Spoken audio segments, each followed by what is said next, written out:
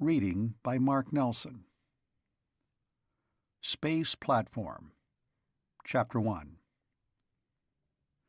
There wasn't anything underneath but clouds, and there wasn't anything overhead but sky. Joe Kenmore looked out the plane window past the co-pilot's shoulder. He stared ahead to where the sky and cloud bank joined. It was many miles away, and tried to picture the job before him. Back in the cargo space of the plane, there were 4 big crates. They contained the pilot gyros for the most important object then being built on Earth, and it wouldn't work properly without them. It was Joe's job to take that highly specialized, magnificently precise machinery to its destination, help to install it, and see to its checking after it was installed. He felt uneasy. Of course, the pilot and co-pilot, the only 2 other people on the transport plane, knew their stuff. Every imaginable precaution would be taken to make sure that a critically essential device like the pilot gyro assembly would get safely where it belonged. It was being treated as if it were a crate of eggs instead of massive metal smoothed and polished and lapped to a precision practically unheard of. But just the same, Joe was worried. He'd seen the pilot gyro assembly made. He'd helped on it. He knew how many times a thousandth of an inch had been split in machining its bearings, and the breath-weight balance of its moving parts. He'd have liked to be back in the cargo compartment with it, but only the pilot's cabin was pressurized, and the ship was at 18,000 feet, flying west by south. He tried to get his mind off that impulse by remembering that at 18,000 feet, a good half of the air on the Earth was underneath him, and by hoping that the other half would be as easy to rise above when the gyros were finally in place and starting out for space. The gyros, of course, were now on their way to be installed in the artificial satellite to be blasted up and set in an orbit around the Earth, as the initial stage of that figurative stepladder by which men would make their first attempt to reach the stars. Until that space platform left the ground, the gyros were Joe's responsibility. The plane's co-pilot leaned back in his chair and stretched luxuriously. He loosened his safety belt and got up. He stepped carefully past the column between the right and left-hand pilot seats. That column contained a fraction of the innumerable dials and controls the pilots of a modern multi-engine plane have to watch and handle. The co-pilot went to the coffee pot and flipped a switch. Joe fidgeted again on his improvised seat. Again, he wished that he could be riding in back with the crates. But it would be silly to insist on perching somewhere in the freight compartment. There was a steady roaring in the cabin, the motors. One's ears got accustomed to it, and by now the noise sounded as if it were heard through cushions. Presently the coffee pot bubbled, unheard.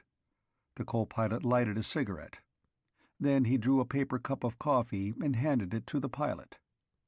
The pilot seemed negligently to contemplate some dozens of dials, all of which were duly duplicated on the right-hand, co-pilot side. The co-pilot glanced at Joe. "Coffee?" "Thanks," said Joe. He took the paper cup. The co-pilot said, "Everything okay with you?" "I'm all right," said Joe. He realized that the co-pilot felt talkative. He explained, "Those crates I'm traveling with. The family firm's been working on that machinery for months. It was finished with the final grinding done practically with feather dusters. I can't help worrying about it. There was 4 months' work in just lapping the shafts and balancing rotors. We made a telescope mounting once for an observatory in South Africa, but compared to this gadget, we worked on that one blindfolded." "Pilot gyros, eh?" said the co-pilot. "That's what the waybill said. But if they were all right when they left the plant, they'll be all right when they are delivered." Joe said ruefully, "Still, I'd feel better riding back there with them." "Sabotage bad at the plant?" asked the co-pilot. "Tough." "Sabotage? No. Why should there be sabotage?" demanded Joe. The co-pilot said mildly, "Not quite everybody is anxious to see the space platform take off. Not everybody. What on earth do you think is the biggest problem out where they're building it?" "I wouldn't know," admitted Joe. "Keeping the weight down? But there is a new rocket fuel that's supposed to be all right for sending the platform up. Wasn't that the worst problem? Getting a rocket fuel with enough power per pound?" The co-pilot sipped his coffee and made a face. It was too hot. "Fella," he said dryly, "that stuff was easy. The slide rule boys did that. The big job in making a new moon for the Earth is keeping it from being blown up before it can get out to space. There are a few gentlemen who thrive on power politics. They know that once the platform's floating serenely around the Earth, with a nice stock of atom-headed guided missiles on board, power politics is finished. So they're doing what they can to keep the world as it's always been, equipped with just one moon and many armies. And they're doing plenty, if you ask me." "I've heard," began Joe. "You haven't heard the half of it," said the co-pilot. "The air transport has lost nearly as many planes and more men on this particular airlift than it did in Korea while that was the big job. I don't know how many other men have been killed. But there's a strictly local hot war going on out where we're headed. No holds barred. Hadn't you heard?" It sounded exaggerated. Joe said politely, "I heard there was cloak and dagger stuff going on." The pilot drained his cup and handed it to the co-pilot. He said, "He thinks you're kidding him." He turned back to the contemplation of the instruments before him and the view out the transparent plastic of the cabin windows. "He does?" the co-pilot said to Joe. "You've got security checks around your plant. They weren't put there for fun. It's 100 times worse where the whole platform's being built." "Security?" said Joe. He shrugged. "We know everybody who works at the plant. We've known them all their lives. They'd get mad if we started to get stuffy. We don't bother." "That I'd like to see," said the co-pilot skeptically. "No barbed wire around the plant? No identity badges you wear when you go in? No security officer screaming blue murder every 5 minutes? What do you think all that's for? You built these pilot gyros. You had to have that security stuff." "But we didn't," insisted Joe. "Not any of it. The plant's been in the same village for 80 years. It started building wagons and plows, and now it turns out machine tools and precision machinery. It's the only factory around, and everybody who works there went to school with everybody else, and so did our fathers, and we know one another." The co-pilot was unconvinced. "No kidding?" "No kidding," Joe assured him. "In World War II, the only spy scare in the village was an FBI man who came around looking for spies. The village cop locked him up and wouldn't believe in his credentials. They had to send somebody from Washington to get him out of jail." The co-pilot grinned reluctantly. "I guess there are such places," he said enviously. "You should have built the platform. It's plenty different on this job. We can't even talk to a girl without security clearance for an interview beforehand, and we can't speak to strange men or go out alone after dark." The pilot grunted. The co-pilot's tone changed. "Not quite that bad," he admitted. "But it's bad. It's really bad. We lost 3 planes last week. I guess you'd call it inaction against saboteurs. One flew to pieces in mid-air. Sabotage. Carrying critical stuff. One crashed on takeoff, carrying irreplaceable instruments. Somebody put a detonator in a servo motor. And one froze in its landing glide and flew smack dab into its landing field. They had to scrape it up. When this ship got a major overhaul 2 weeks ago, we flew it with our fingers crossed for 4 trips running. Seems to be all right, though. We gave it the works. But I won't look forward to a serene old age until the platform's out of atmosphere. Not me." He went to put the pilot's empty cup in the disposal slot. The plane went on. There wasn't anything underneath but clouds, and there wasn't anything overhead but sky. The clouds were a long way down, and the sky was simply up. Joe looked down and saw a faint spot of racing brightness with a hint of colors around it. It was the sort of nimbus that substitutes for a shadow when a plane is high enough above the clouds. It raced madly over the irregular upper surface of the cloud layer. The plane flew and flew. Nothing happened at all. This was 2 hours from the field from which it had taken off with the pilot gyro cases as its last item of collected cargo. Joe remembered how grimly the 2 crew members had prevented anybody from even approaching it on the ground, except those who actually loaded the cases, and how one of the 2 had watched them every second. Joe fidgeted. He didn't quite know how to take the co-pilot's talk. The Kenmore Precision Tool Plant was owned by his family, but it wasn't so much a family as a civic enterprise. The young men of the village grew up to regard fanatically fine workmanship with the casual matter-of-factness elsewhere reserved for plowing or deep-sea fishing. Joe's father owned it, and someday Joe might head it, but he couldn't hope to keep the respect of the men in the plant unless he could handle every tool on the place and split 1,000th at least 5 ways. 10 would be better. But as long as the feeling at the plant stayed as it was now, there'd never be a security problem there. If the co-pilot was telling the truth, though. Joe found a slow burn beginning inside him. He had a picture in his mind that was practically a dream.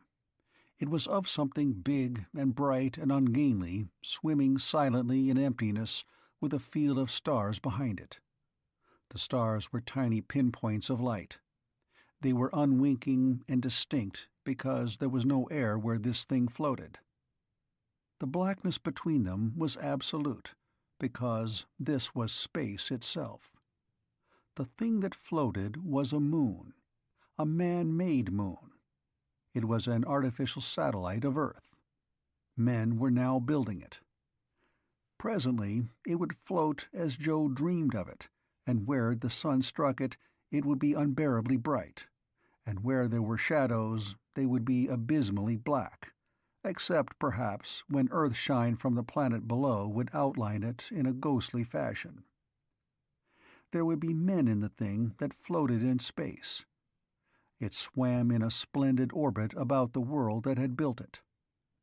Sometimes there were small ships that, so Joe imagined, would fight their way up to it, panting great plumes of rocket smoke, and bringing food and fuel to its crew. And presently one of those panting small ships would refill its fuel tanks to the bursting point from the fuel other ships had brought, and yet the ship would have no weight. So it would drift away from the greater floating thing in space, and suddenly its rockets would spout flame and fumes, and it would head triumphantly out and away from Earth. And it would be the first vessel ever to strike out for the stars. That was the picture Joe had of the space platform and its meaning. Maybe it was romantic, but men were working right now to make that romance come true. This transport plane was flying to a small town improbably called Bootstrap, carrying one of the most essential devices for the platform's equipment. In the desert near Bootstrap, there was a gigantic construction shed. Inside that shed, men were building exactly the monstrous object that Joe pictured to himself. They were trying to realize a dream men have dreamed for decades. The necessary space platform that would be the dock, the wharf, the starting point from which the first of human space explorers could start for infinity. The idea that anybody could want to halt such an undertaking made Joe Kenmore burn. The co-pilot painstakingly crushed out his cigarette. The ship flew with more steadiness than a railroad car rolls on rails. There was the oddly cushioned sound of the motors. It was all very matter-of-fact. But Joe said angrily, "Look, is any of what you said, well, kidding?" "I wish it were, fella," said the co-pilot. "I can talk to you about it, but most of it's hushed up. I tell you, "Why can you talk to me?" demanded Joe suspiciously. "What makes it all right for you to talk to me?" "You've got passage on this ship. That means something." "Does it?" asked Joe. The pilot turned in his seat to glance at Joe. "Do you think we carry passengers regularly?" he asked mildly. "Why not?" Pilot and co-pilot looked at each other. "Tell him," said the pilot. "About 5 months ago," said the co-pilot, "there was an Army colonel wangled a ride to Bootstrap on a cargo plane. The plane took off. It flew all right until 20 miles from Bootstrap. Then it stopped checking. It dove straight for the shed the platform's being built in. It was shot down.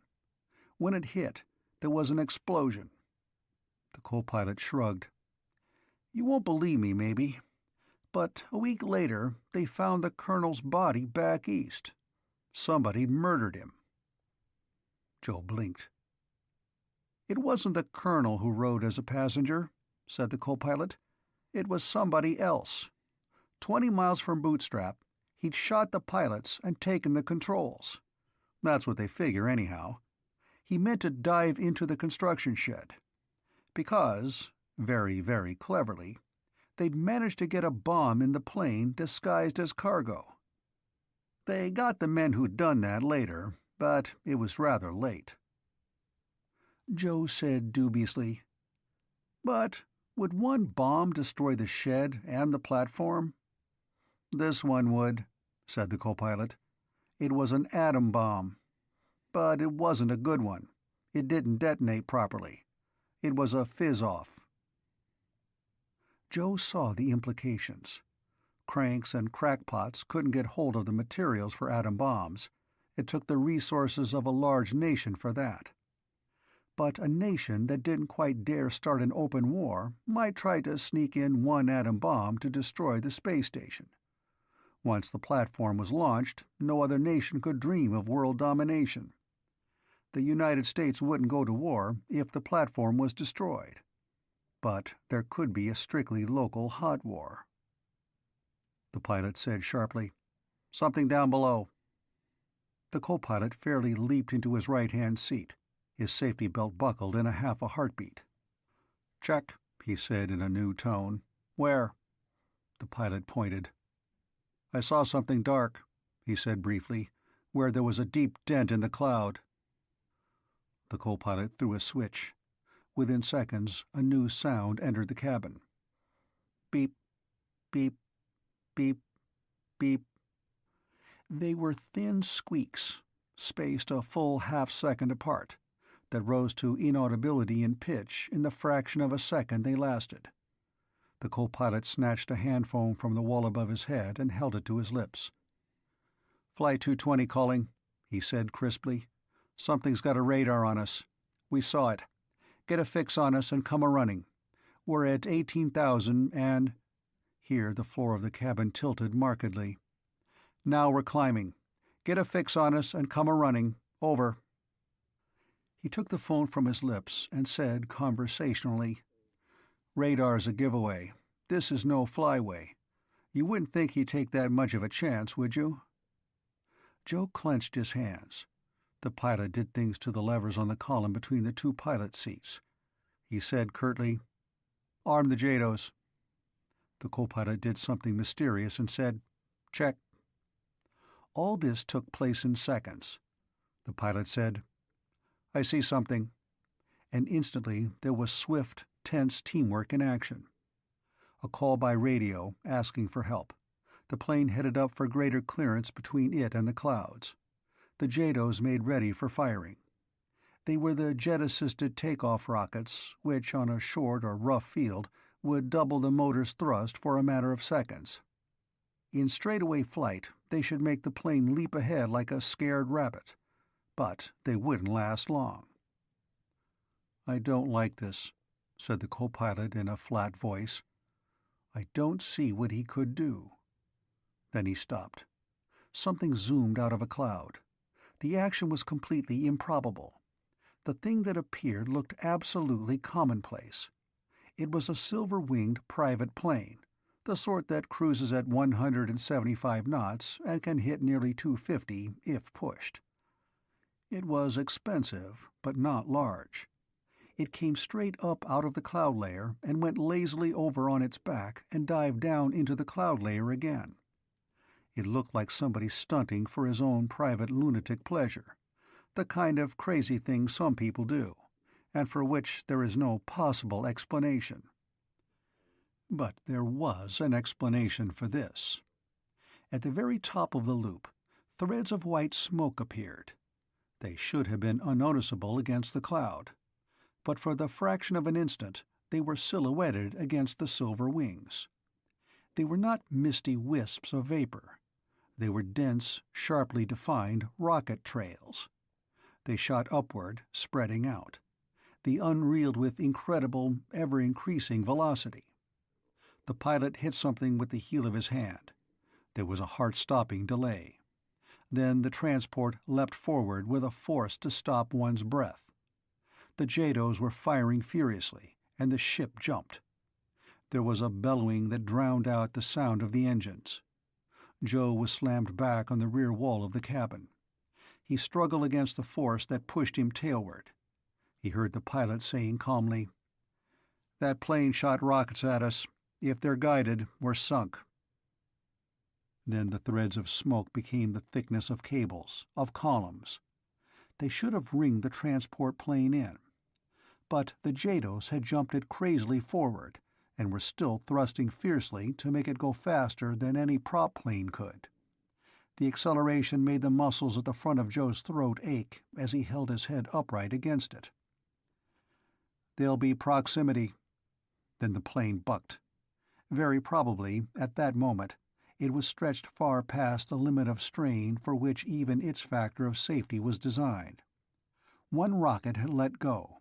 The others went with it. The rockets had had proximity fuses. If they had ringed the transport ship and gone off with it enclosed, it would now be a tumbling mass of wreckage.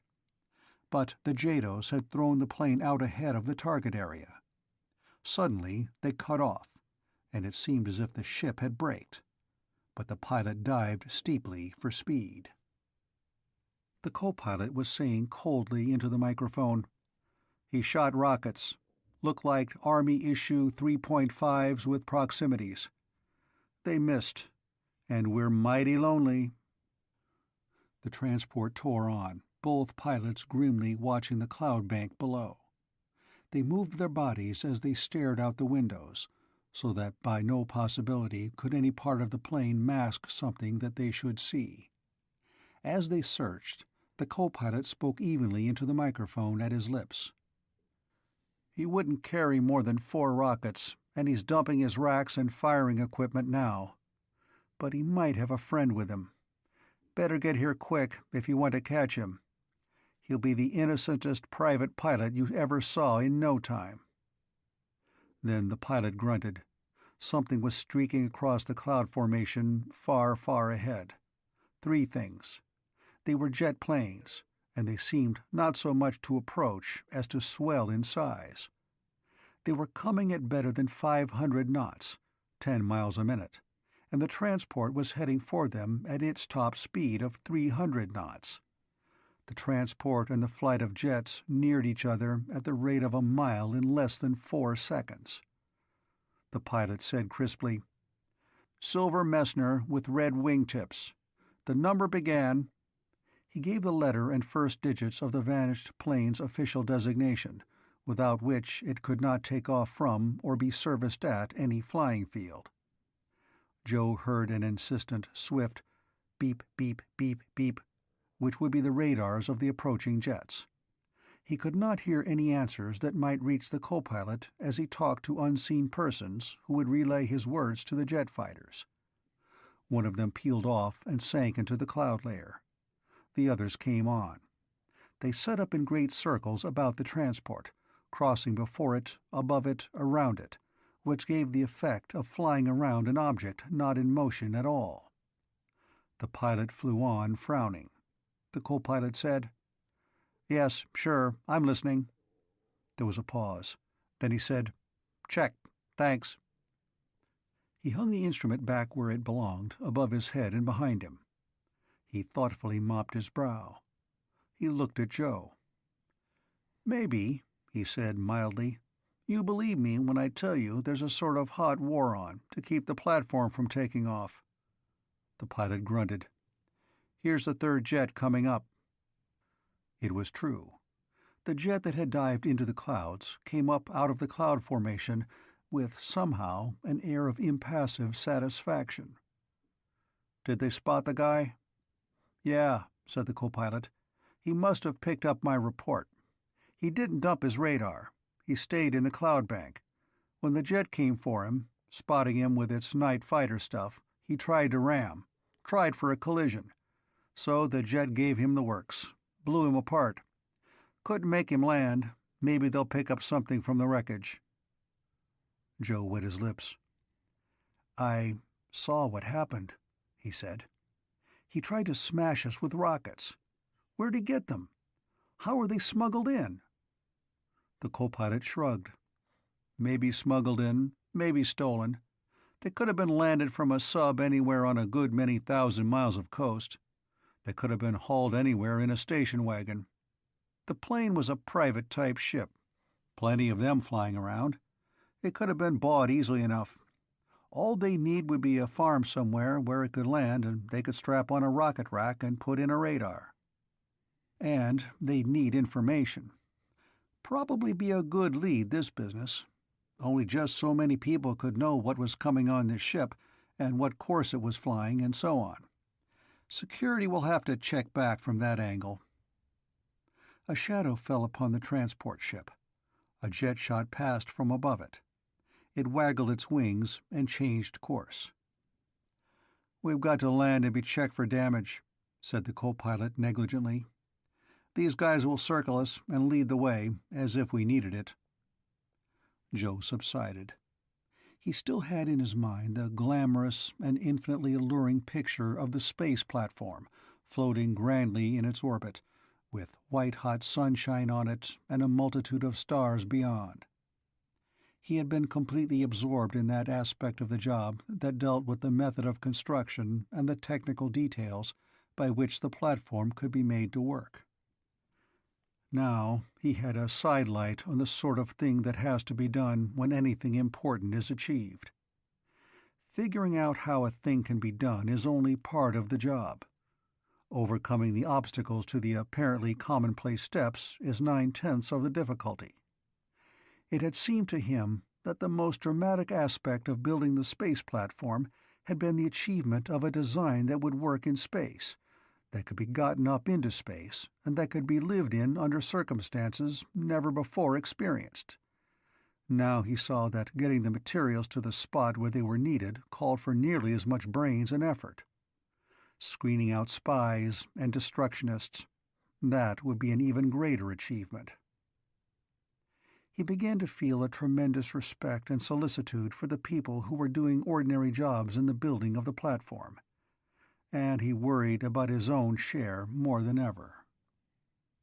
Presently the transport ship sank toward the clouds. It sped through them, stone-blind from the mist. And then there was a small airfield below, and the pilot and co-pilot began a pattern of ritualistic conversation. "Pitot and wing heaters?" asked the pilot. The co-pilot put his hand successfully on two controls. "Off." "Spark advance?" The co-pilot moved his hands. "Take off and climb?" said the co-pilot. "Blowers? Low. Fuel selectors?" The co-pilot moved his hands again to the appropriate controls, verifying that they were as he reported them. "Main on," he said matter-of-factly. "Crossfeed off." The transport plane slanted down steeply for the landing field that had looked so small at first, but expanded remarkably as they drew near. Joe found himself frowning. He began to see how really big a job it was to get a space platform even ready to take off for a journey that, in theory, should last forever. It was daunting to think that before a spaceship could be built and powered and equipped with machinery, there had to be such wildly irrelevant plans worked out as a proper check of controls for the piston-engine ships that flew parts to the job. The details were innumerable. But the job was still worth doing. Joe was glad he was going to have a share in it. Chapter 2. It was a merely misty day. The transport plane stood by the door of a hangar on this military field, and mechanics stood well back from it and looked it over. A man crawled over the tail assembly and found one small hole in the fabric of the stabilizer. A shell fragment had gone through when the war rockets exploded nearby. The pilot verified that the fragment had hit no strengthening member inside. He nodded. The mechanic made very neat fabric patches over the two holes, upper and lower. He began to go over the fuselage. The pilot turned away. "I'll go talk to Bootstrap," he told the co-pilot. "You keep an eye on things." "I'll keep 2 eyes on them," said the co-pilot. The pilot went toward the control tower of the field. Joe looked around. The transport ship seemed very large, standing on the concrete apron with its tricycle landing gear let down. It curiously resembled a misshapen insect, standing elaborately high on inadequate supporting legs. Its fuselage in particular did not look right for an aircraft. The top of the cargo section went smoothly back to the stabilizing fins, but the bottom did not taper. It ended astern in a clumsy-looking bulge that was closed by a pair of huge clamshell doors, opening straight astern. It was built that way, of course, so that large objects could be loaded direct into the cargo hold, but it was neither streamlined nor graceful. "Did anything get into the cargo hold?" asked Joe in sudden anxiety. "Did the cases I'm with get hit?" After all, 4 rockets had exploded deplorably near the ship. If one fragment had struck, others might have. "Nothing big, anyhow," the co-pilot told him. "We'll know presently." But examination showed no other sign of the ship's recent nearness to destruction. It had been overstressed, certainly, but ships are built to take beatings. A spot check on areas where excessive flexing of the wings would have shown up. A big ship's wings are not perfectly rigid. They come to pieces in the air, if they were, presented no evidence of damage. The ship was ready to take off again. The co-pilot watched grimly until the one mechanic went back to the sidelines. The mechanic was not cordial. He and all the others regarded the ship and Joe and the co-pilot with disfavor. They worked on jets, and to suggest that men who worked on fighter jets were not worthy of complete confidence did not sit well with them. The co-pilot noticed it. "They think I'm a suspicious heel," he said sourly to Joe. "But I have to be. The best spies and saboteurs in the world have been hired to mess up the platform. When better saboteurs are made, they'll be sent over here to get busy." The pilot came back from the control tower. "Special flight orders," he told his companion. "We top off with fuel and get going." Mechanics got out the fuel hose, dragging it from the pit. One man climbed up on the wing. Other men handed up the hose. Joe was moved to comment, but the co-pilot was reading the new flight instructions. It was one of those moments of inconsistency to which anybody and everybody is liable. The 2 men of the ship's crew had it in mind to be infinitely suspicious of anybody examining their ship. But fueling it was so completely standard in operation that they merely stood by absently while it went on. They had the orders to read and memorize anyhow. One wing tank was full. A big, grinning man with sandy hair dragged the hose under the nose of the plane to take it to the other wing tank. Close by the nose wheel, he slipped and steadied himself by the shaft which reaches down to the wheel's hub. His position for a moment was absurdly ungraceful. When he straightened up, his arm slid into the wheel well, but he dragged the hose the rest of the way and passed it on up. Then that tank was full and capped. The refueling crew got down to the ground and fed the hose back to the pit, which devoured it. That was all. But somehow Joe remembered the sandy-haired man and his arm going up inside the wheel well for a fraction of a second. The pilot read one part of the flight orders again and tore them carefully across. One part he touched his pocket lighter to. It burned. He nodded yet again to the co-pilot, and they swung up and in the pilot's doorway. Joe followed. They settled in their places in the cabin. The pilot threw a switch and pressed a knob. One motor turned over stiffly and caught. The second, third, fourth. The pilot listened, was satisfied, and pulled back on the multiple throttle. The plane trundled away. Minutes later, it faced the long runway.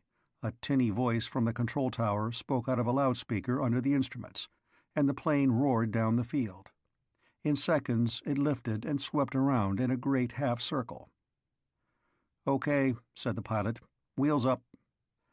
The co-pilot obeyed. The telltale lights that showed the wheels retracted glowed briefly. The men relaxed.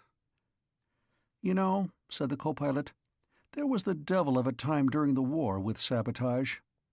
Down in Brazil, there was a field planes used to take off from to fly to Africa. But they'd take off, head out to sea, get a few miles offshore, and then blow up. We must have lost a dozen planes that way. Then it broke. There was a guy, a sergeant, in the maintenance crew who was sticking a hand grenade up in the nose wheel wells. German he was, and very tidy about it, and nobody suspected him. Everything looked okay and tested okay, but when the ship was well away and the crew pulled up the wheels, that tightened a string and it pulled the pin out of the grenade. It went off. The master mechanic finally caught him and nearly killed him before the MPs could stop him. We've got to be plenty careful, whether the ground crews like it or not." Joe said dryly, "You were, except when they were topping off. You took that for granted." He told about the sandy-haired man. "He hadn't time to stick anything in the wheel well, though," he added. The co-pilot blinked. Then he looked annoyed. "Confound it, I didn't watch. Did you?" The pilot shook his head, his lips compressed. The co-pilot said bitterly, "And I thought I was security conscious. Thanks for telling me, fella. No harm this time, but that was a slip." He scowled at the dials before him. The plane flew on. This was the last leg of the trip, and now it should be no more than an hour and a half before they reached their destination. Joe felt a lift of elation. The space platform was a realization, or the beginning of it, of a dream that had been Joe's since he was a very small boy. It was also the dream of most other small boys at the time.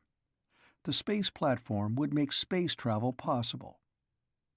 Of course, it wouldn't make journeys to the moon or planets itself, but it would sail splendidly about the Earth in an orbit some 4,000 miles up, and it would gird the world in 4 hours, 14 minutes, and 22 seconds. It would carry atom-headed guided missiles, and every city in the world would be defenseless against it. Nobody could even hope for world domination so long as it floated on its celestial round, which, naturally, was why there were such desperate efforts to destroy it before its completion. But Joe, thinking about the platform, did not think about it as a weapon. It was the first rung on the stepladder to the stars. From it, the moon would be reached, certainly. Mars next, most likely. Then Venus. In time, the moons of Saturn and the twilight zone of Mercury, and someday the moons of Jupiter. Possibly, a landing could be dared on that giant planet itself, despite its gravity. The co-pilot spoke suddenly. "How do you rate this trip by cargo plane?" he asked curiously. "Mostly, even generals have to go on the ground. You rate plenty. How?" Joe pulled his thoughts back from satisfied imagining. It hadn't occurred to him that it was remarkable that he should be allowed to accompany the gyros from the plant to their destination. His family firm had built them, so it had seemed natural to him. He wasn't used to the idea that everybody looked suspicious to a security officer concerned with the safety of the platform. "Connections? I haven't any," said Joe. Then he said, "I do know somebody on the job. There's a Major Holt out there. He might have cleared me. Known my family for years." Yeah, said the co-pilot dryly. He might. As a matter of fact, he's the senior security officer for the whole job. He's in charge of everything, from the security guards to the radar screens and the jet plane umbrella and the checking of the men who work in the shed. If he says you're all right, you probably are. Joe hadn't meant to seem impressive. He explained, I don't know him too well. He knows my father, and his daughter, Sally's been kicking around underfoot most of my life. I taught her how to shoot, and she's a better shot than I am. She was a nice kid when she was little. I got to like her when she fell out of a tree and broke her arm and didn't even whimper. That shows how long ago it was. He grinned. She was trying to act grown up last time I saw her. The co-pilot nodded. There was a brisk chirping sound somewhere. The pilot reached ahead to the course correction knob. The plane changed course. Sunshine shifted as it poured into the cabin. The ship was running on automatic pilot well above the cloud level, and at an even-numbered number of thousands of feet altitude, as was suitable for planes traveling south or west. Now it droned on its new course, 45 degrees from the original. Joe found himself guessing that one of the security provisions for planes approaching the platform might be that they should not come too near on a direct line to it, lest they give information to curious persons on the ground. Time went on. Joe slipped gradually back to his meditations about the platform. There was always, in his mind, the picture of a man-made thing shining in blinding sunlight between Earth and Moon. But he began to remember things he hadn't paid too much attention to before. Opposition to the bare idea of a space platform, for instance, from the moment it was first proposed. Every dictator protested bitterly. Even politicians out of office found it a subject for rabble-rousing harangues. The nationalistic political parties, the peddlers of hate, the entrepreneurs of discord, every crank in the world had something to say against the platform from the first.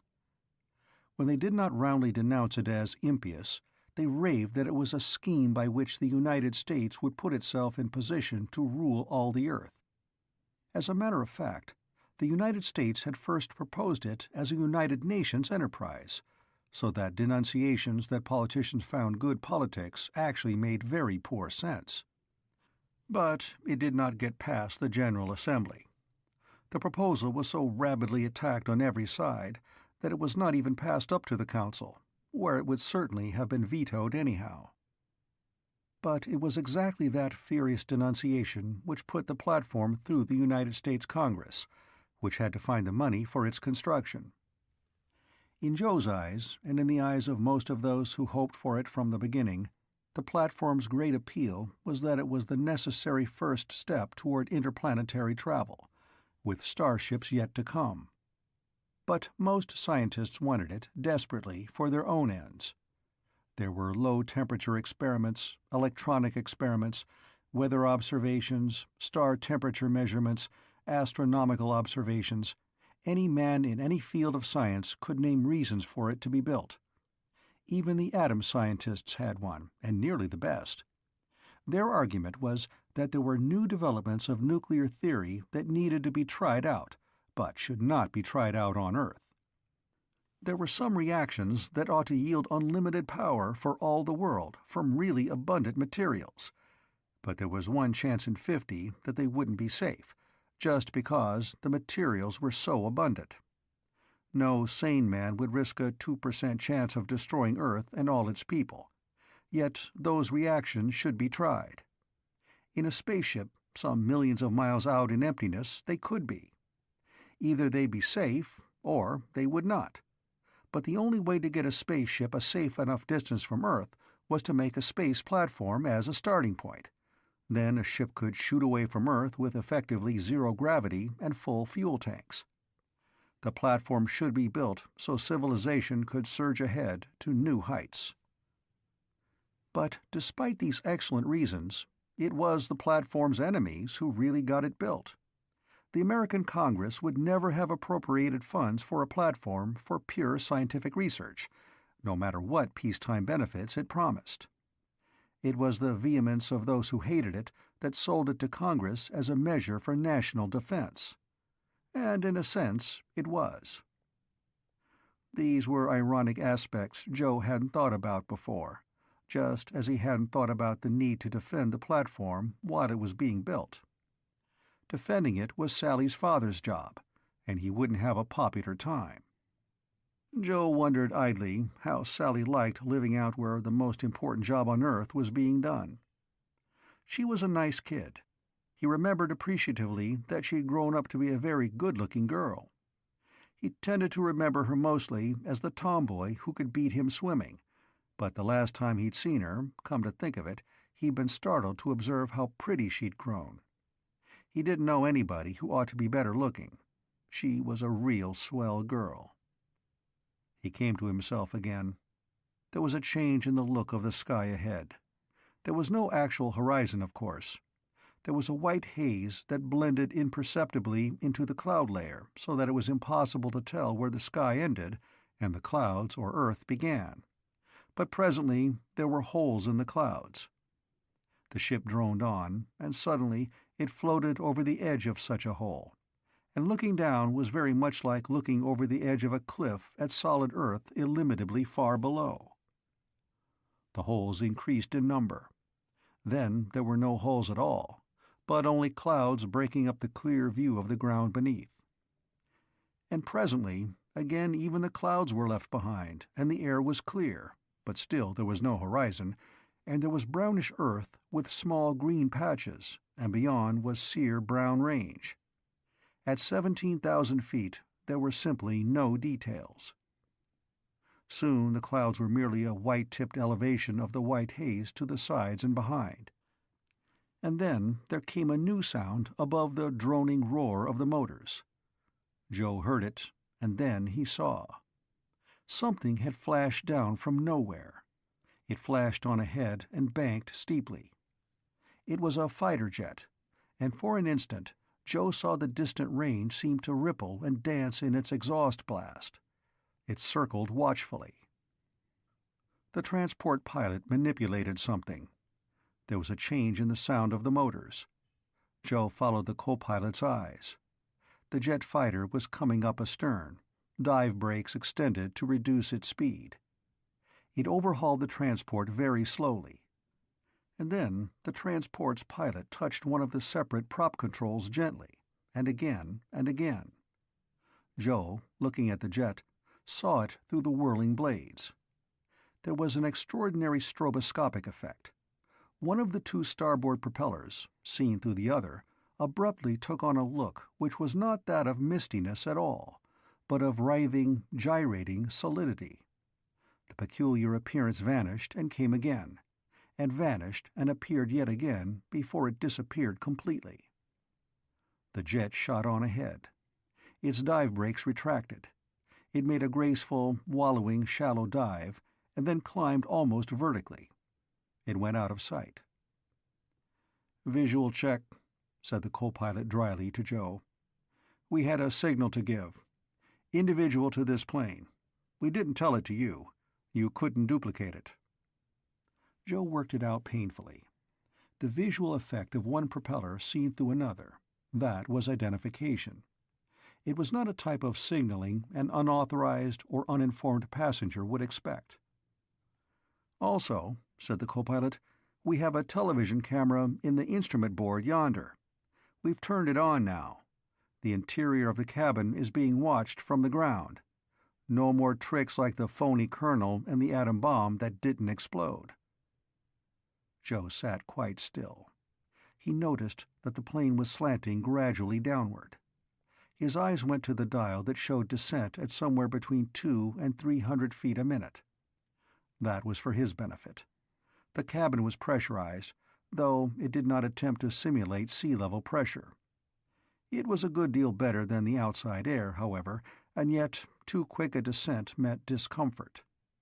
200 to 300 feet per minute is about right. The ground took on features. Small gullies, patches of coloration too small to be seen from farther up. The feeling of speed increased. After long minutes, the plane was only a few thousand feet up.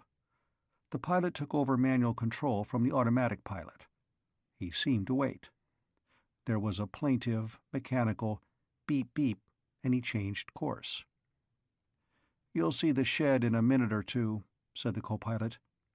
He added, vexedly, as if the thing had been bothering him, "I wish I hadn't missed that sandy-haired guy putting his hand in the wheel well.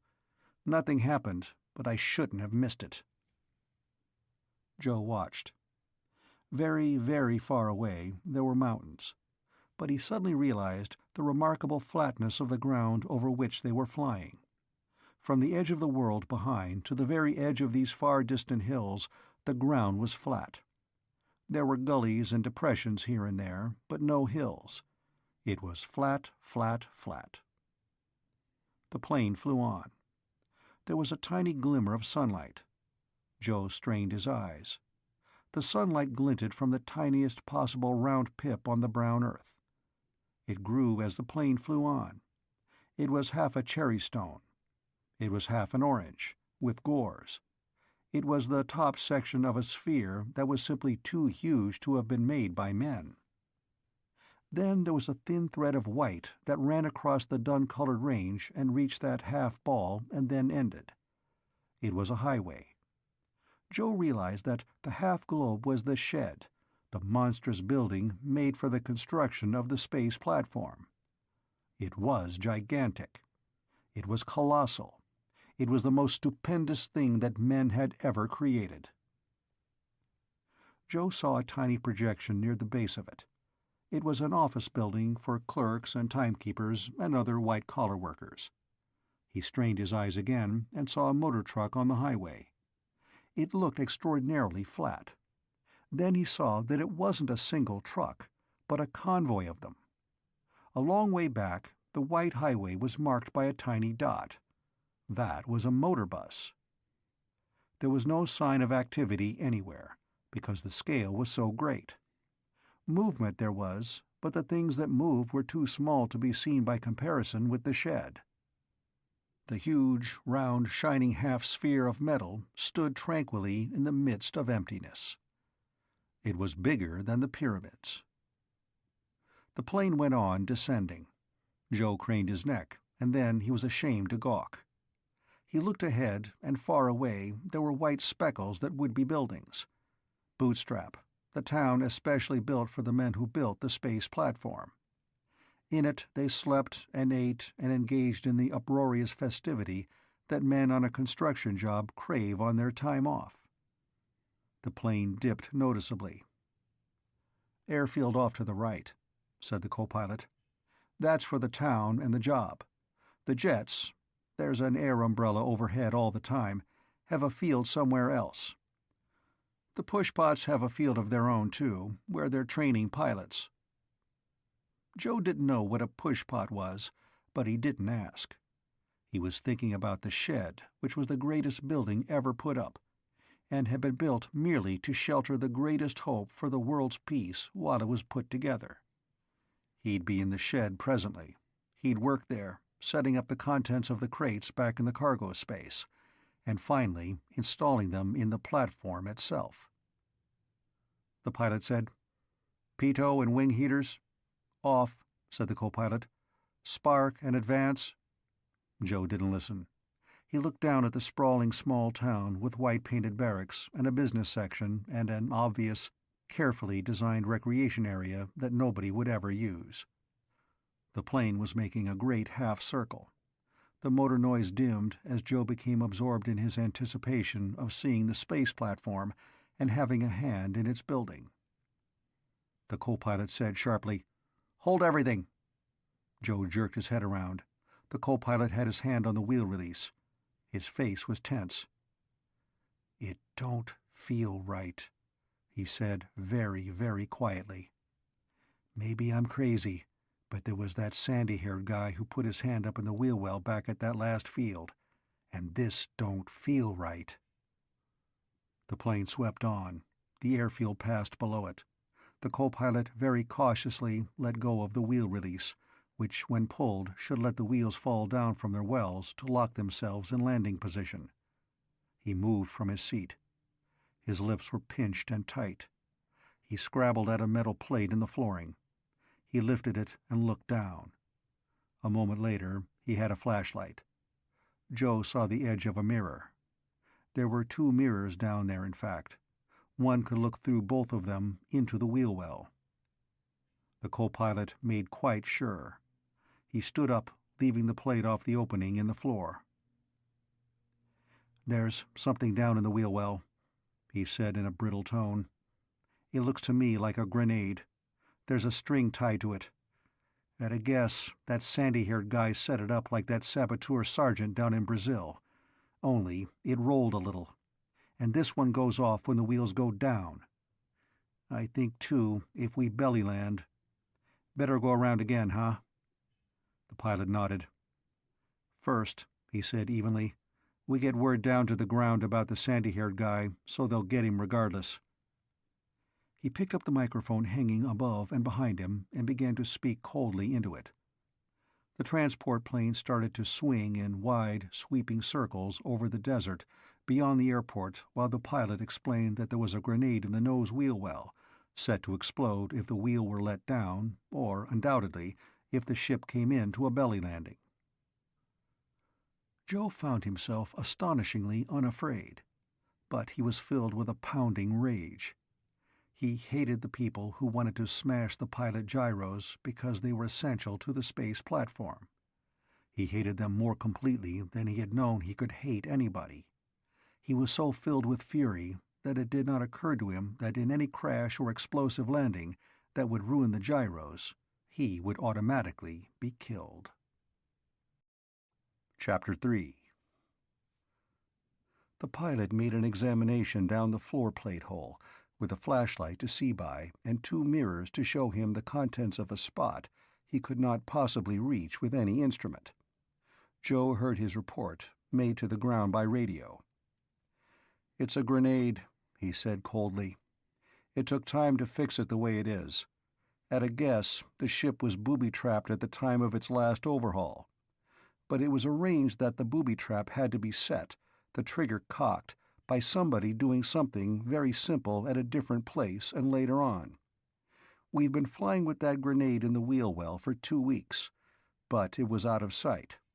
Today, back at the airfield, a sandy-haired man reached up and pulled a string he knew how to find. That loosened a slip knot. The grenade rolled down to a new position. Now, when the wheel goes down, the pin is pulled. You can figure things out from that." It was an excellent sabotage device. If a ship blew up 2 weeks after overhaul, it would not be guessed that the bomb had been placed so long before. Every search would be made for a recent opportunity for the bomb's placing. A man who merely reached in and pulled a string that armed the bomb and made it ready for firing would never be suspected. There might be dozens of planes, now carrying their own destruction about with them. The pilot said into the microphone, "Probably." He listened. "Very well, sir." He turned away and nodded to the co-pilot, now savagely keeping the ship in wide, sweeping circles, the rims of which barely touched the farthermost corner of the airport on the ground below. "We've authority to jump," he said briefly. "You know where the chutes are, but there is a chance I can belly land without that grenade blowing. I'm going to try that." The co-pilot said angrily, "I'll get him a chute."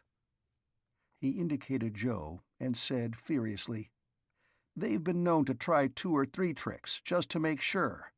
Ask if we should dump cargo before we crash land." The pilot held up the microphone again. He spoke. He listened. "Okay to dump stuff to lighten ship." "You won't dump my crates," snapped Joe, "and I'm staying to see you don't. If you can ride this ship down, so can I." The pilot got up and scowled at him. "Anything I can move out goes. Will you help?" Joe followed him through the door into the cargo compartment. The space there was very considerable and bitterly cold. The crates from the Kenmore plant were the heaviest items of cargo. Other objects were smaller. The co-pilot made his way to the rear and pulled a lever. Great curved doors opened at the back of the plane.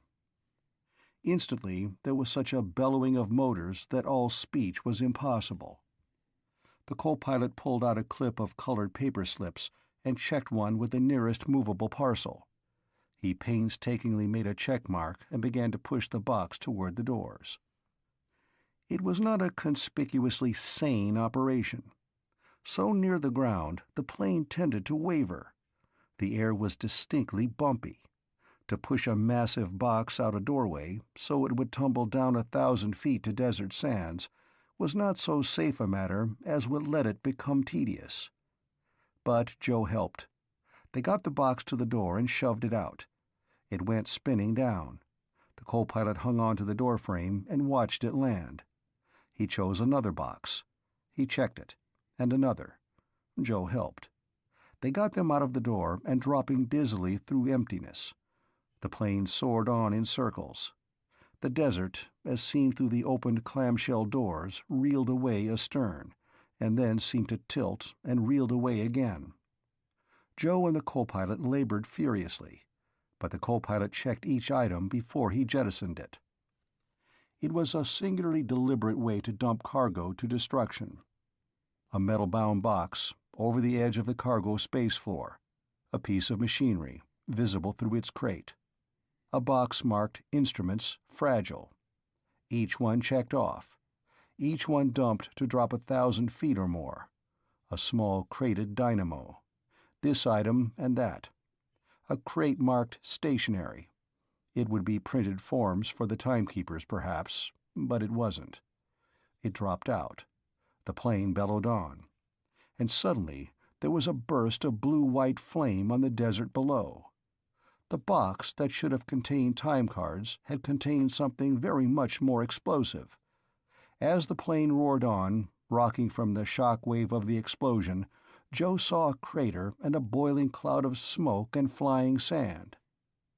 The co-pilot spoke explosively and furiously, in the blasting uproar of the motors. He vengefully marked the waybill of the parcel that had exploded. But then they went back to the job of dumping cargo. They worked well as a team now. In no more than minutes everything was out except the 4 crates that were the gyros.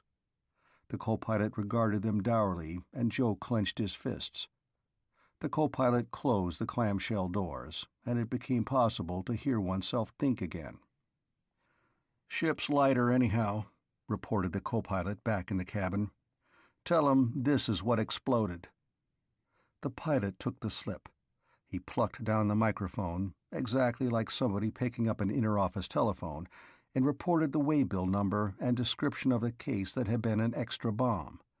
The ship carrying the pilot gyros had been booby-trapped, probably with a number of other ships, and a bomb had been shipped on it, and a special saboteur with a private plane had shot at it with rockets.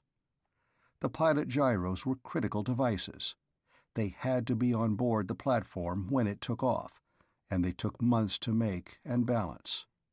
There had been extra pains taken to prevent their arrival. "I'm dumping gas now," said the pilot into the microphone, "and then coming in for a belly landing." The ship flew straight away. It flew more lightly, and it bounced a little.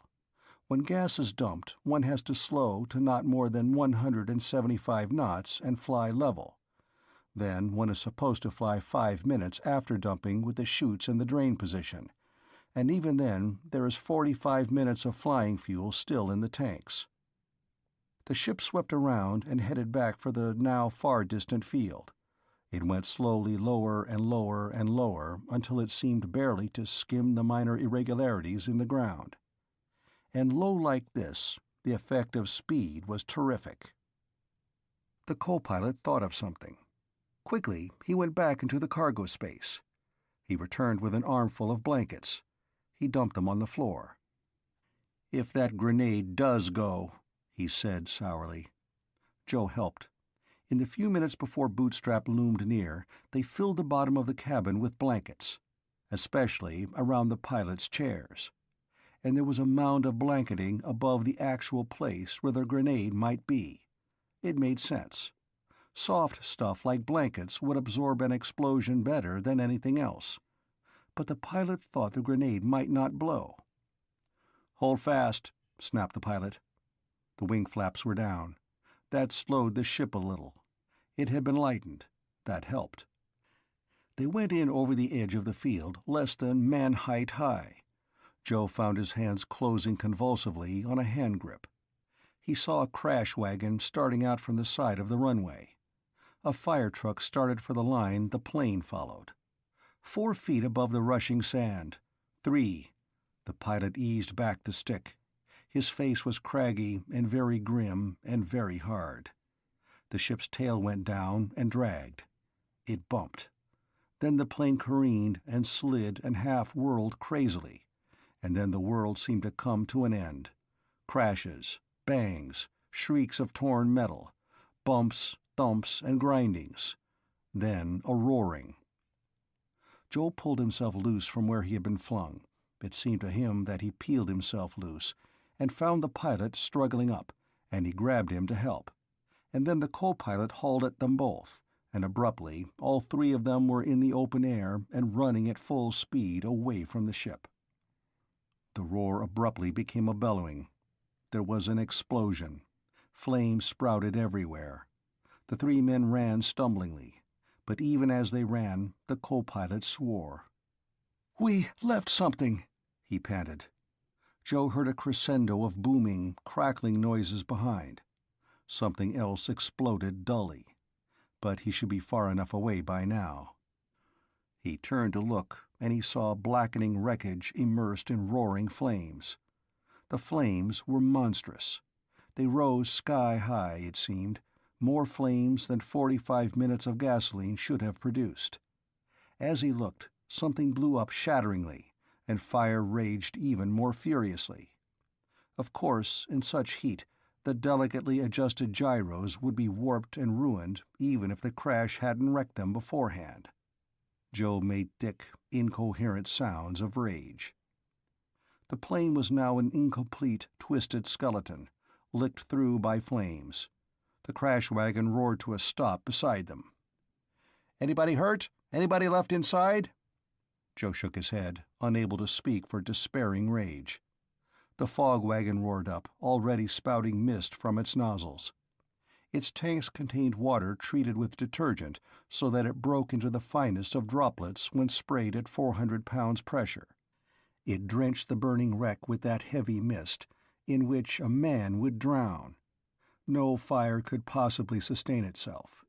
In seconds, it seemed, there were only steam and white vapor and fumes of smoldering substances that gradually lessened. But then there was a roaring of motorcycles racing across the field with a black car trailing them. The car pulled up beside the fog wagon, then sped swiftly to where Joe was coming out of wild rage and sinking into sick, black depression. He'd been responsible for the pilot gyros and their safe arrival. What had happened wasn't his fault, but it was not his job merely to remain blameless. It was his job to get the gyros delivered and set up in the space platform. He had failed. The black car braked to a stop. There was Major Holt. Joe had seen him 6 months before. He'd aged a good deal. He looked grimly at the 2 pilots. "What happened?" he demanded. "You dumped your fuel. What burned like this?" Joe said thickly, "Everything was dumped but the pilot gyros. They didn't burn. They were packed at the plant." The co-pilot suddenly made an incoherent sound of rage. "I've got it," he said hoarsely. "I know." "What?" snapped Major Holt. "They planted that grenade at the major overhaul," panted the co-pilot, too enraged even to swear. "They fixed it so any trouble would mean a wreck, and I pulled the fire extinguisher releases just as we hit, for all compartments, to flood everything with CO2. But it wasn't CO2. That's what burned." Major Holt stared sharply at him. He held up his hand. Somebody materialized beside him. He said harshly, "Get the extinguisher bottles sealed and take them to the laboratory." "Yes, sir." A man went running toward the wreck. Major Holt said coldly. "That's a new one. We should have thought of it. You men get yourselves attended to and report to security at the shed." The pilot and co-pilot turned away. Joe turned to go with them. Then he heard Sally's voice, a little bit wobbly. "Joe, come with us, please." Joe hadn't seen her, but she was in the car. She was pale. Her eyes were wide and frightened. Joe said stiffly, "I'll be all right. I want to look at those crates." Major Holt said curtly, "They're already under guard. There'll have to be photographs made before anything can be touched. And I want a report from you anyhow. Come along." Joe looked.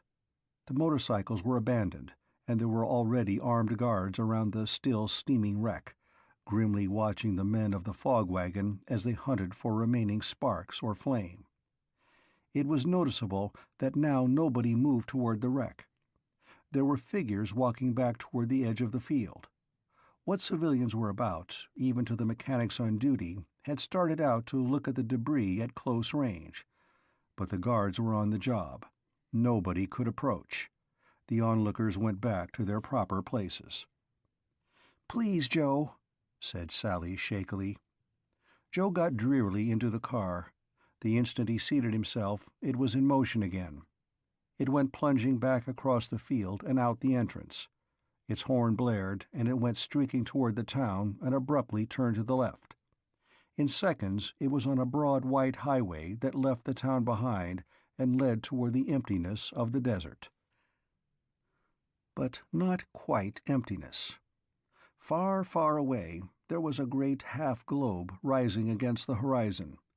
The car hummed toward it, tires singing.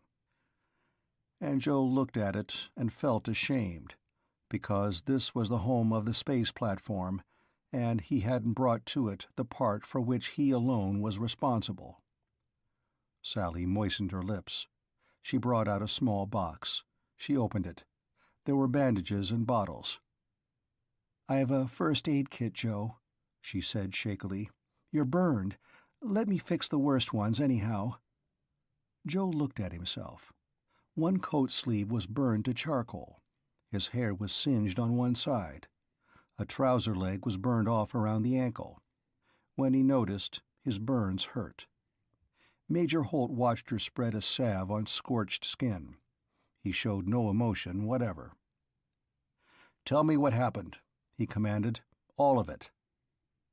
Somehow there seemed very little to tell, but Joe told it baldly as the car sped on.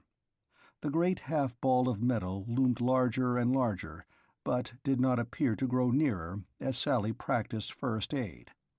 They came to a convoy of trucks, and the horn blared, and they turned out and passed it. Once they met a convoy of empty vehicles on the way back to Bootstrap. They passed a bus. They went on. Joe finished drearily. "The pilots did everything anybody could, even checked off the packages as they were dumped. We reported the one that blew up." Major Holt said uncompromisingly, "Those were orders. In a sense, we've gained something even by this disaster. The pilots are probably right about the plane's having been booby-trapped after its last overhaul, and the traps armed later. I'll have an inspection made immediately, and we'll see if we can find out how it was done. There's the man you think armed the trap on this plane. An order for his arrest is on the way now. I told my secretary. And, that CO2.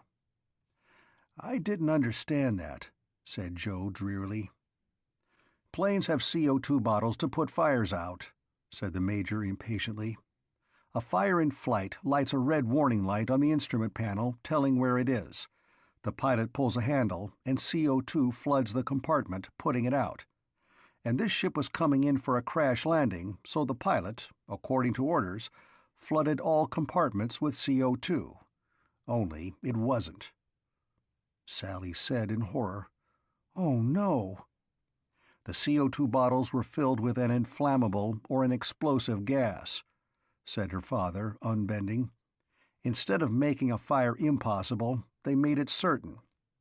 We'll have to watch out for that trick now, too. Joe was too disheartened for any emotion except a bitter depression and a much more bitter hatred of those who were ready to commit any crime, and had committed most, in the attempt to destroy the platform. The shed that housed it rose and rose against the skyline. It became huge. It became monstrous. It became unbelievable. But Joe could have wept when the car pulled up at an angular, three-story building built out from the shed's base. From the air, this substantial building had looked like a mere chip. The car stopped. They got out.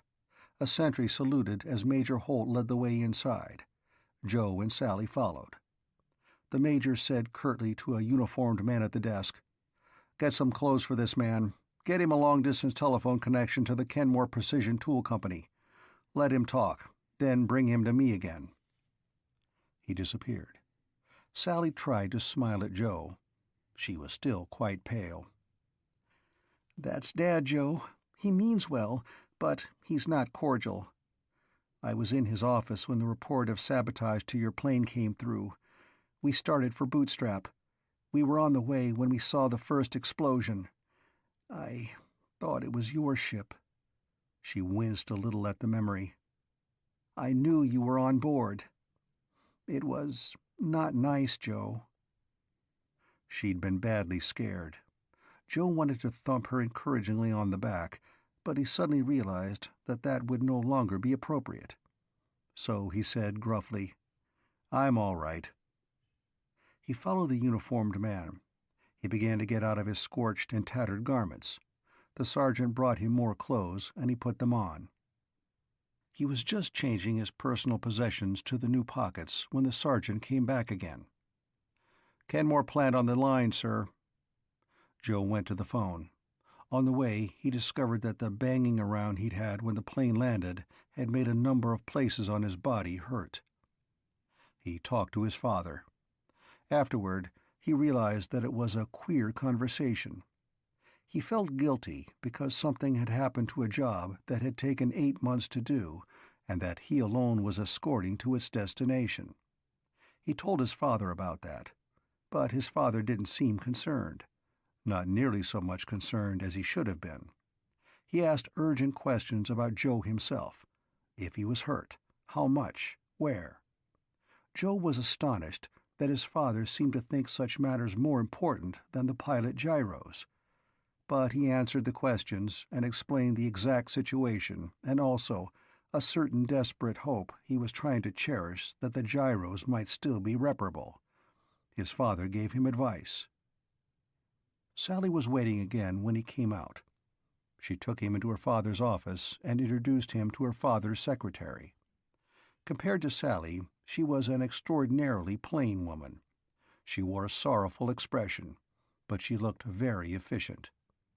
Joe explained carefully that his father said for him to hunt up Chief Bender, working on the job out here, because he was one of the few men who'd left the Kenmore plant to work elsewhere, and he was good. He and the chief, between them, would estimate the damage and the possibility of repair. Major Holt listened. He was military and official, and harassed and curt and tired. Joe'd known Sally and therefore her father all his life, but the Major wasn't an easy man to be relaxed with. He spoke into thin air, and immediately his sad-seeming secretary wrote out a pass for Joe. Then Major Holt gave crisp orders on a telephone and asked questions, and Sally said, "I know. I'll take him there. I know my way around." Her father's expression did not change. He simply included Sally in his orders on the phone. He hung up and said briefly, "The plane will be surveyed and taken apart as soon as possible. By the time you find your man, you can probably examine the crates. I'll have you cleared for it." His secretary reached in a drawer for order forms to fill out and hand him to sign. Sally tugged at Joe's arm. They left. Outside, she said, "There's no use arguing with my father, Joe. He has a terrible job, and it's on his mind all the time. He hates being a security officer, too. It's a thankless job, and no security officer ever gets to be more than a major." His ability never shows. What he does is never noticed unless it fails. So he's frustrated. He's got poor Miss Ross, his secretary, so she just listens to what he says must be done and she writes it out. Sometimes he goes days without speaking to her directly. But really, it's pretty bad. It's like a war with no enemy to fight except spies. And the things they do. They've been known even to booby-trap a truck after an accident, so anybody who tries to help will be blown up. So everything has to be done in a certain way, or everything will be ruined. She led him to an office with a door that opened directly into the shed. In spite of his bitterness, Joe was morosely impatient to see inside. But Sally had to identify him formally as the Joe Kenmore who was the subject of her father's order, and his fingerprints had to be taken, and somebody had him stand for a moment before an X-ray screen. Then she led him through the door, and he was in the shed where the space platform was under construction. It was a vast cavern of metal sheathing and spidery girders, filled with sound and detail. It took him seconds to begin to absorb what he saw and heard. The shed was 500 feet high in the middle, and it was all clear space without a single column or interruption. There were arc lamps burning about its edges, and high up somewhere there were strips of glass which let in a pale light. All of it resounded with many noises and clanging echoes of them. There were rivet guns at work, and there were the grumblings of motor trucks moving about, and the oddly harsh roar of welding torches. But the torch flames looked only like marsh fires, blue-white and eerie against the mass of the thing that was being built. It was not too clear to the eye, this incomplete space platform. There seemed to be a sort of mist, a glamour about it, which was partly a veiling mass of scaffolding. But Joe gazed at it with an emotion that blotted out even his aching disappointment and feeling of shame. It was gigantic. It had the dimensions of an ocean liner. It was strangely shaped. Partly obscured by the fragile-seeming framework about it, there was bright plating and swelling curves, and the plating reached up irregularly and followed a peculiar pattern. And above the plating there were girders, themselves shining brightly in the light of many arc lamps, and they rose up and up toward the roof of the shed itself. The platform was ungainly, and it was huge, and it rested under a hollow metal half-globe that could have doubled for a sky. It was more than 300 feet high itself, and there were men working on the bare bright beams of its uppermost parts, and the men were specks. The far side of the shed's floor had other men on it, and they were merely jerkily moving motes. You couldn't see their legs as they walked. The shed and the platform were monstrous. Joe felt Sally's eyes upon him. Somehow they looked proud. He took a deep breath. She said, "Come on." They walked across acres of floor neatly paved with shining wooden blocks. They moved toward the thing that was to take mankind's first step toward the stars. As they walked centerward, a big 16-wheel truck and trailer outfit backed out of an opening under the lacy haze of the scaffolds. It turned clumsily and carefully circled the scaffolding, and moved toward a side wall of the shed. A section of the wall, it seemed as small as a rabbit hole, lifted inward like a flap, and the 16-wheeler trundled out into the blazing sunlight. 4 other trucks scurried out after it. Other trucks came in. The sidewall section closed. There was the smell of engine fumes and hot metal, and of ozone from electric sparks. There was that indescribable smell a man can get homesick for, of metal being worked by men. Joe walked like someone in a dream, with Sally satisfiedly silent beside him, until the scaffolds, which had looked like veiling, became latticework, and he saw openings. They walked into one such tunnel. The bulk of the platform above them loomed overhead with a crushing menace. There were trucks rumbling all around underneath. here in this maze of scaffold columns. Some carried ready-loaded cages, waiting to be snatched up by hoists. Crane grips came down and snapped fast on the cages and lifted them up and out of sight. There was a diesel running somewhere, and a man stood and stared skyward and made motions with his hands, and the diesel adjusted its running to his signals. Then some empty cages came down and landed in a waiting truck body with loud clanking noises. Somebody cast off the hooks, and the truck grumbled and drove away. Sally spoke to a preoccupied man in shirt-sleeves with a badge on an armband near his shoulder. He looked carefully at the passes she carried, using a flashlight to make sure. Then he led them to a shaft up which a hoist ran. It was very noisy here. A rivet gun banged away overhead, and the plates of the platform rang with the sound, and the echoes screeched, and to Joe the bedlam was infinitely good to hear. The man with the armband shouted into a telephone transmitter, and a hoist cage came down. Joe and Sally stepped on it. Joe took a firm grip on her shoulder, and the hoist shot upward. The hugeness of the shed and the platform grew even more apparent as the hoist accelerated toward the roof. The flooring seemed to expand. Spidery scaffold beams dropped past them. There were things being built over by the sidewall. Joe saw a crawling in-plant tow truck moving past those enigmatic objects. It was a tiny truck, no more than 4 feet high and with 12-inch wheels. It dragged behind it flat plates of metal with upturned forward edges. They slid over the floor like sledges.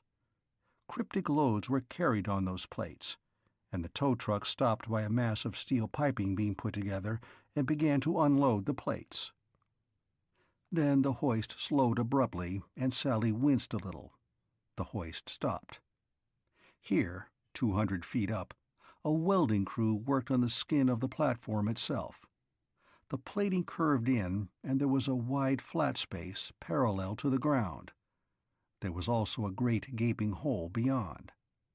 Though girders rose roofward even yet, this was as high as the plating had gone. That opening, Joe guessed, would ultimately be the door of an airlock, and this flat surface was designed for a tender rocket to anchor to by magnets. When a rocket came up from Earth, with supplies or reliefs for the platform's crew, or with fuel to be stored for an exploring ship's later use, it would anchor here and then inch toward that doorway. There were half a dozen men in the welding crew. They should have been working, but 2 men battered savagely at each other, their tools thrown down. One was tall and lean, with a wrinkled face and an expression of intolerable fury. The other was squat and dark, with a look of desperation. A third man was in the act of putting down his welding torch. He'd carefully turned it off first, to try to interfere. Another man gaped. Still another was climbing up by a ladder from the scaffold level below. Joe put Sally's hand on the hoist upright, instinctively freeing himself for action. The lanky man lashed out a terrific roundhouse blow. It landed, but the stocky man bored in. Joe had an instant's clear sight of his face. It was not the face of a man enraged. It had the look of a man both desperate and despairing. Then the lanky man's foot slipped. He lost balance, and the stocky man's fist landed. The thin man reeled backward. Sally cried out, choking. The lanky man teetered on the edge of the flat place. Behind him, the plating curved down. Below him, there were 200 feet of fall through the steel pipe maze of scaffolds. If he took one step back, he was gone inexorably down a slope on which he could never stop. He took that step. The stocky man's face abruptly froze in horror. The lanky man stiffened convulsively. He couldn't stop. He knew it.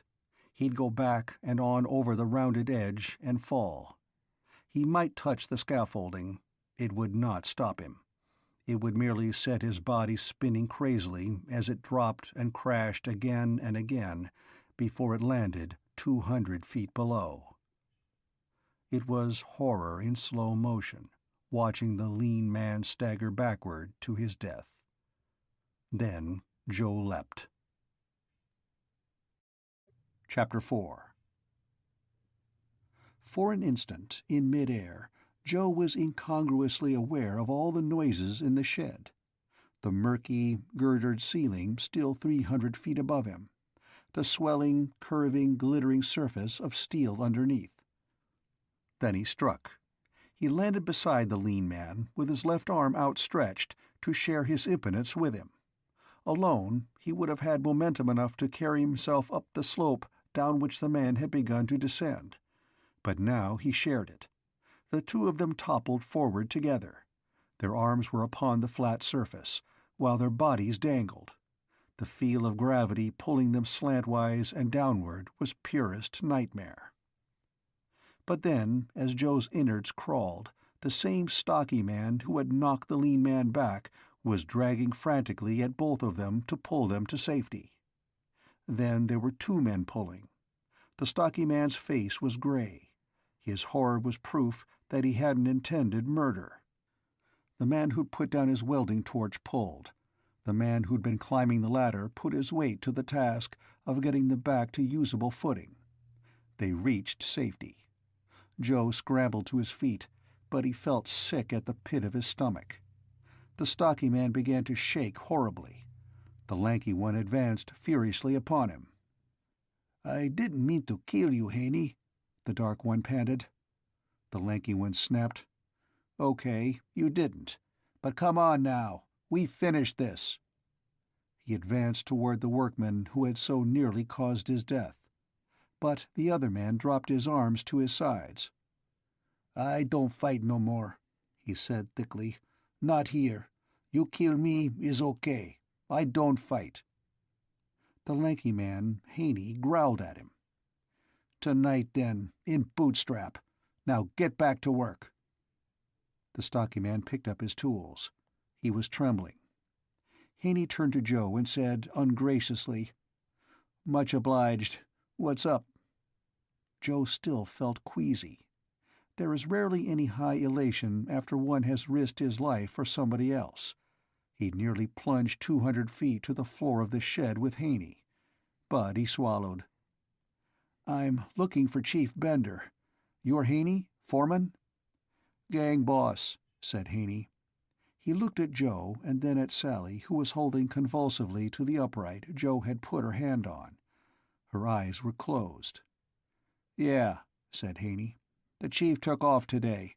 Some kind of Injun stuff. Funeral, maybe. Want me to tell him something? I'll see him when I go off shift."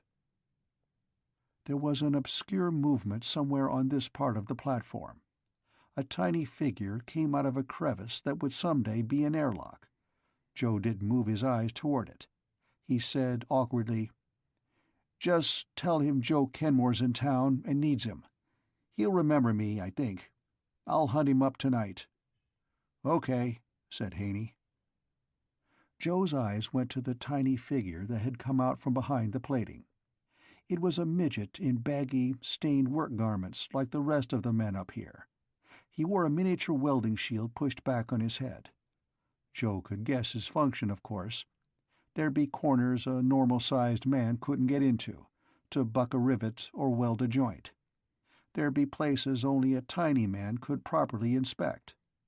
The midget regarded Joe without expression. Joe turned to the hoist to go down to the floor again. Haney waved his hand. The midget lifted his, in grave salutation. The hoist dropped down the shaft. Sally opened her eyes. "You saved that man's life, Joe," she said unsteadily. "But you scared me to death." Joe tried to ignore the remark, but he still seemed to feel slanting metal under him and a drop of 200 feet below. It had been a nightmarish sensation. "I didn't think," he said uncomfortably. "It was a crazy thing to do. Lucky it worked out." Sally glanced at him. The hoist still dropped swiftly. Levels of scaffolding shot upward past them. If Joe had slipped down that rolling curve of metal, he'd have dropped past all these. It was not good to think about. He swallowed again. The hoist checked in its descent. It stopped. Joe somewhat absurdly helped Sally off to solid ground. "It looks to me," said Sally, "as if you're bound to make me see somebody killed. Joe, would you mind leading a little bit less adventurous a life for a while I'm around?" He managed to grin, but he still did not feel right. "Nothing I can do until I can look at the plane," he said, changing the subject. "And I can't find the chief until tonight. Could we sightsee a little?" She nodded. They went out from under the intricate framework that upheld the platform. They went, in fact, completely under that colossal, incomplete object. Sally indicated the sidewall. "Let's go look at the pushpots. They're fascinating." She led the way. The enormous spaciousness of the shed again became evident. There was a catwalk part way up the inward curving wall. Someone leaned on its railing and surveyed the interior of the shed. He would probably be a security man. Maybe the fist fight up on the platform had been seen, or maybe not. The man on the catwalk was hardly more than a speck, and it occurred to Joe that there must be other watchers' posts high up on the outer shell, where men could search the sunlit desert outside for signs of danger. But he turned and looked yearningly back at the monstrous thing under the mist of scaffolding. For the first time he could make out its shape. It was something like an egg, but a great deal more like something he couldn't put a name to. Actually, it was exactly like nothing in the world but itself, and when it was out in space there would be nothing left on Earth like it. It would be in a fashion a world in itself, independent of the Earth that made it. There would be hydroponic tanks in which plants would grow to purify its air and feed its crew. There would be telescopes with which men would be able to study the stars as they had never been able to do from the bottom of Earth's ocean of turbulent air. But it would serve Earth. There would be communicators.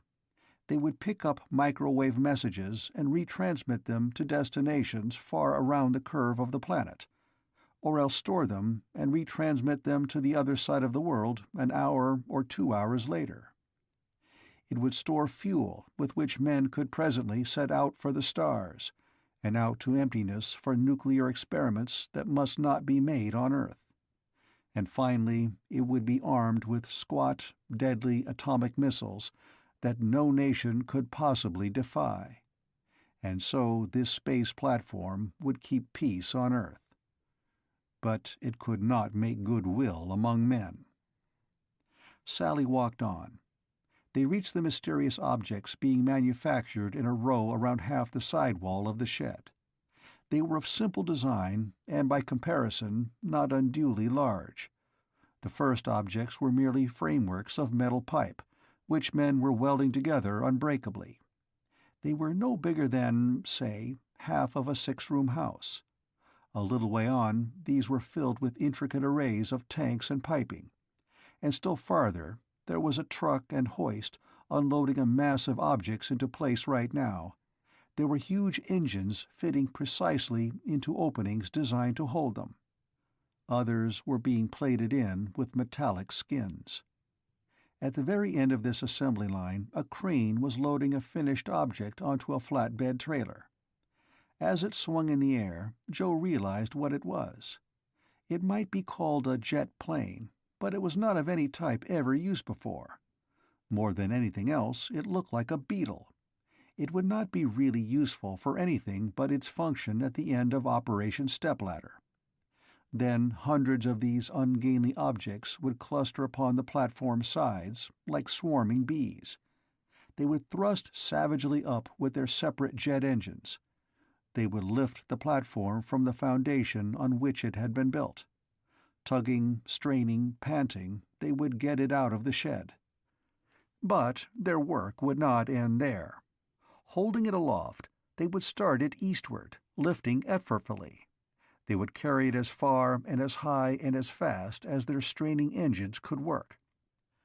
Then there would be one last surge of fierce thrusting, with oversized JATO rockets built separately into each pushpot, all firing at once. Finally, the clumsy things would drop off and come bumbling back home, while the platform's own rockets flared out their mile-long flames, and it headed up for emptiness. But the making of these pushpots and all the other multitudinous activities of the shed would have no meaning if the contents of 4 crates in the wreckage of a burned-out plane could not be salvaged and put to use again. Joe said restlessly, "I want to see all this, Sally, and maybe anything else I do is useless, but I've got to find out what happened to the gyros I was bringing here." Sally said nothing. She turned, and they moved across the long, long space of woodblock flooring toward the doorway by which they had entered. And now that he had seen the space platform, all of Joe's feeling of guilt and despondency came back. It seemed unbearable. They went out through the guarded door. Sally surrendered the pass, and Joe was again checked carefully before he was free to go. Then Sally said, "You don't want me tagging around, do you?" Joe said honestly, "It isn't exactly that, Sally, but if the stuff is really smashed, I'd rather not have anybody see me. Please don't be angry, but—" Sally said quietly, "I know. I'll get somebody to drive you over." She vanished. She came back with the uniformed man who'd driven Major Holt. She put her hand momentarily on Joe's arm. "If it's really bad, Joe, tell me. You won't let yourself cry, but I'll cry for you." She searched his eyes. "Really, Joe?" He grinned feebly and went out to the car. The feeling on the way to the airfield was not a good one. It was 20-odd miles from the shed, but Joe dreaded what he was going to see. The black car burned up the road. It turned to the right off the white highway onto the curved shortcut, and there was the field. And there was the wreck of the transport plane, still where it had crashed and burned. There were still armed guards about it, but men were working on the wreck, cutting it apart with torches. Already some of it was dissected. Joe went to the remains of the 4 crates. The largest was bent askew by the force of the crash, or an explosion, Joe didn't know which. The smallest was a twisted mass of charcoal. Joe gulped and dug into them with borrowed tools. The pilot gyros of the space platform would apply the torque that would make the main gyro shift it to any desired position, or else hold it absolutely still. They were to act, in a sense, as a sort of steering engine on the takeoff, and keep a useful function out in space. If a star photograph was to be made, it was essential that the platform hold absolutely still while the exposure lasted. If a guided missile was to be launched, it must be started right, and the pilot gyros were needed. To turn to receive an arriving rocket from Earth. The pilot gyros were the steering apparatus of the space platform. They had to be more than adequate. They had to be perfect. On the takeoff alone, they were starkly necessary. The platform couldn't hope to reach its orbit without them. Joe chipped away charred planks. He pulled off flame-eaten timbers. He peeled off carbonized wrappings, but some did not need to be peeled, they crumbled at a touch. And in 20 minutes he knew the whole story. The rotor motors were ruined. The couplers, pilot-to-main gyro connections, had been heated red-hot and were no longer hardened steel. Their dimensions had changed, and they would no longer fit. But these were not the disastrous items. They were serious, but not tragic. The tragedy was the gyros themselves. On their absolute precision and utterly perfect balance, the whole working of the platform would depend. And the rotors were gashed in one place, and the shafts were bent. Being bent and nicked, the precision of the apparatus was destroyed. Its precision lost, the whole device was useless. And it had taken 4 months' work merely to get it perfectly balanced. It had been the most accurate piece of machine work ever done on Earth. It was balanced to a microgram, to a millionth of the combined weight of 3 aspirin tablets. It would revolve at 40,000 revolutions per minute. It had to balance perfectly, or it would vibrate intolerably.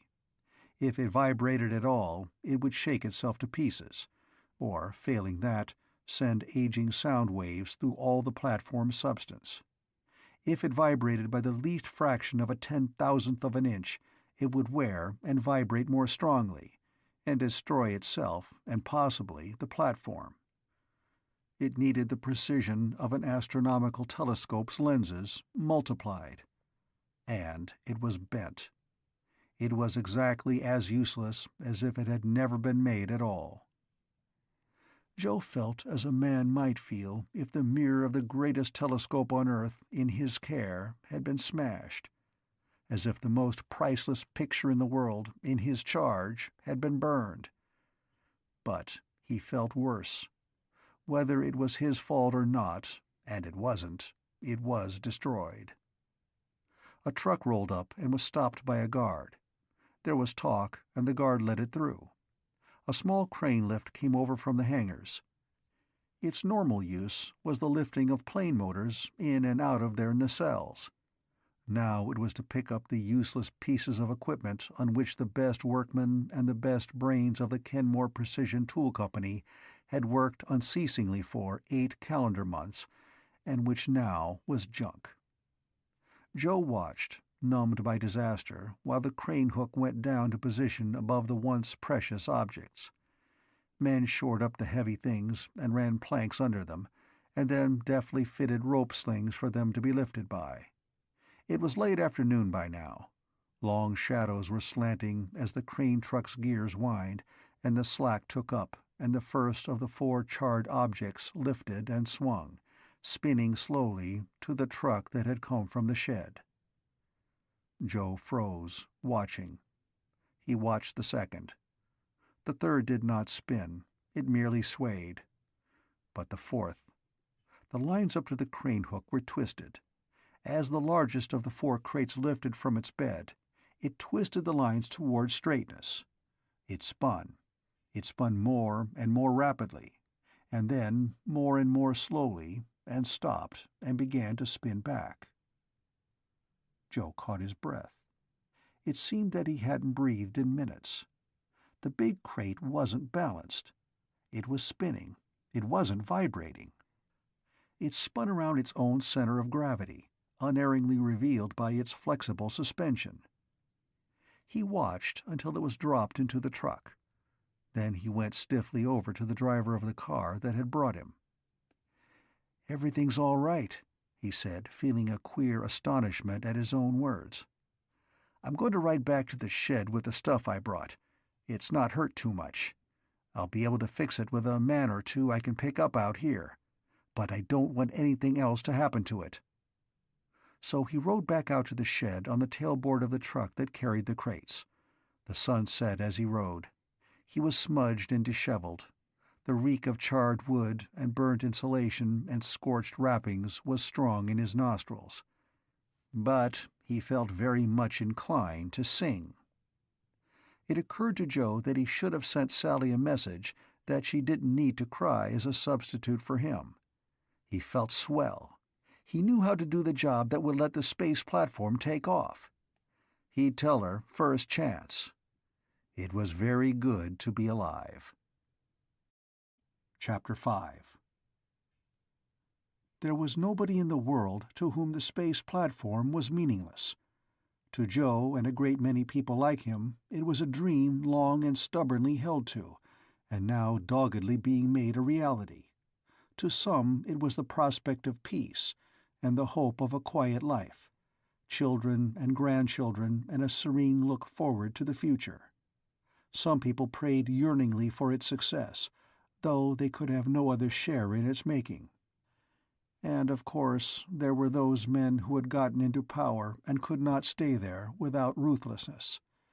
They knew what the platform would mean to their kind, for once the world peace was certain, they would be killed by the people they ruled over. so they sent grubby, desperate men to wreck it at any cost. They were prepared to pay for or to commit any crime if the space platform could be smashed and turmoil kept as the norm of life on Earth. And there were the people who were actually doing the building. Joe rode a bus into Bootstrap that night with some of them. The middle shift, 2 to 10 o'clock, was off. Fleets of buses rolled out from the small town 20 miles away, their headlights making a procession of paired flames in the darkness. They rolled into the unloading area and disgorged the late shift, 10 to 6, to be processed by security and admitted to the shed. Then, quite empty, the buses went trundling around to where Joe waited with the released shift milling around him. The buses stopped and opened their doors. The waiting men stormed in, shoving zestfully, calling to each other, scrambling for seats, or merely letting themselves be pushed on board. The bus Joe found himself on was jammed in seconds. He held on to a strap and didn't notice. He was absorbed in the rapt contemplation of his idea for the repair of the pilot gyros. The motors could be replaced easily enough. The foundation of his first despair had been the belief that everything could be managed but one thing, that the all-important absolute accuracy was the only thing that couldn't be achieved. Getting that accuracy, back at the plant, had consumed 4 months of time. Each of the gyros was 4 feet in diameter and weighed 500 pounds. Each spun at 40,000 RPM. It had to be machined from a special steel to assure that it would not fly to pieces from sheer centrifugal force. Each was plated with iridium lest a speck of rust form and throw it off balance.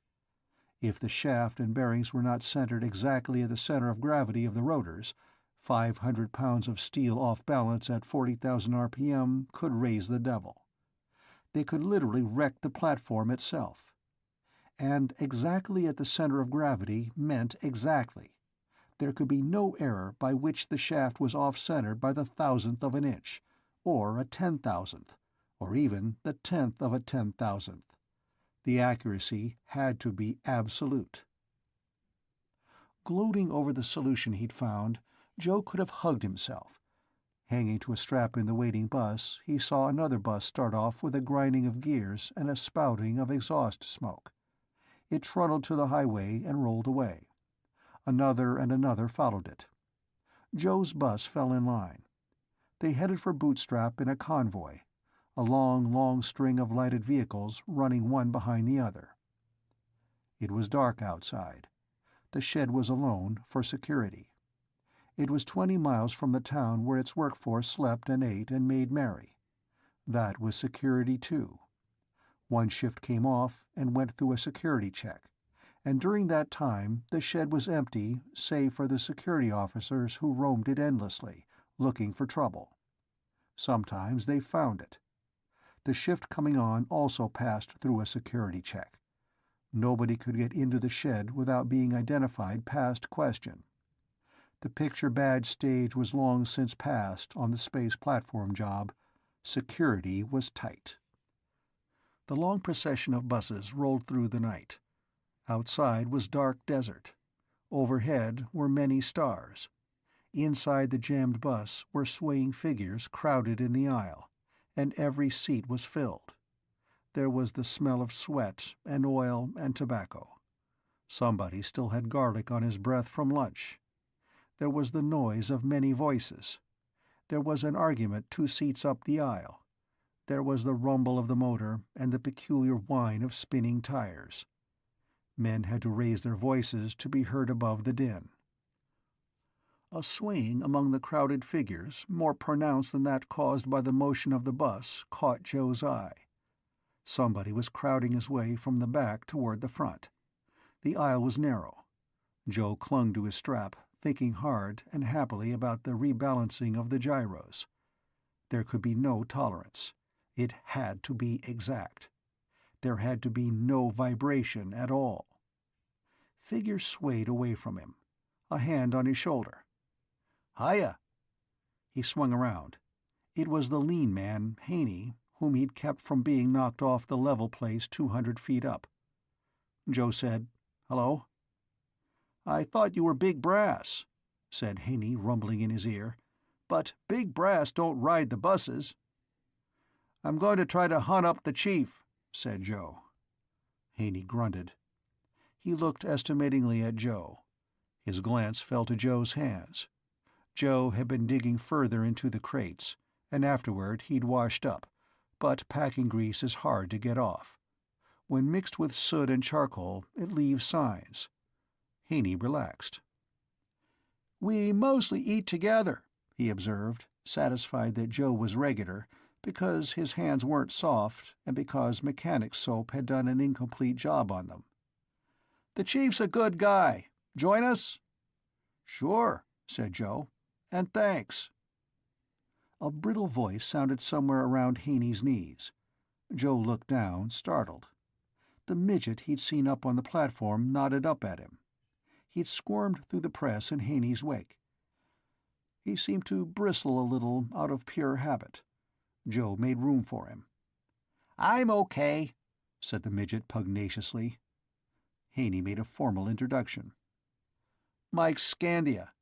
He thumbed at Joe. "Joe Kenmore. He's eating with us. Wants to find the chief." There had been no reference to the risk Joe had run in keeping Haney from a 200-foot fall. But now Haney said approvingly, "I wanted to say thanks anyhow for keeping your mouth shut. New here?" Joe nodded. The noise in the bus made any sort of talk difficult. Haney appeared used to it. "Saw you with, Major Holt's daughter," he observed again. "That's why I thought you were Brass. Figured one or the other'd tell on Braun. You didn't, or somebody have raised Cain. But I'll handle it." Braun would be the man Haney had been fighting. If Haney wanted to handle it his way, it was naturally none of Joe's business. He said nothing. "Braun's a good guy," said Haney.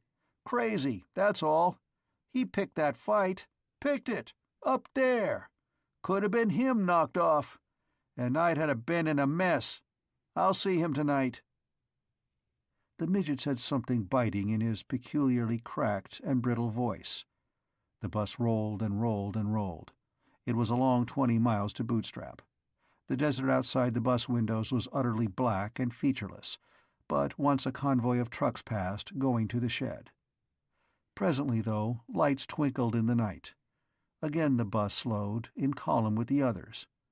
Then there were barracks-like buildings, succeeding each other, and then there was a corner, and suddenly the outside was ablaze with light. The buses drew up to the curb and stopped, and everybody was immediately in a great hurry to get out, shoving unnecessarily, and Joe let himself be carried along by the crowd. He found himself on the sidewalk with bright neon signs up and down the street. He was in the midst of the crowd which was the middle shift released. It eddied and dispersed without seeming to lessen. Most of the figures in sight were men. There were very, very few women. The neon signs proclaimed that here one could buy beer, and that this was Fred's place, and that was Sid's steak joint. Bowling, pool. A store, still open for this shift's trade, sold fancy shirts and strictly practical work clothes and highly eccentric items of personal adornment. A movie house, a second, a third. Somewhere a record shop fed repetitious music to the night air. There was movement and crowding and jostling, but the middle of the street was almost empty save for the buses. There were some bicycles, but practically no other wheeled traffic. After all, Bootstrap was strictly a security town. A man could leave whenever he chose, but there were formalities, and personal cars weren't practical. "Chief will be yonder," said Haney in Joe's ear. "Come along." They shouldered their way along the sidewalk.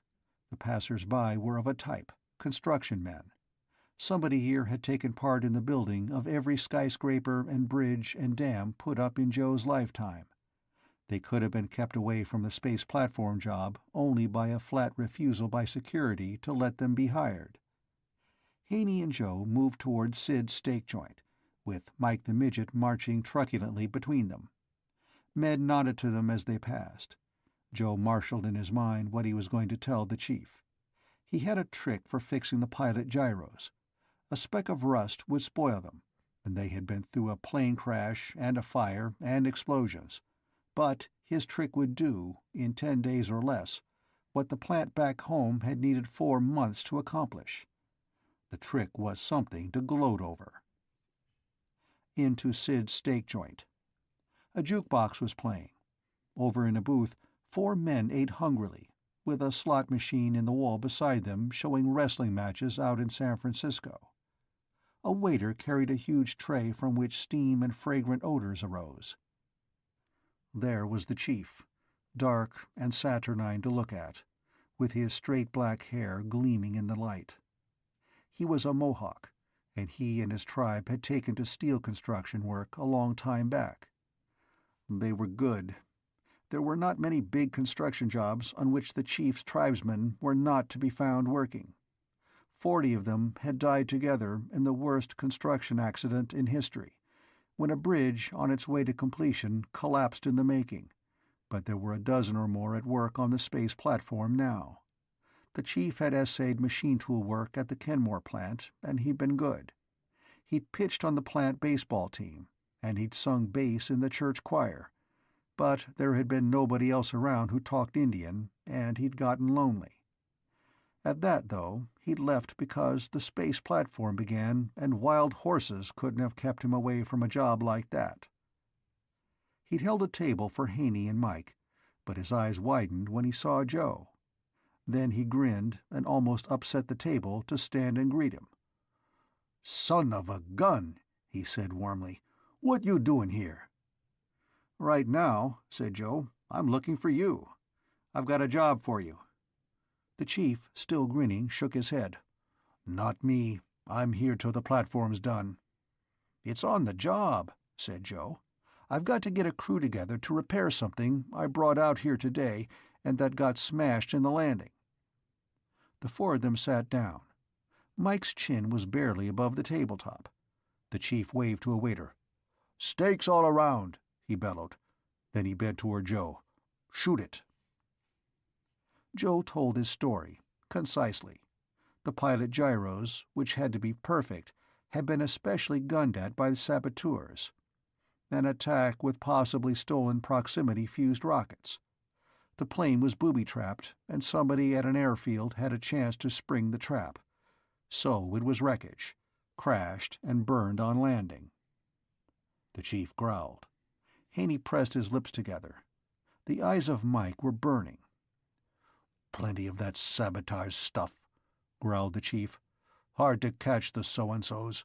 Smash the gyros, and the takeoff would have to wait till new ones got made, and that's more time for more sabotage." Joe said carefully, "I think it can be licked. Listen a minute, will you?"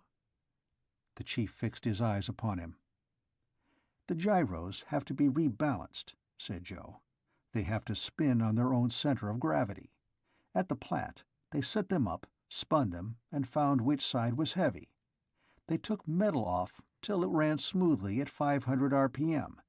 Then they spun it at 1,000. It vibrated.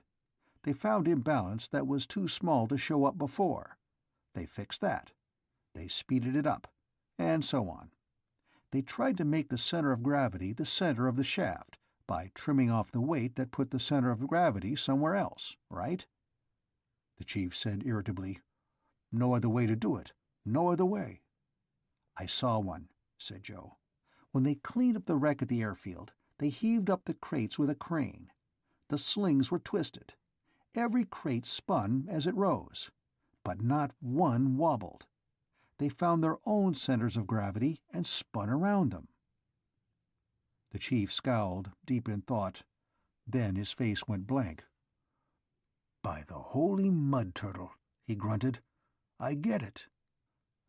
Joe said, with very great pains not to seem triumphant, "Instead of spinning the shaft and trimming the rotor, we'll spin the rotor and trim the shaft. We'll form the shaft around the center of gravity, instead of trying to move the center of gravity to the middle of the shaft. We'll spin the rotors on a flexible bearing base. I think it'll work." Surprisingly, it was Mike the Midget who said warmly, "You got it. Yes, sir, you got it. The chief took a deep breath. Yeah, and do you know how I know? The plant built a high-speed centrifuge once, remember?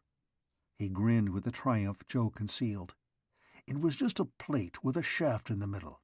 There were veins on the plate. It fitted in a shaft hole that was much too big. They blew compressed air up the shaft hole. It floated the plate up. The air hit the veins and spun the plate, and it ran as sweet as honey. Balanced itself and didn't wobble a bit. We'll do something like that, sure. Will you work on it with me? Asked Joe. We'll need a sort of crew, 3 or 4 altogether. Have to figure out the stuff we need. I can ask for anybody I want. I'm asking for you. You pick the others. The chief grinned broadly. Any objections, Haney? You and Mike and me and Joe here? Look. He pulled a pencil out of his pocket.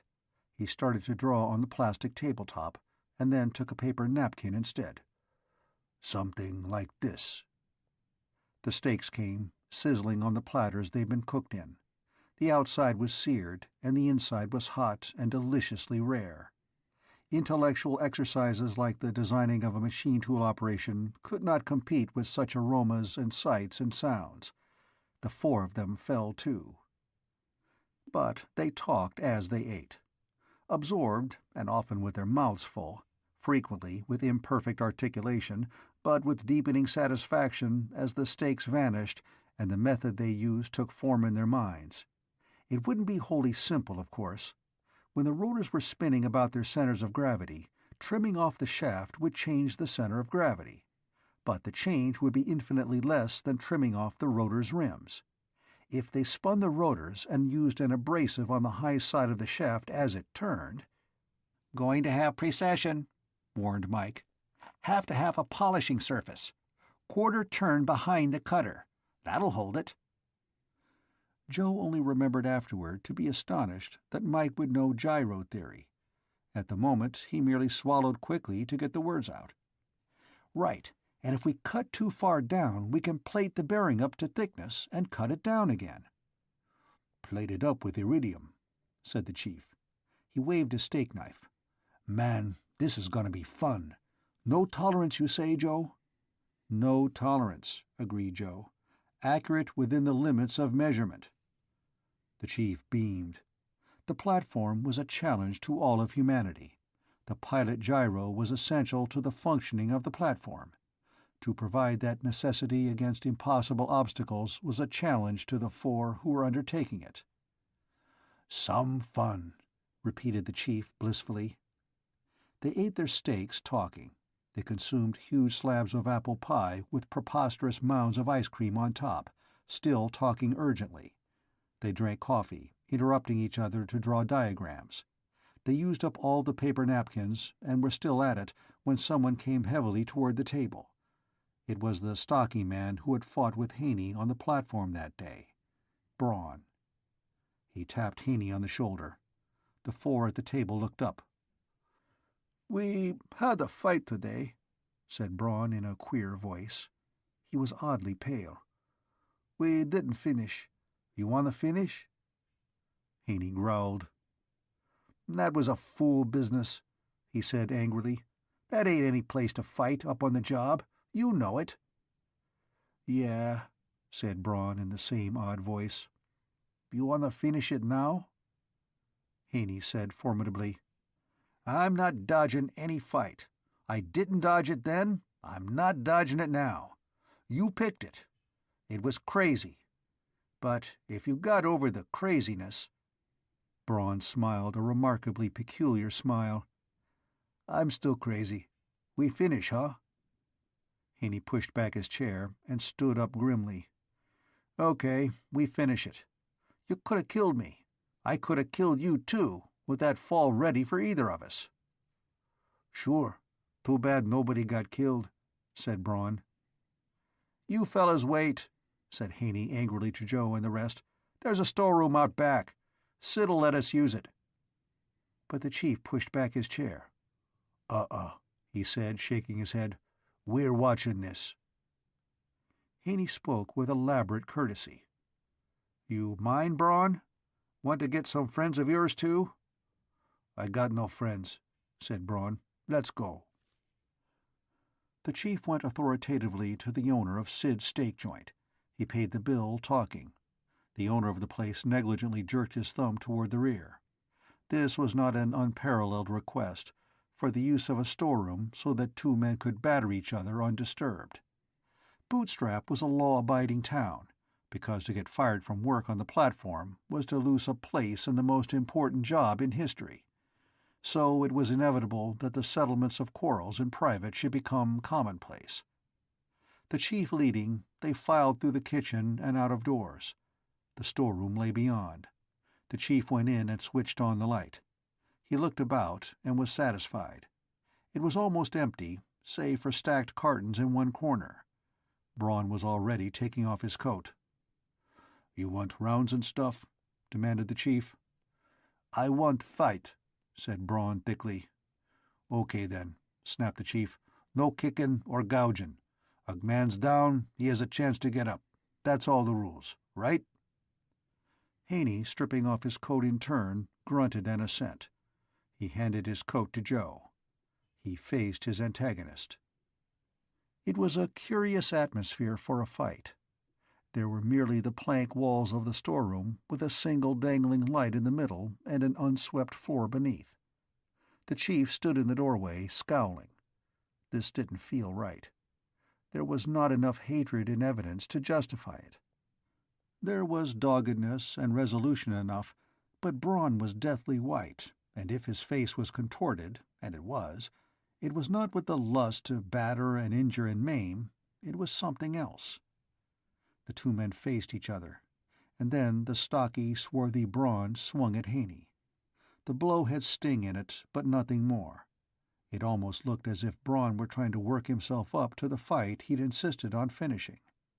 Haney countered with a roundhouse blow that glanced off Braun's cheek, and then they bore in at each other, slugging without science or skill.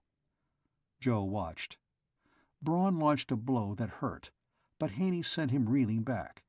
He came in doggedly again and swung, but he had no idea of boxing. His only idea was to slug.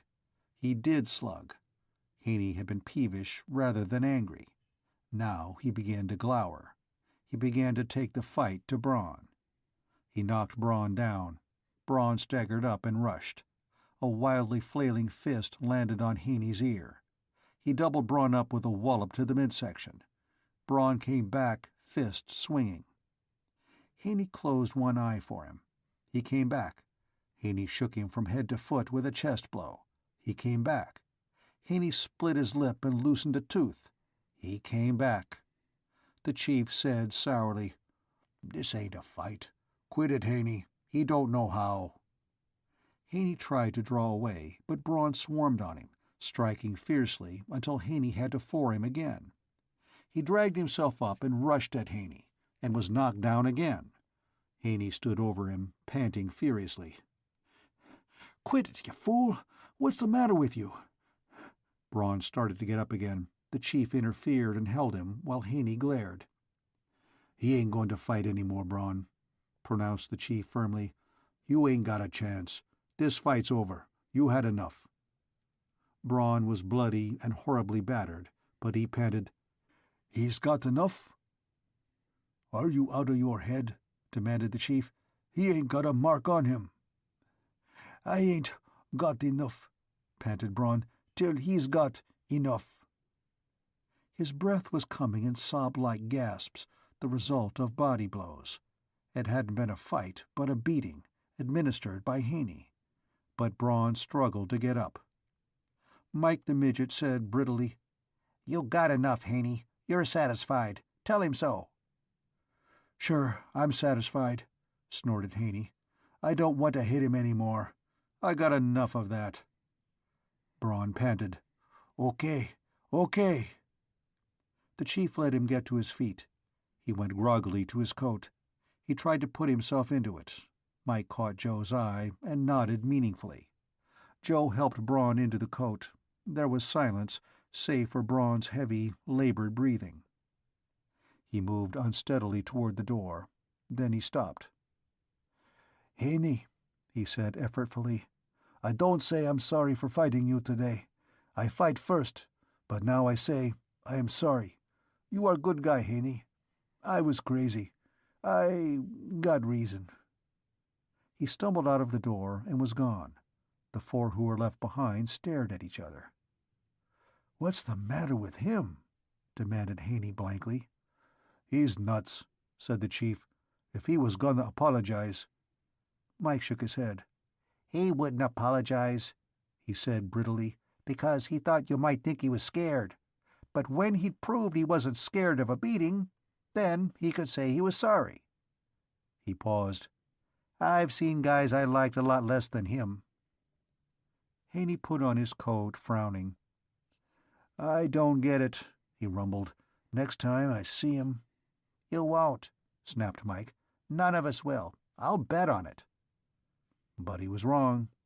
The others went out of the storeroom and back into Sid's steak joint, and the chief politely thanked the proprietor for the loan of his storeroom for a private fight. Then they went out into the neon-lighted business street of Bootstrap. "What do we do now?" asked Joe. "Where you sleeping?" asked the chief hospitably. "I can get you a room at my place." "I'm staying out at the shed," Joel told him awkwardly. "My family's known Major Holt a long time. I'm staying at his house behind the shed." Haney raised his eyebrows, but said nothing. "Better get out there, then," said the chief. "It's midnight, and they might want to lock up. There's your bus." A lighted bus was waiting by the curb. Its doors were open, but it was empty of passengers. Single buses ran out to the shed now and then, but they ran in fleets at shift change time. Joe went over and climbed aboard the bus. "We'll turn up early," said the chief. "This won't be a shift job. We'll look things over and lay out what we want and then get to work, eh?" "Right," said Joe. "And thanks." "We'll be there with our hair in braids," said Mike in his cracked voice. "Now a glass of beer and so to bed. Night." Haney waved his hand. The three of them marched off, the two huge figures of Haney and the chief, with Mike trotting truculently between them, hardly taller than their knees. They were curiously colorful with all the many-tinted neon signs upon them. They turned into a diner. Joe sat in the bus alone. The driver was off somewhere. The sounds of Bootstrap were distinctive by night. Footsteps, the jangling of bicycle bells, and voices, and a radio blaring somewhere, and a record shop loudspeaker somewhere else, and a sort of underwriting noise of festivity. There was a sharp rap on the glass by Joe's window. He started and looked out. Braun, battered and bleeding from the corner of his mouth, motioned urgently for him to come to the door of the bus. Joe went. Braun stared up at him in a new fashion. Now he was neither dogged, nor fierce, nor desperate to look at. Despite the beating he'd taken, he seemed completely, and somehow frighteningly, tranquil. He looked like somebody who has come to the end of torment and is past any feeling but that of relief from suffering. "You," said Braun, "that girl you were with today, her pop is Major Holt, eh?" Joe frowned and reservedly said that he was. "You tell her, pop," said Braun detachedly. "This is hot tip. Hot tip. Look 2 kilometers north of shed tomorrow. He finds something bad. Hot. You tell him. 2 kilometers. "Yes," said Joe, his frown increasing. "But look here." "Be sure say hot," repeated Braun. Rather incredibly, he smiled. Then he turned and walked quickly away. Joe went back to his seat in the empty bus and sat there and waited for it to start, and tried to figure out what the message meant. Since it was for Major Holt, it had something to do with security. And security meant defense against sabotage. And hot might mean merely significant, or, in these days, it might mean something else. In fact, it might mean something to make your hair stand on end when thought of in connection with the space platform. Joe waited for the bus to take off. He became convinced that Braun's use of the word hot did not mean merely significant. The other meaning was what he had in mind. Joe's teeth tried to chatter. He didn't let them. Chapter 6. Major Holt wasn't to be found when Joe got out to the shed, and he wasn't in the house in the officers' quarters area behind it. There was only the housekeeper, who yawned pointedly as she let Joe in. Sally was presumably long since asleep, and Joe didn't know any way to get hold of the Major. He assured himself that Braun was a good guy. If he weren't, he wouldn't have insisted on taking a licking before he apologized, and he hadn't said there was any hurry. Tomorrow, he'd said. So Joe uneasily let himself be led to a room with a cot, and he was asleep in what seemed seconds. But just the same, he was badly worried. In fact, next morning Joe woke at a practically unearthly hour with Braun's message pounding on his brain. He was downstairs waiting when the housekeeper appeared. She looked startled. "Major Holt?" she asked. But the Major was gone. He must have done with no more than 3 or 4 hours' sleep. There was an empty coffee cup whose contents he'd gulped down before going back to the security office. Joe trudged to the barbed wire enclosure around the officers' quarters area and explained to the sentry where he wanted to go.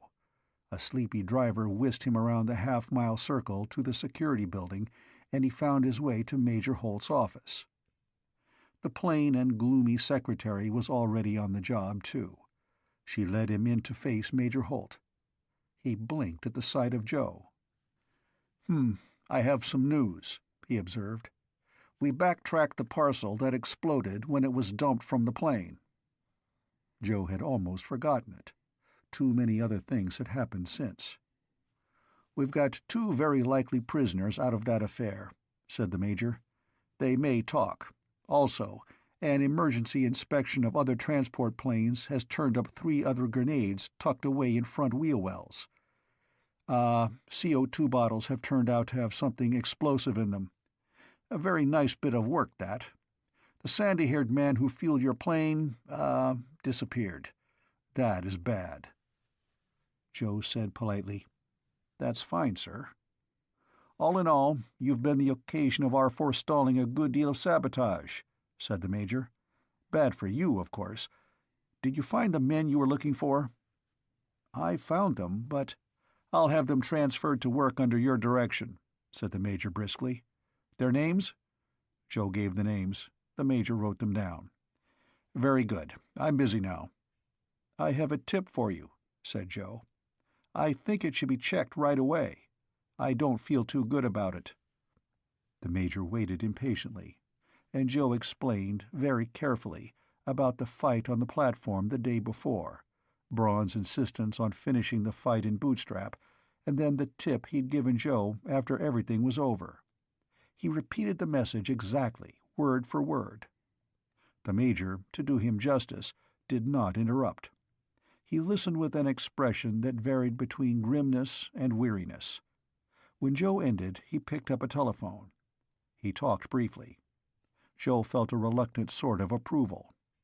Major Holt was not a man one could ever feel very close to, and the work he was in charge of was not likely to make him popular, but he did think straight, and fast.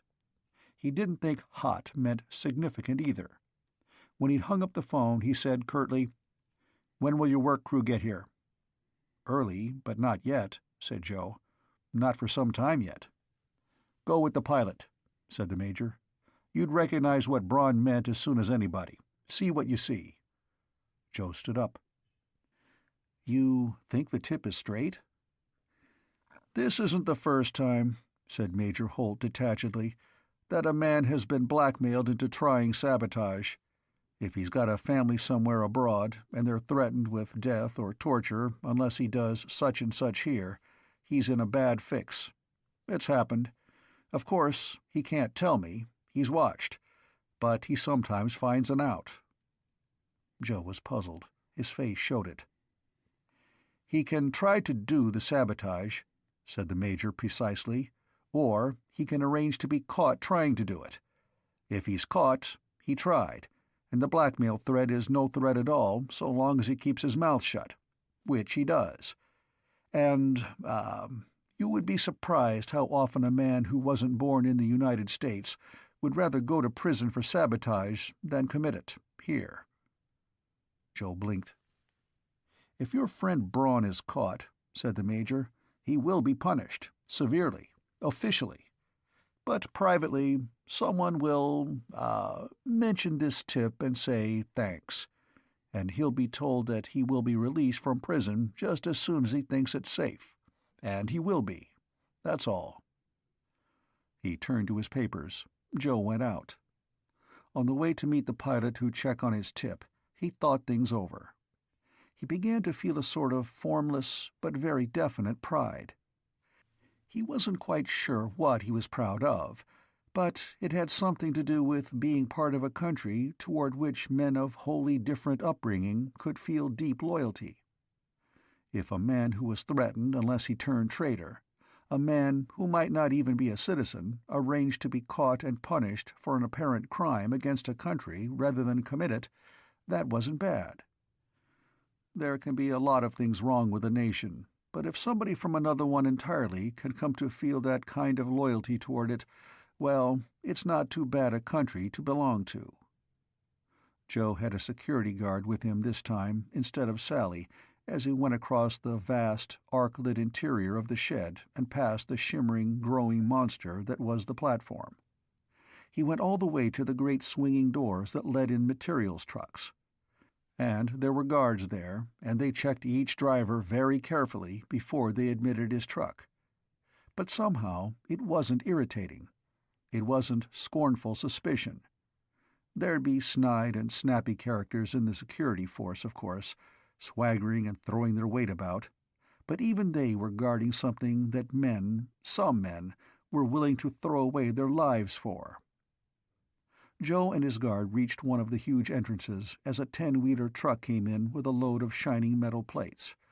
Joe's escort went through the opening with him, and they waited outside. The sun had barely risen. It looked huge but very far away, and Joe suddenly realized why just this spot had been chosen for the building of the platform. The ground was flat.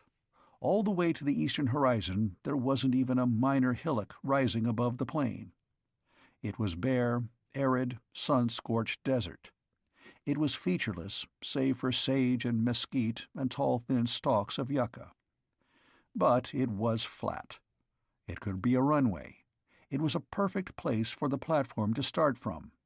The platform shouldn't touch ground at all after it was out of the shed, but at least it wouldn't run into any obstacles on its way toward the horizon. A light plane came careening around the great curved outer surface of the shed. It landed and taxied up to the door. It swung smartly around, and its side door opened. A bandaged hand waved at Joe. He climbed in. The pilot of this light, flimsy plane was the co-pilot of the transport of yesterday. He was the man Joe had helped to dump cargo. Joe climbed in and settled himself. The small motor popped valiantly, the plane rushed forward over hard-packed desert earth and went swaying up into the air. The co-pilot, pilot now, shouted cheerfully above the din, "Hiya! You couldn't sleep either. Burns hurt?" Joe shook his head. "Bothered," he shouted in reply. Then he added, "Do I do something to help, or am I along just for the ride?" "First, we take a look," the pilot called over the motor racket. 2 kilometers due north of the shed, eh?" "That's right." "We'll see what's there," the pilot told him. The small plane went up and up. At 500 feet, nearly level with the roof of the shed, it swung away and began to make seemingly erratic dartings out over the spotty desert land, and then back. Actually, it was a search pattern. Joe looked down from his side of the small cockpit. This was a very small plane indeed, and in consequence, its motor made much more noise inside its cabin than much more powerful engines in bigger ships. "Those burns I got," shouted the pilot, staring down, "kept me awake. So I got up and was just walking around when the call came for somebody to drive one of these things. I took over." Back and forth, and back and forth. From 500 feet in the early morning, the desert had a curious appearance. The plane was low enough for each smallest natural feature to be visible, and it was early enough for every shrub or hummock to cast a long, slender shadow. The ground looked streaked, but all the streaks ran the same way, and all were shadows. Joe shouted, "What's that?" The plane banked at a steep angle and ran back. It banked again. The pilot stared carefully. He reached forward and pushed a button. There was a tiny impact underfoot. Another steep banking turn, and Joe saw a puff of smoke in the air. The pilot shouted, "It's a man! He looks dead!" He swung directly over the small prone object, and there was a second puff of smoke. "They've got rangefinders on us from the shed," he called across the 2-foot space separating him from Joe. "This marks the spot. Now we'll see if there's anything to the hot part of that tip."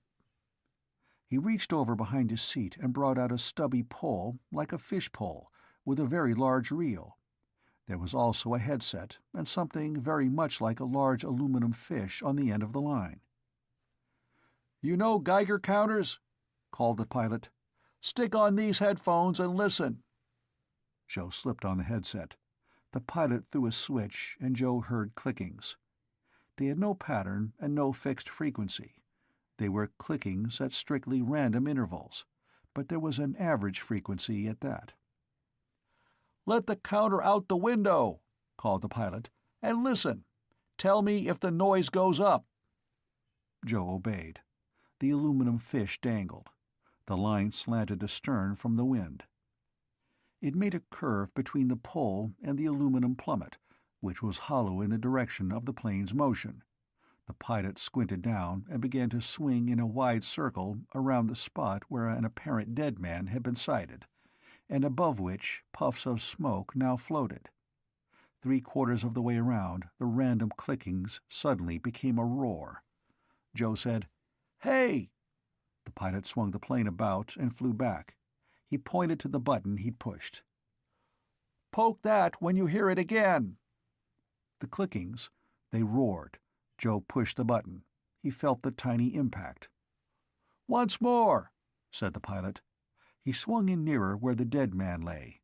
Joe had a sickening idea of who the dead man might be. A sudden rush of noise in the headphones, and he pushed the button again. "Reel in now," shouted the pilot. "Our job is done." Joe reeled in as the plane winged steadily back toward the shed. There were puffs of smoke floating in the air behind. They had been ranged on at the instant they appeared. Somebody back at the shed knew that something that needed to be investigated was at a certain spot, and the 2 later puffs of smoke had said that radioactivity was notable in the air along the line the 2 puffs made. Not much more information would be needed. The meaning of Braun's warning that his tip was hot was definite. It was hot in the sense that it dealt with radioactivity. The plane dipped down and landed by the great doors again. It taxied up, and the pilot killed the engine. "We've been using Geigers for months," he said pleasedly, "and never got a sign before. This is one time we were set for something." "What?" asked Joe. But he knew. "Atomic dust is one good guess," the pilot told him. "It was talked of as a possible weapon away back in the Smith report. Nobody's ever tried it. We thought it might be tried against the platform. If somebody managed to spread some really hot radioactive dust around the shed, all 3 shifts might get fatally burned before it was noticed. They think so anyhow. But the guy who was supposed to dump it opened up the can for a look, and it killed him." He climbed out of the plane and went to the doorway. He took a telephone from a guard and talked crisply into it. He hung up. "Somebody coming for you," he said amiably. "Wait here. Be seeing you." He went out, the motor kicked over and caught, and the tiny plane raced away.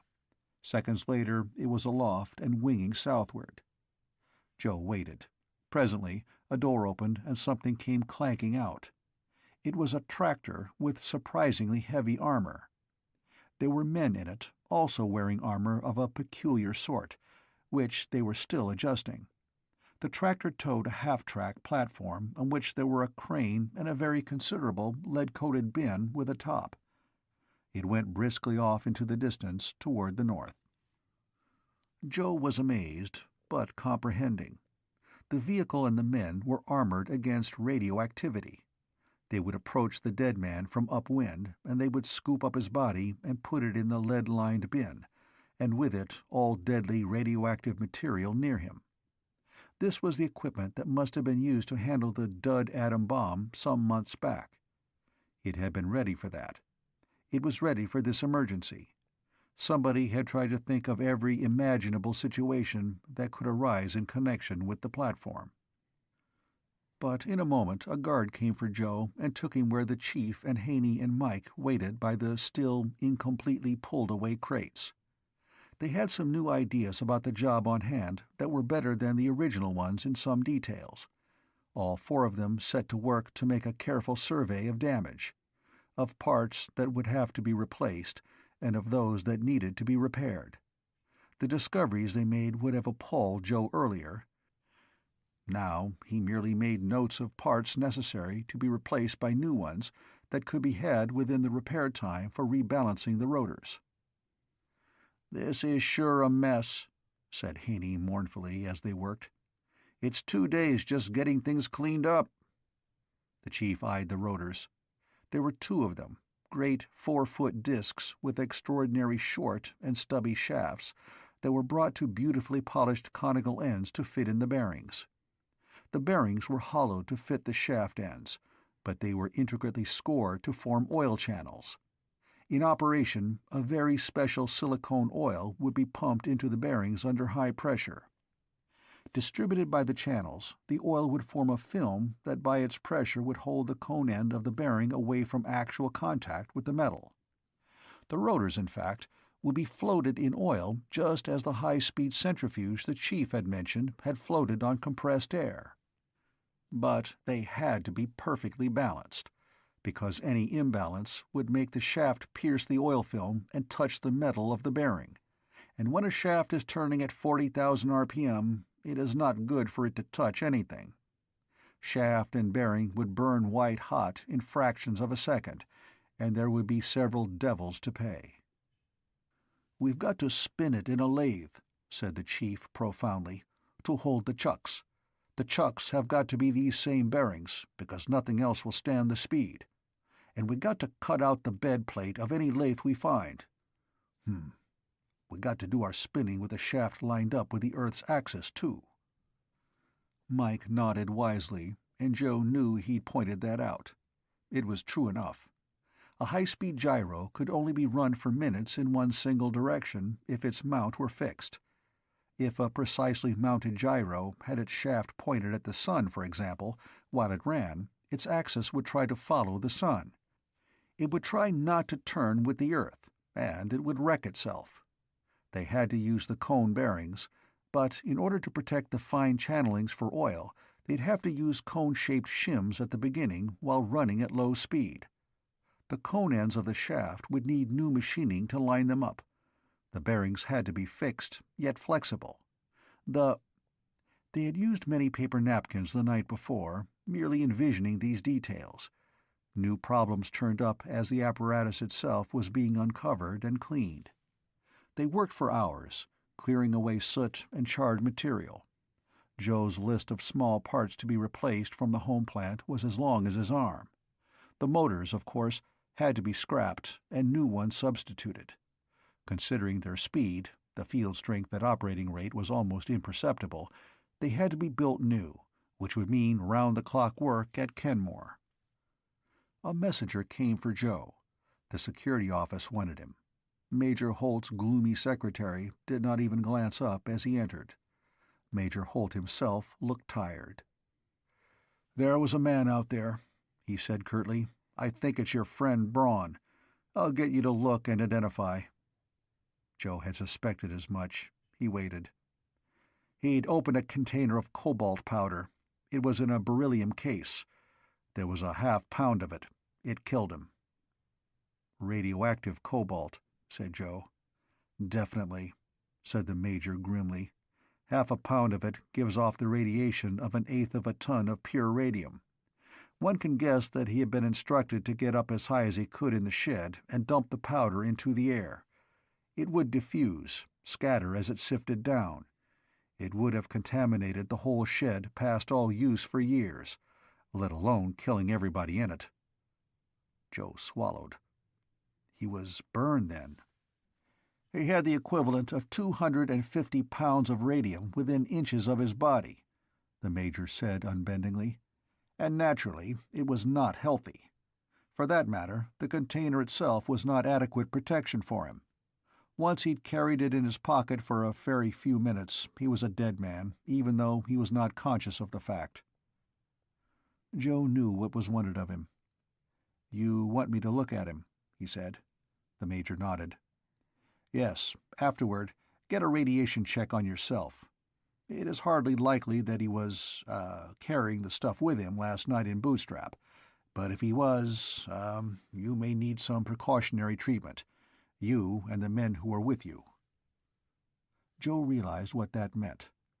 Braun had been given a relatively small container of the deadliest available radioactive material on Earth. Milligrams of it, shipped from Oak Ridge for scientific use, were encased in thick lead chests.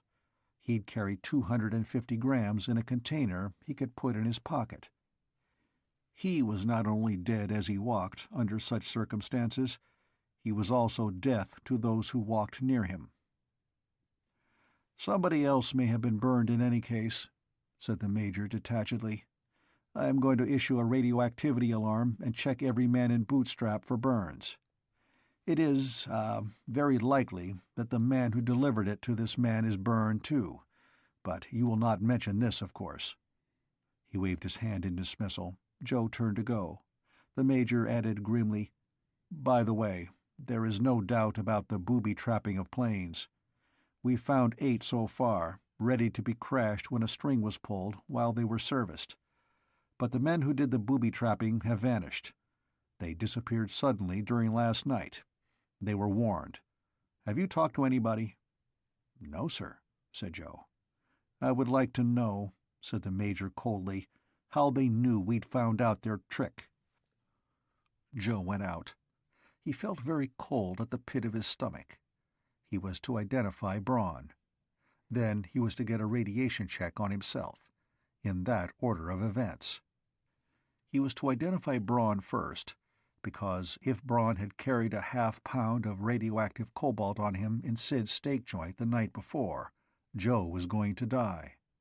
And so were Haney and the Chief and Mike, and anybody else who'd passed near him. So Joe was to do the identification before he was disturbed by the information that he was dead. He made the identification. Braun was very decently laid out in a lead-lined box, with a lead-glass window over his face. There was no sign of any injury on him except from his fight with Haney. The radiation burns were deep, but they left no marks of their own. He'd died before outer symptoms could occur. Joe signed the identification certificate. He went to be checked for his own chances of life. It was a peculiar sensation. The most peculiar was that he wasn't afraid. He was neither confident that he was not burned inside, nor sure that he was. He simply was not afraid. Nobody really ever believes that he is going to die, in the sense of ceasing to exist. The most arrant coward, stood before a wall to be shot, or strapped in an electric chair, finds that astoundingly he does not believe that what happens to his body is going to kill him, the individual. That is why a great many people die with reasonable dignity. They know it is not worth making too much of a fuss over. But when the Geiger counters had gone over him from head to foot, and his body temperature was normal, and his reflexes sound, when he was assured that he had not been exposed to dangerous radiation, Joe felt distinctly weak in the knees. And that was natural, too. He went trudging back to the wrecked gyros. His friends were gone, leaving a scrawled memo for him. They had gone to pick out the machine tools for the work at hand. He continued to check over the wreckage, thinking with a detached compassion of that poor devil Braun, who was the victim of men who hated the idea of the space platform and what it would mean to humanity. Men of that kind thought of themselves as superior to humanity, and of human beings as creatures to be enslaved. So they arranged for planes to crash and burn, and for men to be murdered, and they practiced blackmail, or rewarded those who practiced it for them. They wanted to prevent the platform from existing, because it would keep them from trying to pull the world down in ruins so they could rule over the wreckage. Joe, who had so recently thought it likely that he would die, considered these actions with an icy dislike that was much deeper than anger. It was backed by everything he believed in, everything he had ever wanted, and everything he had hoped for. And anger could cool off, but the way he felt about people who would destroy others for their own purposes could not cool off. It was part of him. He thought about it as he worked, with all the noises of the shed singing in his ears. A voice said, "Joe." He started and turned. Sally stood behind him, looking at him very gravely. She tried to smile.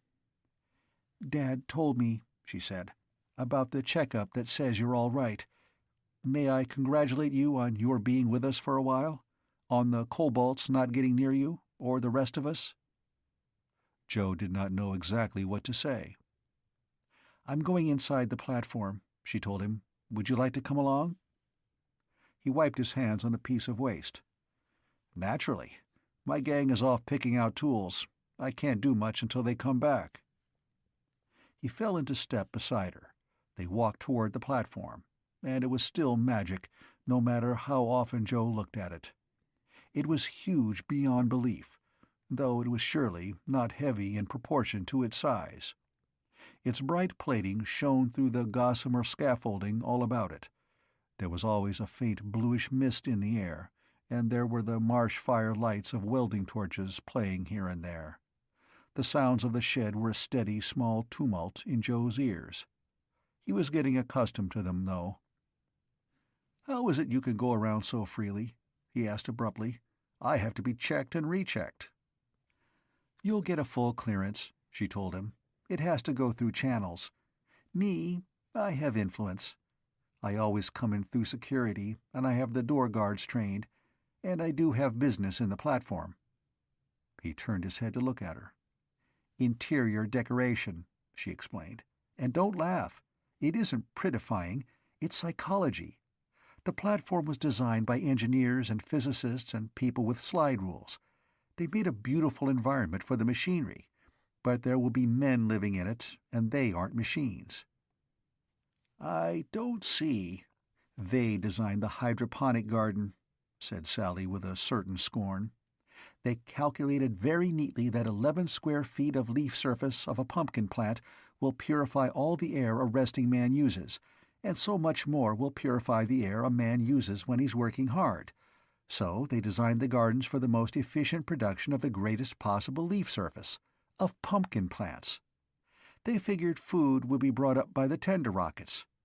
But can you imagine the men in the platform, floating among the stars, living on dehydrated food and stuffing themselves hungrily with pumpkins because that is the only fresh food they have?" Joe saw the irony. "They're thinking of mechanical efficiency," said Sally indignantly. "I don't know anything about machinery, but I've wasted an awful lot of time at school and otherwise if I don't know something about human beings. I argued, and the garden now isn't as mechanically efficient. But it'll be a nice place for a man to go into. He won't smell pumpkin plants all the time either. I've even gotten them to include some flowers." They were very near the platform, and it was very near to completion. Joe looked at it hungrily, and he felt a great sense of urgency. He tried to strip away the scaffolding in his mind and see it floating proudly free in emptiness, with white-hot sunshine glinting from it and only a background of unwinking stars. Sally's voice went on.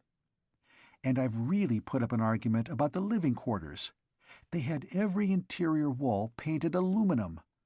I argued that in space or out of it, where people have to live, it's housekeeping. This is going to be their home. They ought to feel human in it. They passed into one of the openings in the maze of uprights. All about them there were trucks and puffing engines and hoists.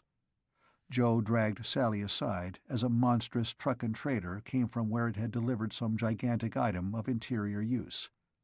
It rumbled past them, and she led the way to a flight of temporary wooden stairs, with 2 security guards at the bottom. Sally talked severely to them, and they grinned and waved for Joe to go ahead. He went up the steps, which would be pulled down before the platform's launching, and went actually inside the space platform for the first time. It was a moment of extreme vividness for him. Within the past hour, he'd come to think detachedly of the possibility of death for himself, and then had learned that he would live for a while yet. He knew that Sally had been scared on his account, and that her matter-of-fact manner was partly assumed. She was at least as much wrought up as he was. And this was the first time he was going into what would be the first spaceship ever to leave the Earth on a non-return journey. Chapter 7.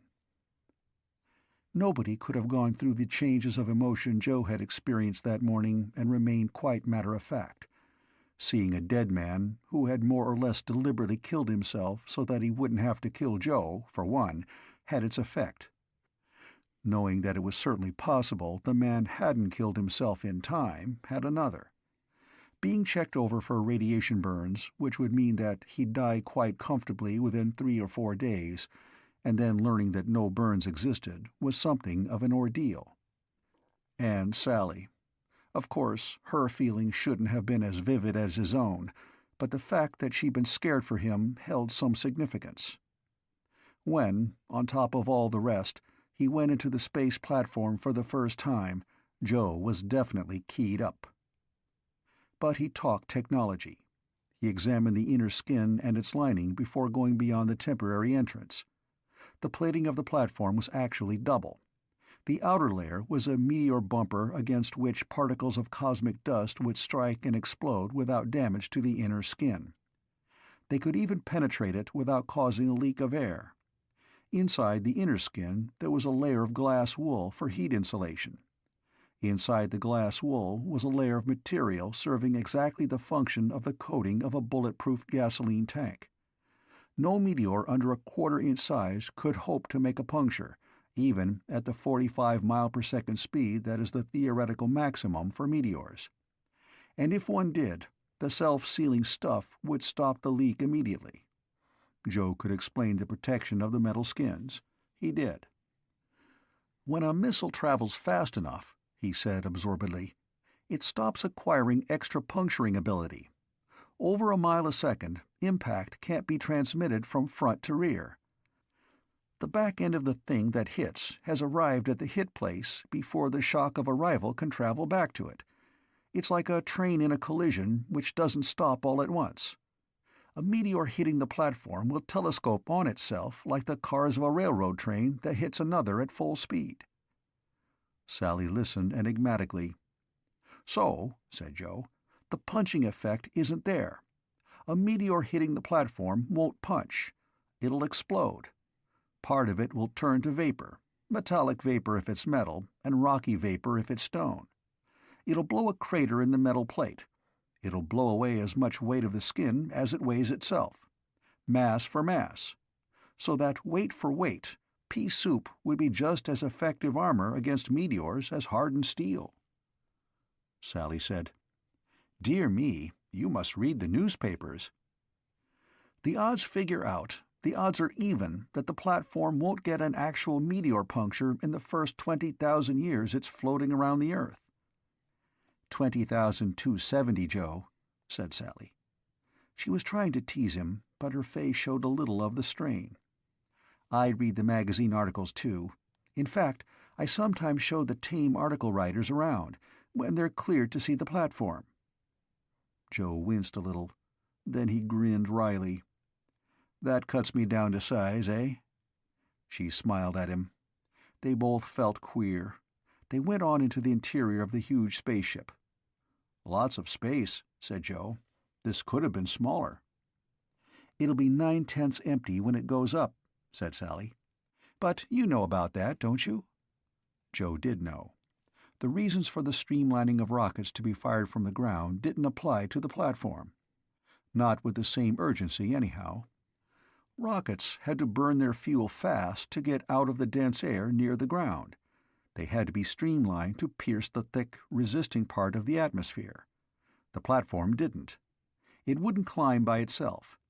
It would be carried necessarily at slow speed up to the point where jet motors were most efficient, and then it would be carried higher until they ceased to be efficient. Only when it was up where air resistance was a very small fraction of ground-level drag would its own rockets fire. It wouldn't gain much by being shaped to cut thin air, and it would lose a lot. For one thing, the launching process planned for the platform allowed it to be built complete so far as its hull was concerned. Once it got out into its orbit, there would be no more worries. There wouldn't be any gamble on the practicability of assembling a great structure in a weightless world. The two of them, and the way they both felt, it seemed natural for Joe to be helping Sally very carefully through the corridors of the platform, the two of them came to the engine room. This wasn't the place where the drive of the platform was centered. It was where the service motors and the air circulation system and the fluid pumps were powered. Off the engine room, the main gyros were already installed. They waited only for the pilot gyros to control them as a steering engine controls an Earth ship's rudder. Joe looked very thoughtfully at the gyro assembly. That was familiar from the working drawings. But he let Sally guide him on without trying to stop and look closely. She showed him the living quarters. They centered in a great open space 60 feet long and 20 wide and high. There were bookshelves and 2 balconies and chairs. Private cabins opened from it on different levels, but there were no steps to them. Yet there were comfortable chairs with straps, so that when a man was weightless he could fasten himself in them. There were ashtrays, ingeniously designed to look exactly that and nothing else. But ashes would not fall into them, but would be drawn into them by suction. There was an unpatterned carpet on the floor and on the ceiling. "It's going to feel queer," said Sally, oddly quiet, "when all this is out in space, but it will look fairly normal. I think that's important. This room will look like a big private library more than anything else. One won't be reminded every second by everything he sees that he's living in a strictly synthetic environment. He won't feel cramped. If all the rooms were small, a man would feel as if he were in prison. At least this way he can pretend that things are normal." Her mind was not wholly on her words. She'd been frightened for Joe, and he was acutely aware of it, because he felt a peculiar after-effect himself. "Normal," he said dryly, "except that he doesn't weigh anything." "I've worried about that," said Sally. "Sleeping's going to be a big problem." "It'll take getting used to," Joe agreed. There was a momentary pause. They were simply looking about the great room. Sally stirred uneasily. "Tell me what you think," she said. "You've been in an elevator that started to drop like a plummet. When the platform is orbiting, it'll be like that all the time, only worse. No weight. Joe, if you were in an elevator that seemed to be dropping and dropping and dropping for hours on end, do you think you could go to sleep?" Joe hadn't thought about it, and he was acutely conscious of Sally just then, but the idea startled him. "It might be hard to adjust to," he admitted. "It'll be hard to adjust to awake," said Sally. "But getting adjusted to it asleep should be worse. You've waked up from a dream that you're falling?" "Sure," said Joe. Then he whistled. "Uh-oh, I see. You'd drop off to sleep and you'd be falling, so you'd wake up. Everybody in the platform will be falling around the Earth in the platform's orbit.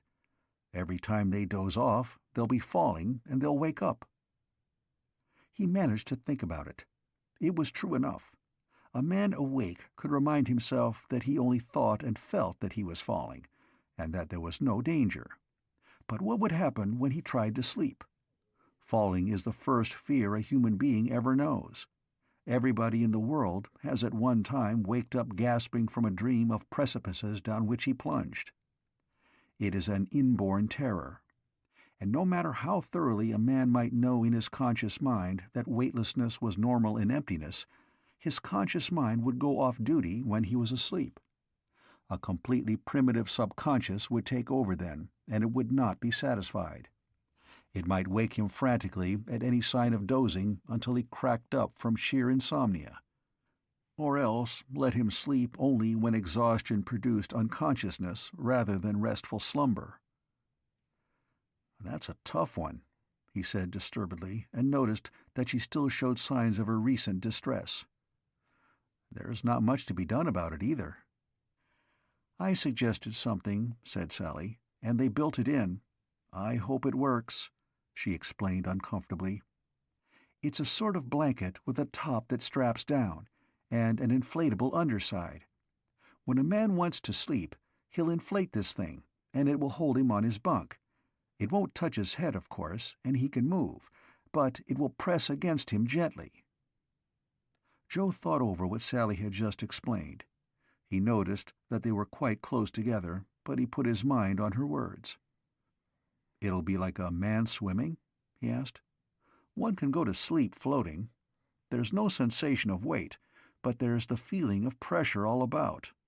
A man might be able to sleep if he felt he were floating." "Yes, that's a good idea, Sally. It'll work. A man will think he's floating rather than falling." Sally flushed a little. "I thought of it another way," she said awkwardly. "When we go to sleep, we go way back. We're like babies, with all a baby's fears and needs. It might feel like floating, but I tried one of those bunks. It feels sort of dreamy, as if someone were holding one quite safe. It feels as if one were a baby, and beautifully secure. But of course, I haven't tried it weightless. I just hope it works." As if embarrassed, she turned abruptly and showed him the kitchen. Every pan was covered. The top of the stove was alnico magnet strips, arranged rather like the top of a magnetic chuck.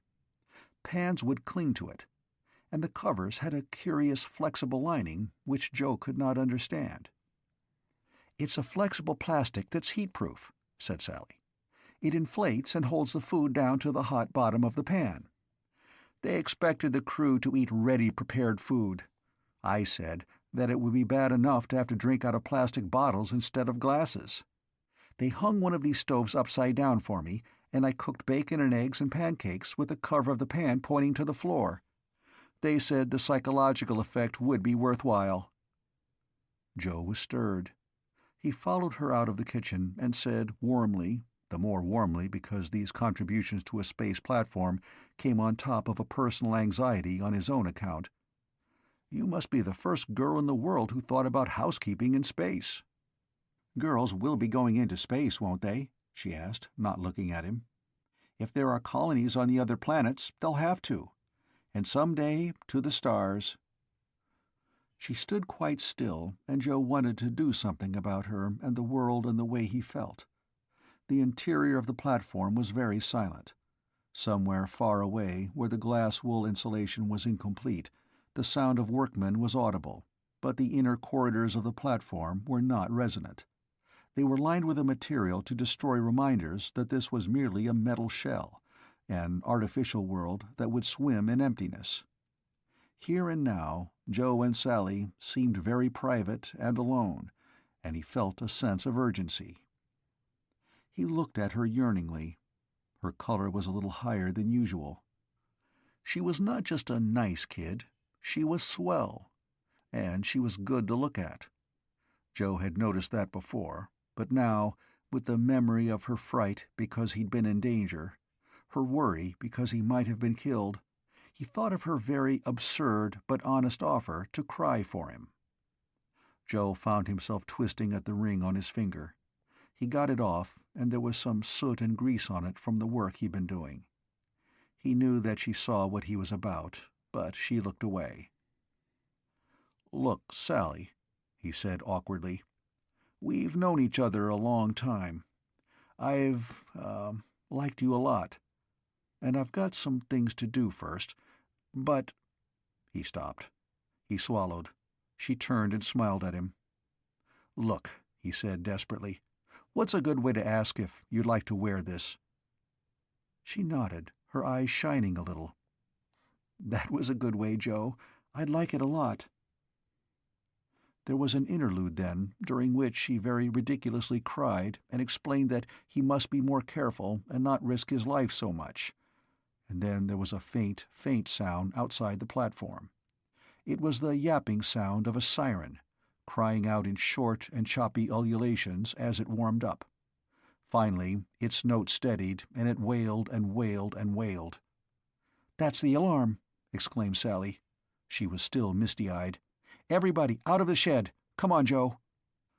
They started back the way they'd come in, and Sally looked up at Joe and grinned suddenly.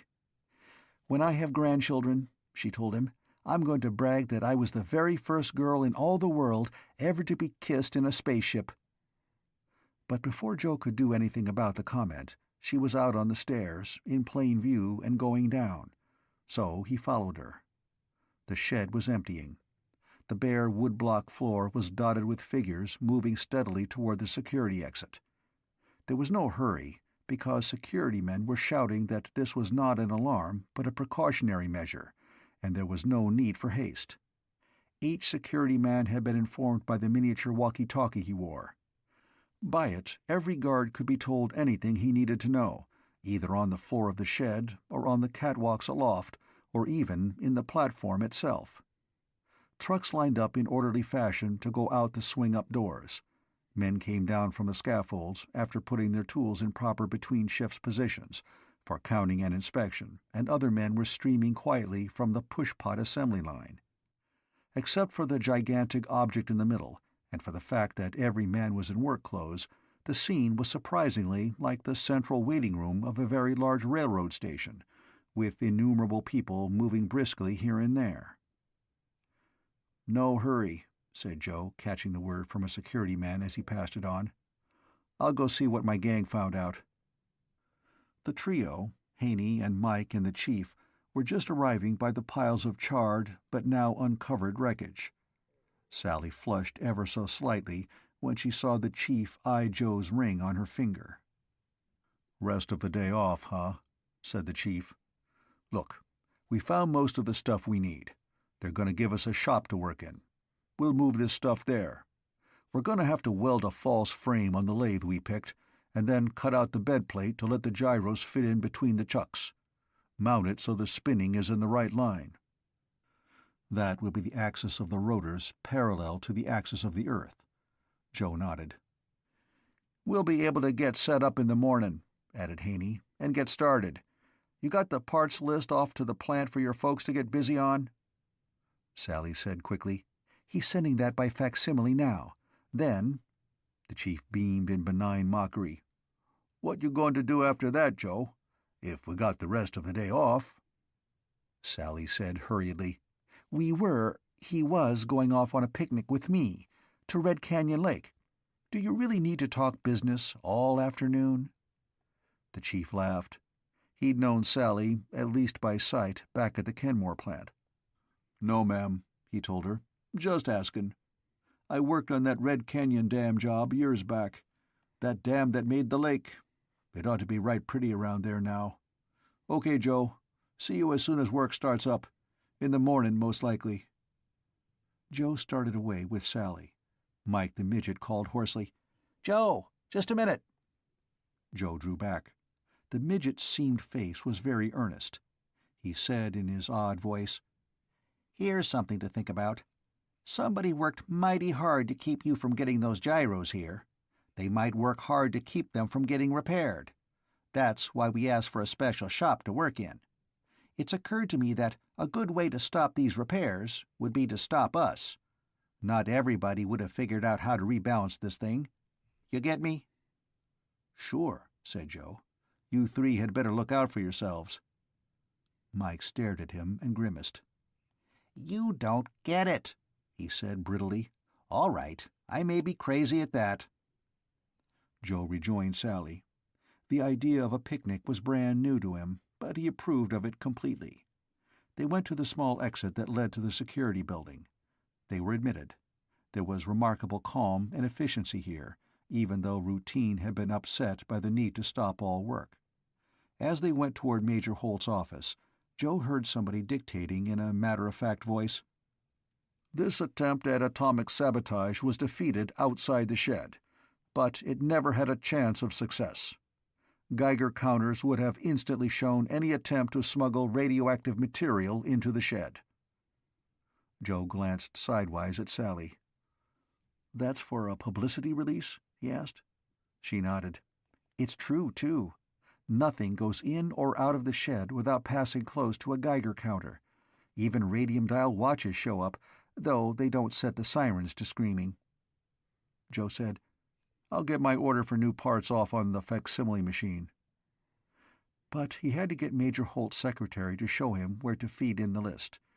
It would go east to the nearest facsimile receiver, and then be rushed by special messenger to the plant. Miss Ross gloomily set the machine and initialed the delivery requisition, which was part of the document. It flashed through the scanning process and came out again. "You and Sally," remarked Sally's father's secretary with a morose sigh, "can go and relax this afternoon, but there's no relaxation for Major Holt, or for me." Joe said unhopefully, "I'm sure Sally'd be glad if you came with us." Major Holt's plain, unglamorous assistant shook her head. "I haven't had a day off since the work began here," she said, frowning. "The Major depends on me. Nobody else could do what I do. You are going to Red Canyon Lake?" "Yes," agreed Joe. "Sally thought it might be pleasant." "It's terribly dry and arid there," said Miss Ross sadly. "That's the only body of water in 100 miles or more. I hope it's pretty there. I've never seen it." She handed Joe back his original memo from the facsimile machine. An exact copy of his written list, in his handwriting, was now in existence more than 1,500 miles away, and would arrive at the Kenmore Precision Tool Plant within a matter of hours. There could be no question of errors in transmission. It had to be right. Sally came out, smiled at her father's secretary, and led Joe down to the entrance. "I have the car," she said cheerfully, "and there'll be a lunch basket waiting for us at the house. I agreed that the lake was too cold for swimming, though. It is.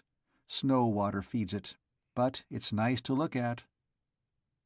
They went out the door, and the workers on the platform were just beginning to pile into the waiting fleet of buses. But the black car was waiting too. Joe opened the door, and Sally handed him the key. She regarded the men swarming on the buses. "There'll be bulletins all over Bootstrap," she observed, "saying that Braun tried to dust-bomb the shed.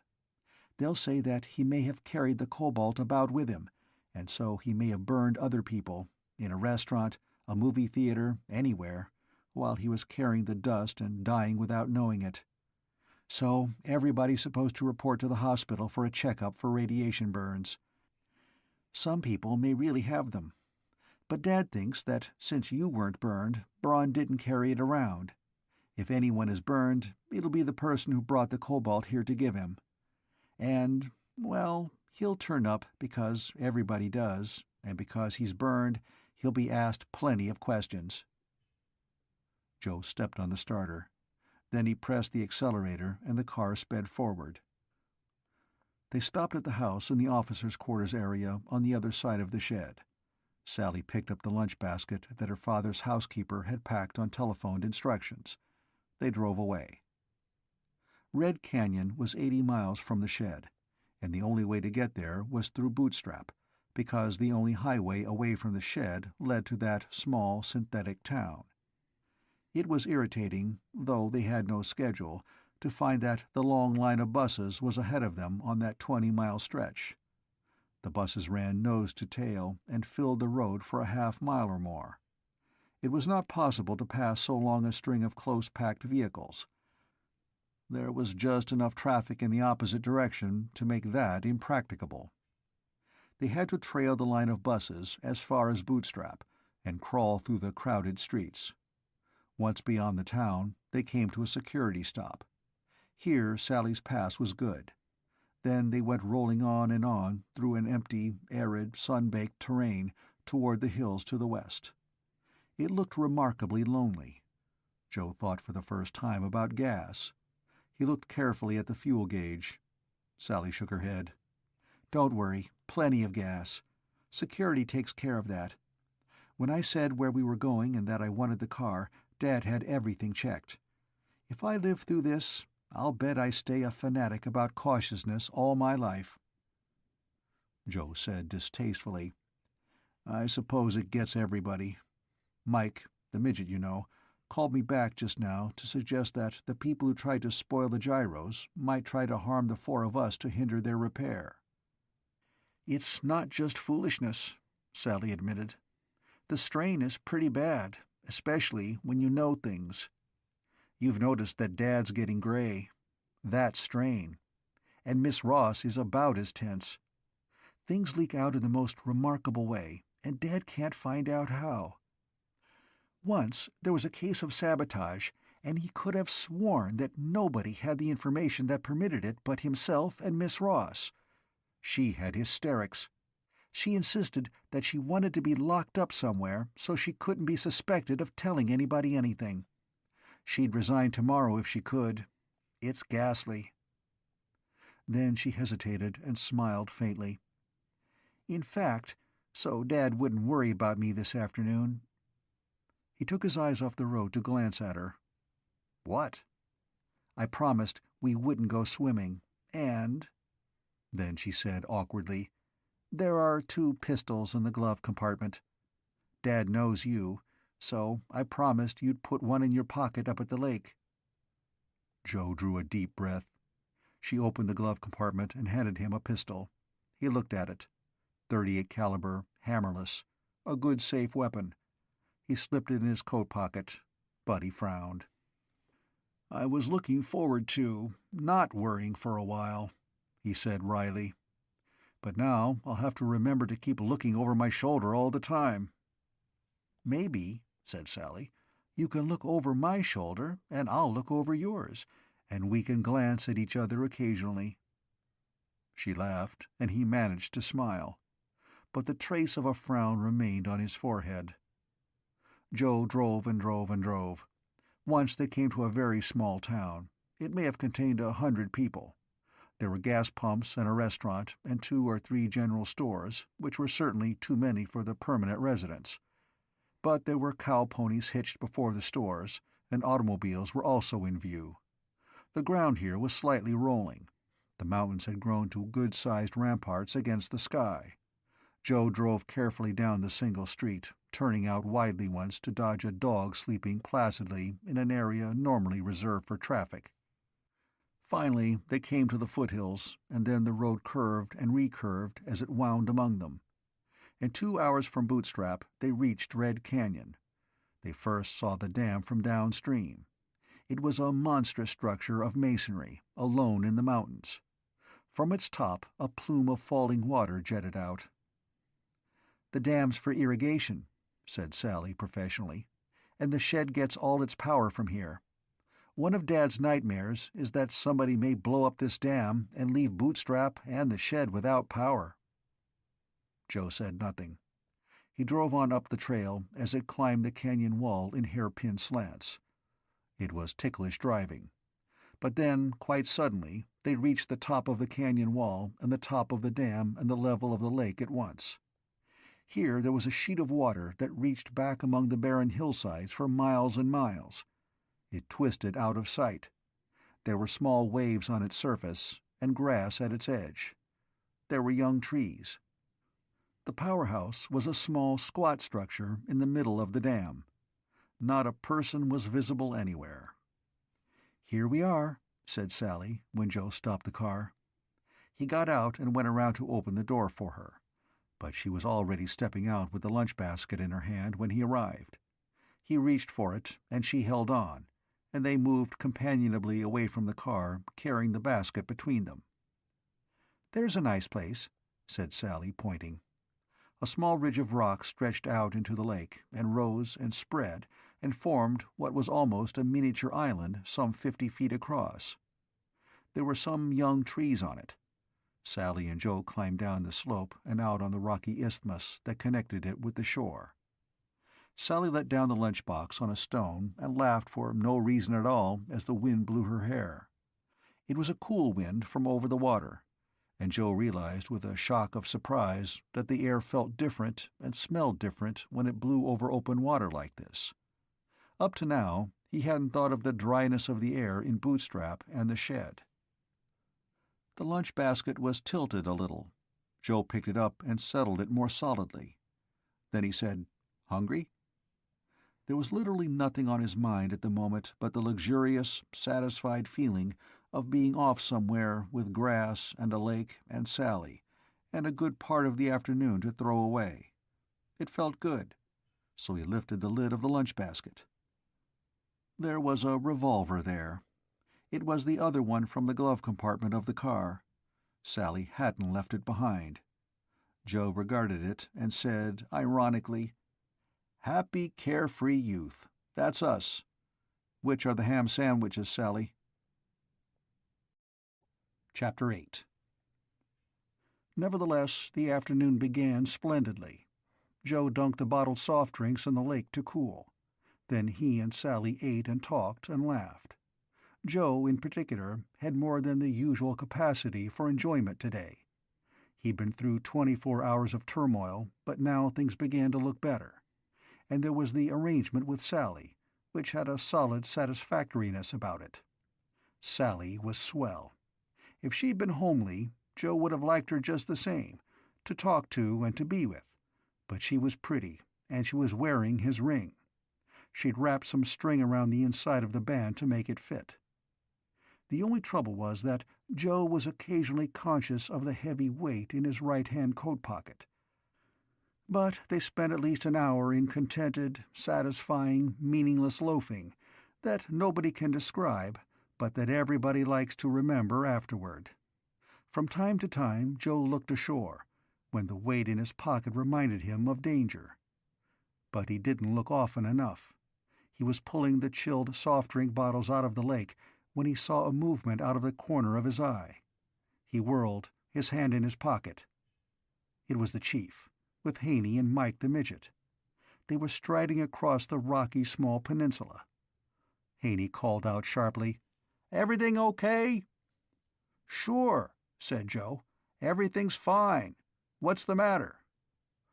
"Mike had a hunch," said the chief. "And, I remembered I worked on the job when this dam was built 15 years ago." He looked about him. "It looked different then." Then he caught Joe's eye and jerked his head almost imperceptibly to one side. Joe caught the signal. "I'll see about some more soft drinks," he said. "Come help me fish up the bottles." Sally smiled at the other two. She was already inspecting the lunch basket. "We still have some sandwiches," she said hospitably, "and some cake." Haney came forward awkwardly. Mike advanced toward her with something of truculence. Joe knew what was in his mind. If Sally treated him like a freak, but Joe knew with deep satisfaction that she wouldn't. He went down to the water's edge. "What's up, Chief?" he asked in a low tone. "Mike had a hunch," rumbled the chief. "Somebody tried to smash the stuff you brought. They did, but we started getting set to mend it. So what would they do? Polish us off. If they were set to atom dust the whole shed and everybody in it, they wouldn't stop at 4 more murders." Joe fished for a pop bottle. "Mike said something like that back at the shed," he observed. "Yeah, but you were the one who figured things out. You'd be first target.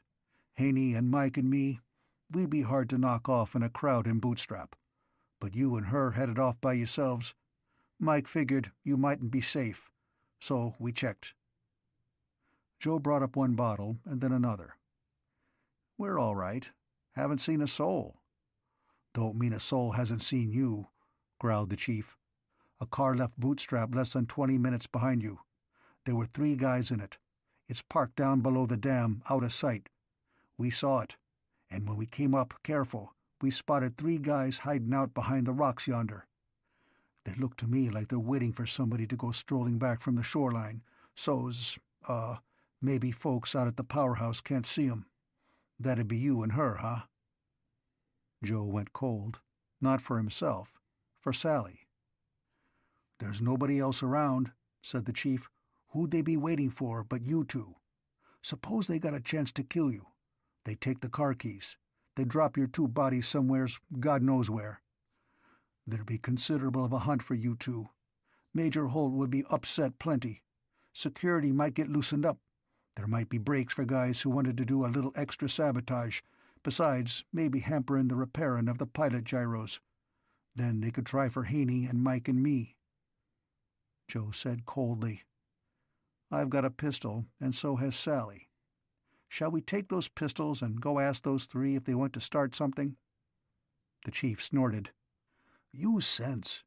It's good you got the pistols, though. I snagged a .22 rifle from a shooting gallery. It was all I could get in a hurry. But go hunting trouble? Fella, I want to see that platform go up. I'll take care of things now. Good layout here. They got to come across the open to get near. Don't say anything to Sally, but we'll keep your eyes open."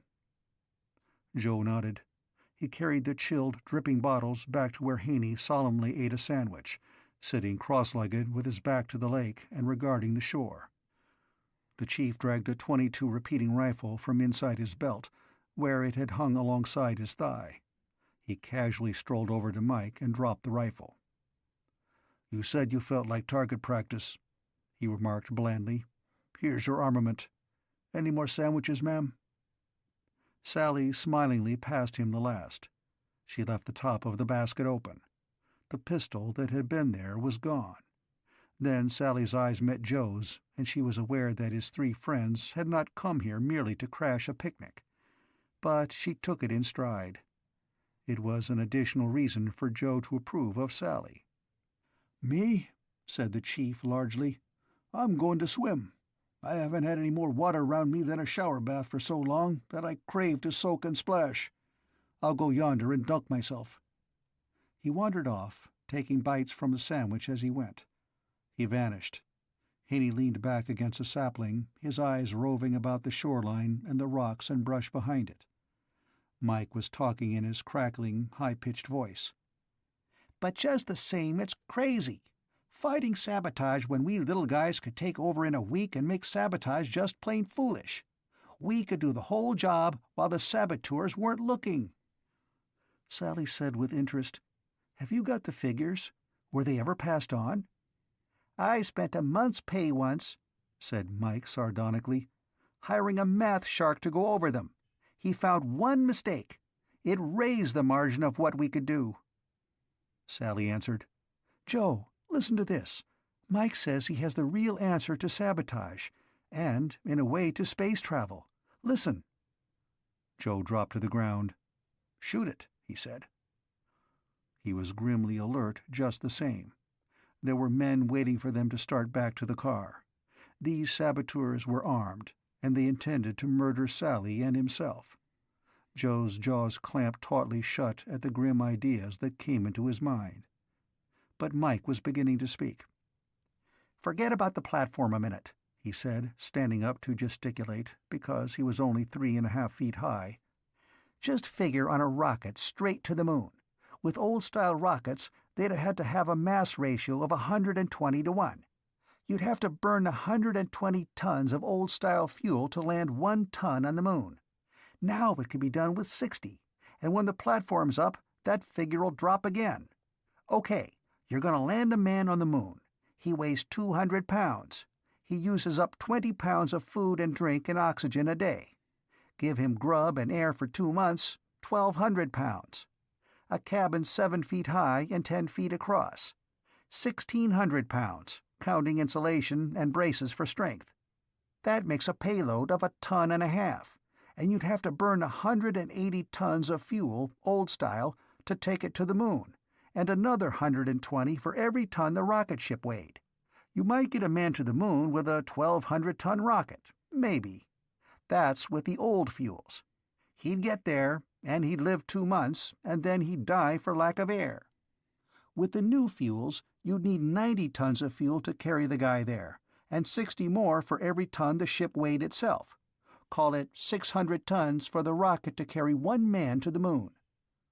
Sally nodded absorbedly. "I've seen figures like that," she agreed. "But take a guy like me," said Mike the midget bitterly. "I weigh 45 pounds, not 200. I use 4 pounds of food and air a day. A cabin for me to live in would be 4 feet high and 5 across. Being smaller, it wouldn't need so much bracing. You could do it for 200 pounds. 300 for grub and air, 50 for me. Me on the moon supplied for 2 months would come to 550 pounds. 16 tons of fuel to get me to the moon direct. To carry the weight of the ship, it's smaller, 50 tons maximum." "I see," said Sally, frowning. He looked at her suspiciously, but there was no mockery in her face. "It'd take a 600-ton rocket to get a full-sized man to the moon," he said with sudden flippancy. "But a guy my size could do the same job of strangling in a 50-ton job.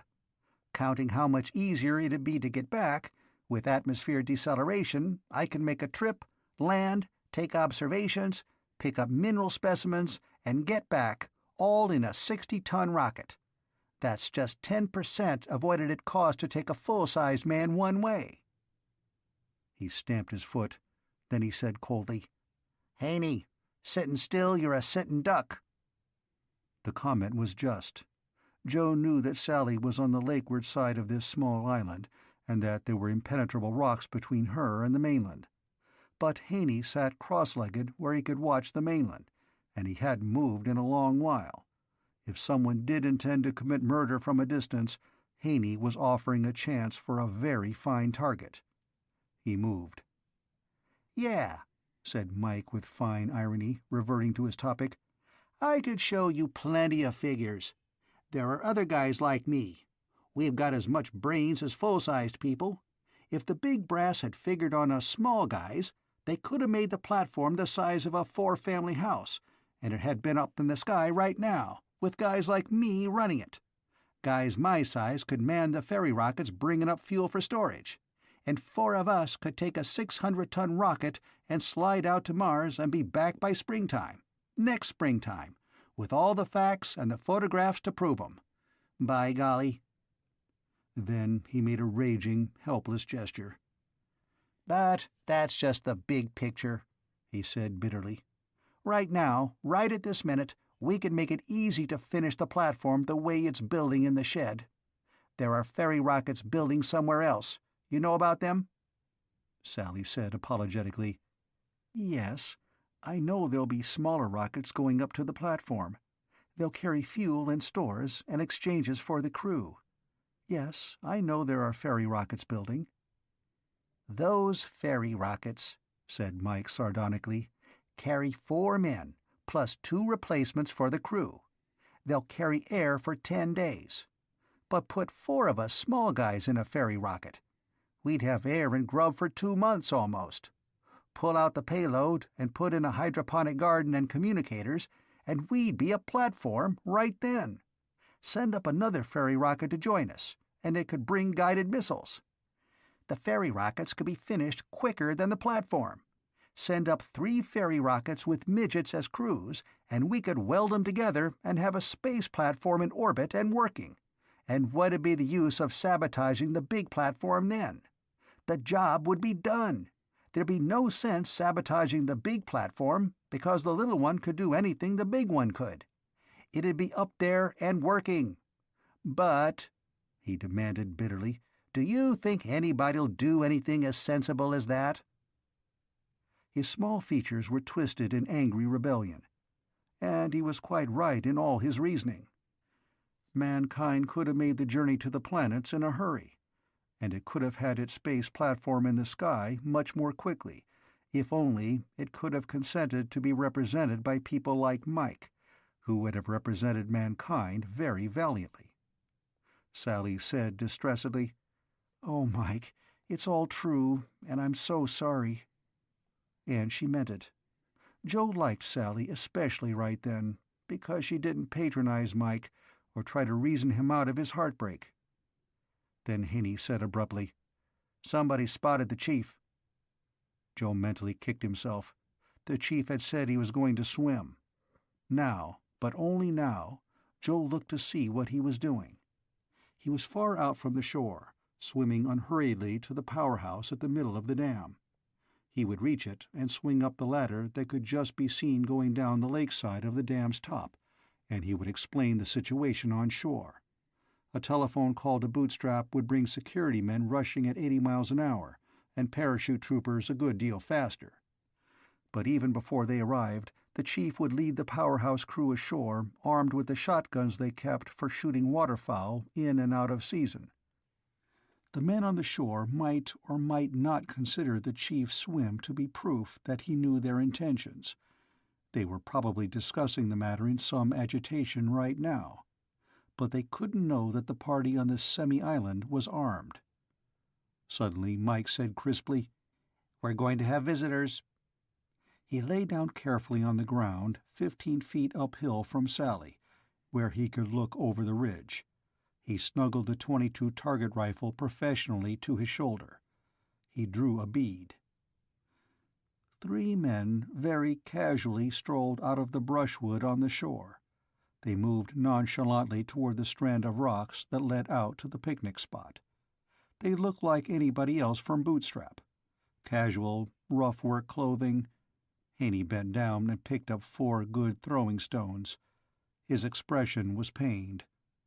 Joe said, "We've got pistols, Haney, and Sally's a good shot."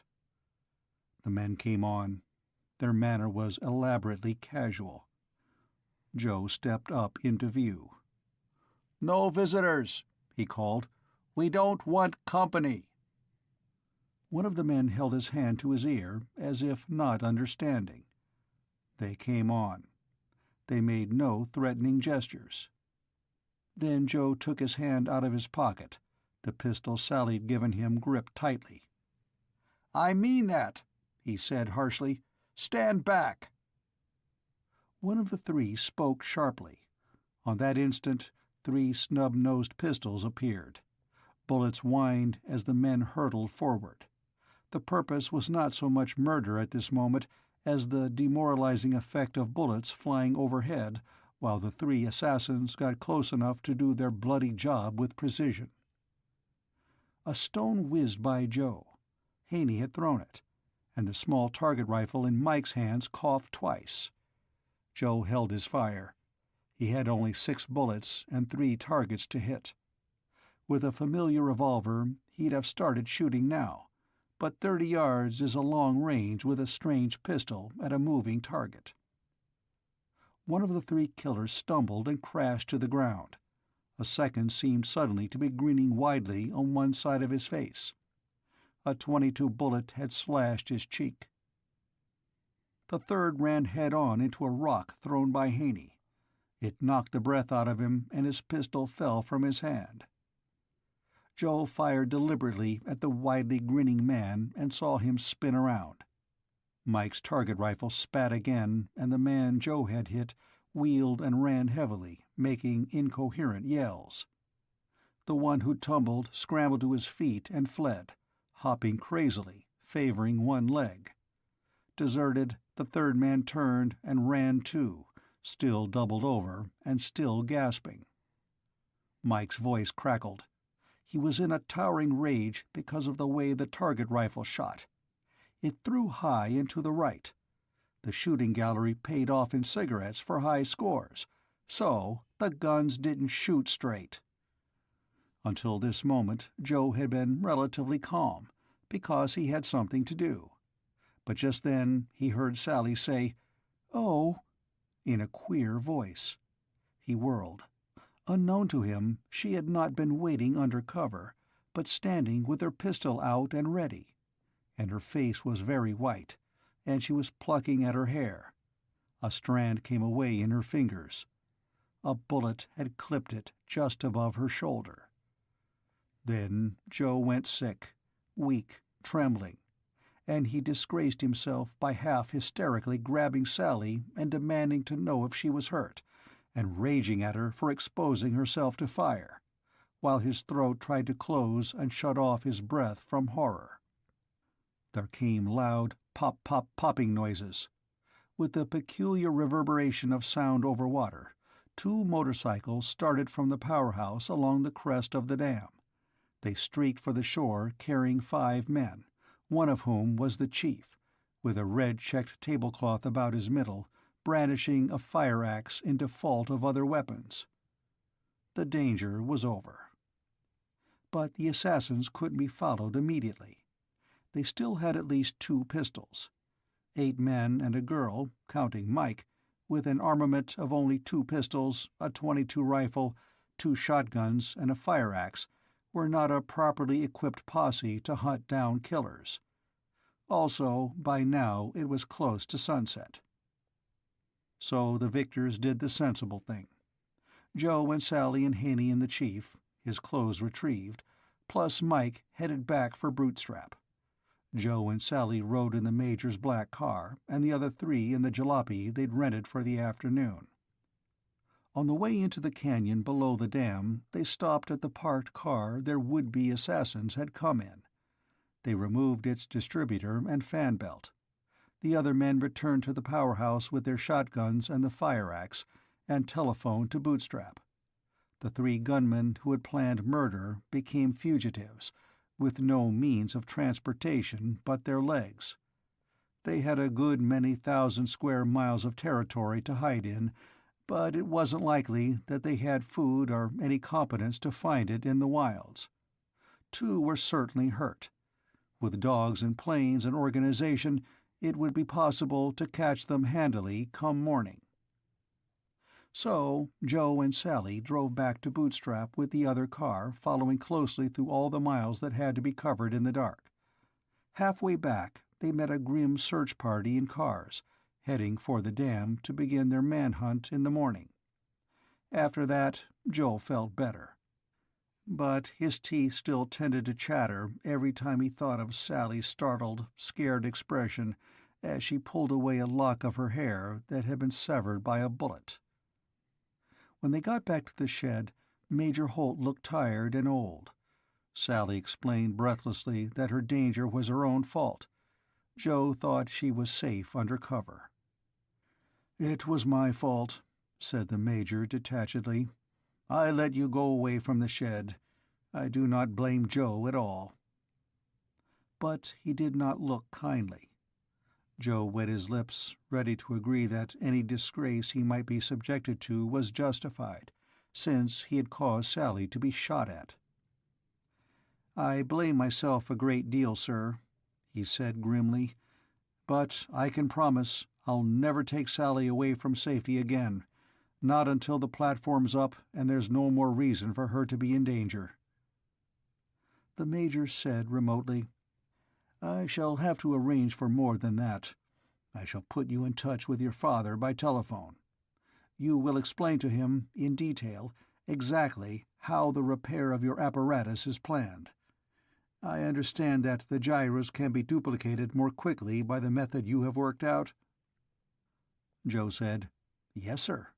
The balancing of the gyros can, which was the longest single job. But anything can be made quicker the second time. The patterns for the castings are all made, and the bugs worked out of the production process." "You will explain that to your father," said the Major heavily. "Your father's plant will begin to duplicate these, pilot gyros at once. Meanwhile, your, work crew will start to repair the one that is here." "Yes, sir." "And," said the Major, "I am sending you to the Pushpot airfield. I intend to scatter the targets the saboteurs might aim at. You are one of them. Your crew is another. From time to time, you will confer with them and verify their work. If any of them should be, disposed of, you will be able to instruct the others." "It's really the other way about, sir," objected Joe. "The Chief and Haney are pretty good, and Mike's got brains." The Major moved impatiently. "I am looking at this from a security standpoint," he said. "I am trying to make it plainly useless to attack the gyros again. Duplicates will be in production at your father's plant. There will be 3 men repairing the smashed ones. There will be another man in another place, and this will be you, who can instruct new workmen in the repair procedure if anything should happen. Thus there will have to be 3 separate successful coups if the pilot gyros are not to be ready when the platform needs them. Saboteurs might try 1, possibly 2, but I think they will look for another weak spot to attack." Joe did not like the idea of being moved away. He wanted to be on the job repairing the device that was primarily his responsibility. Besides, he had a feeling about Sally.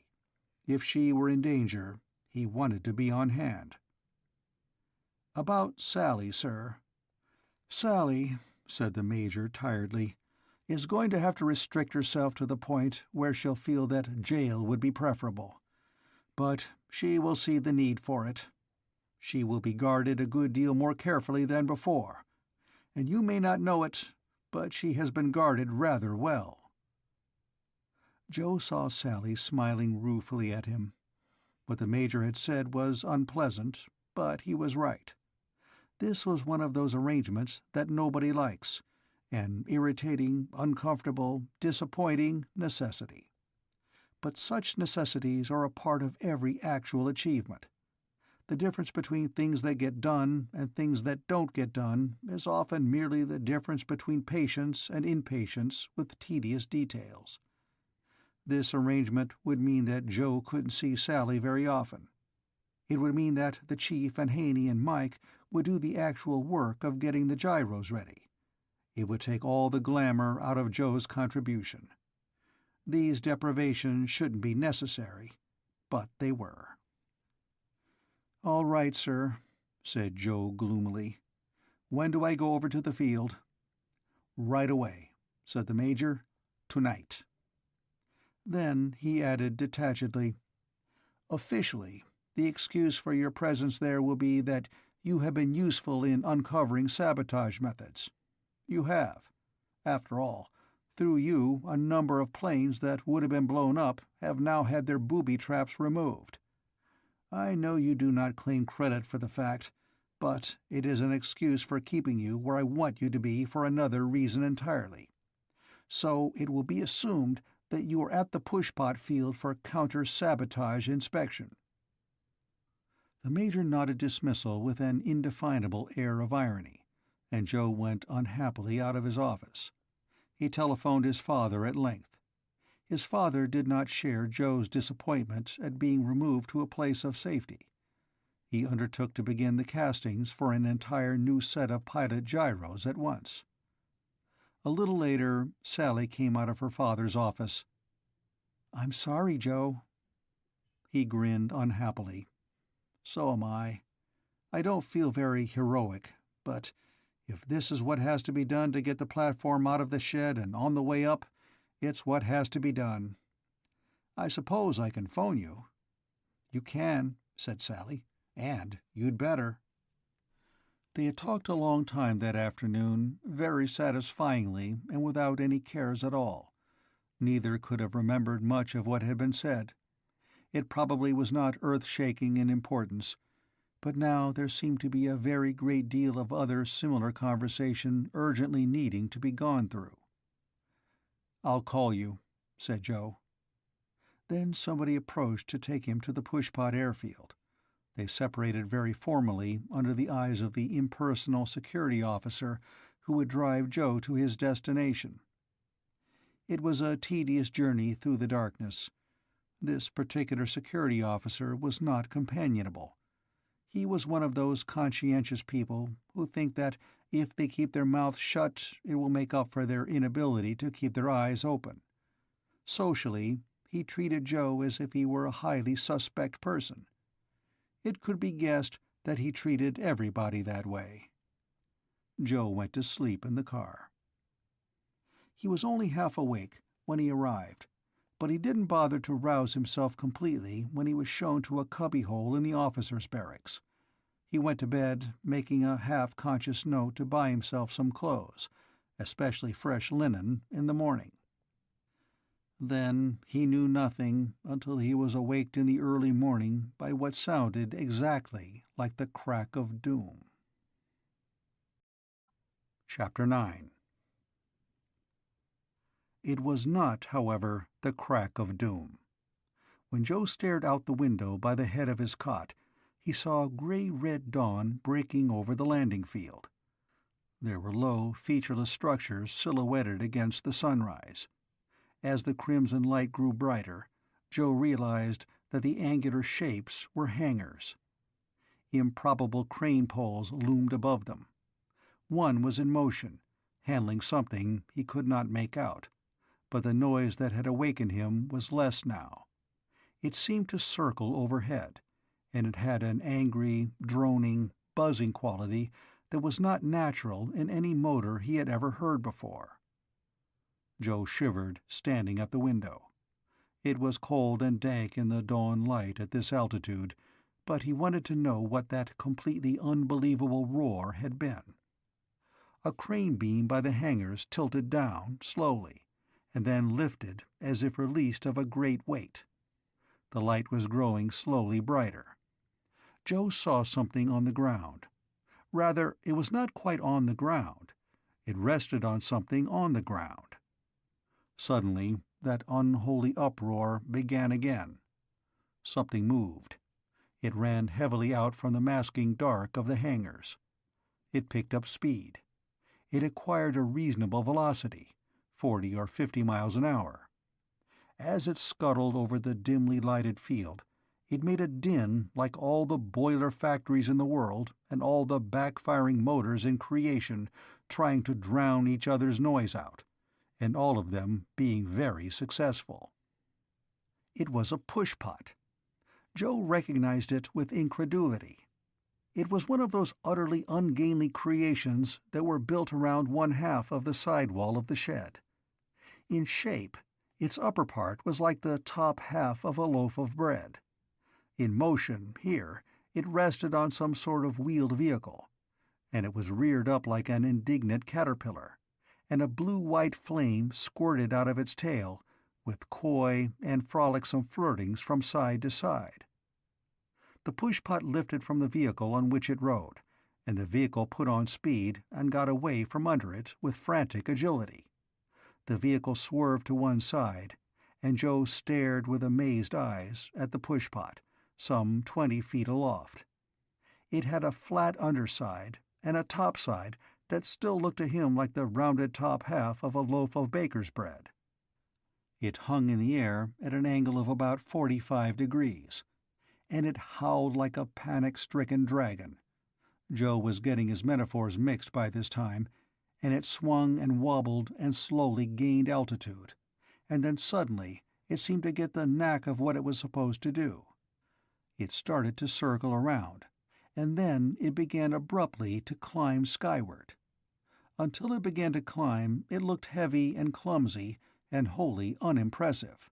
But when it climbed, it really moved.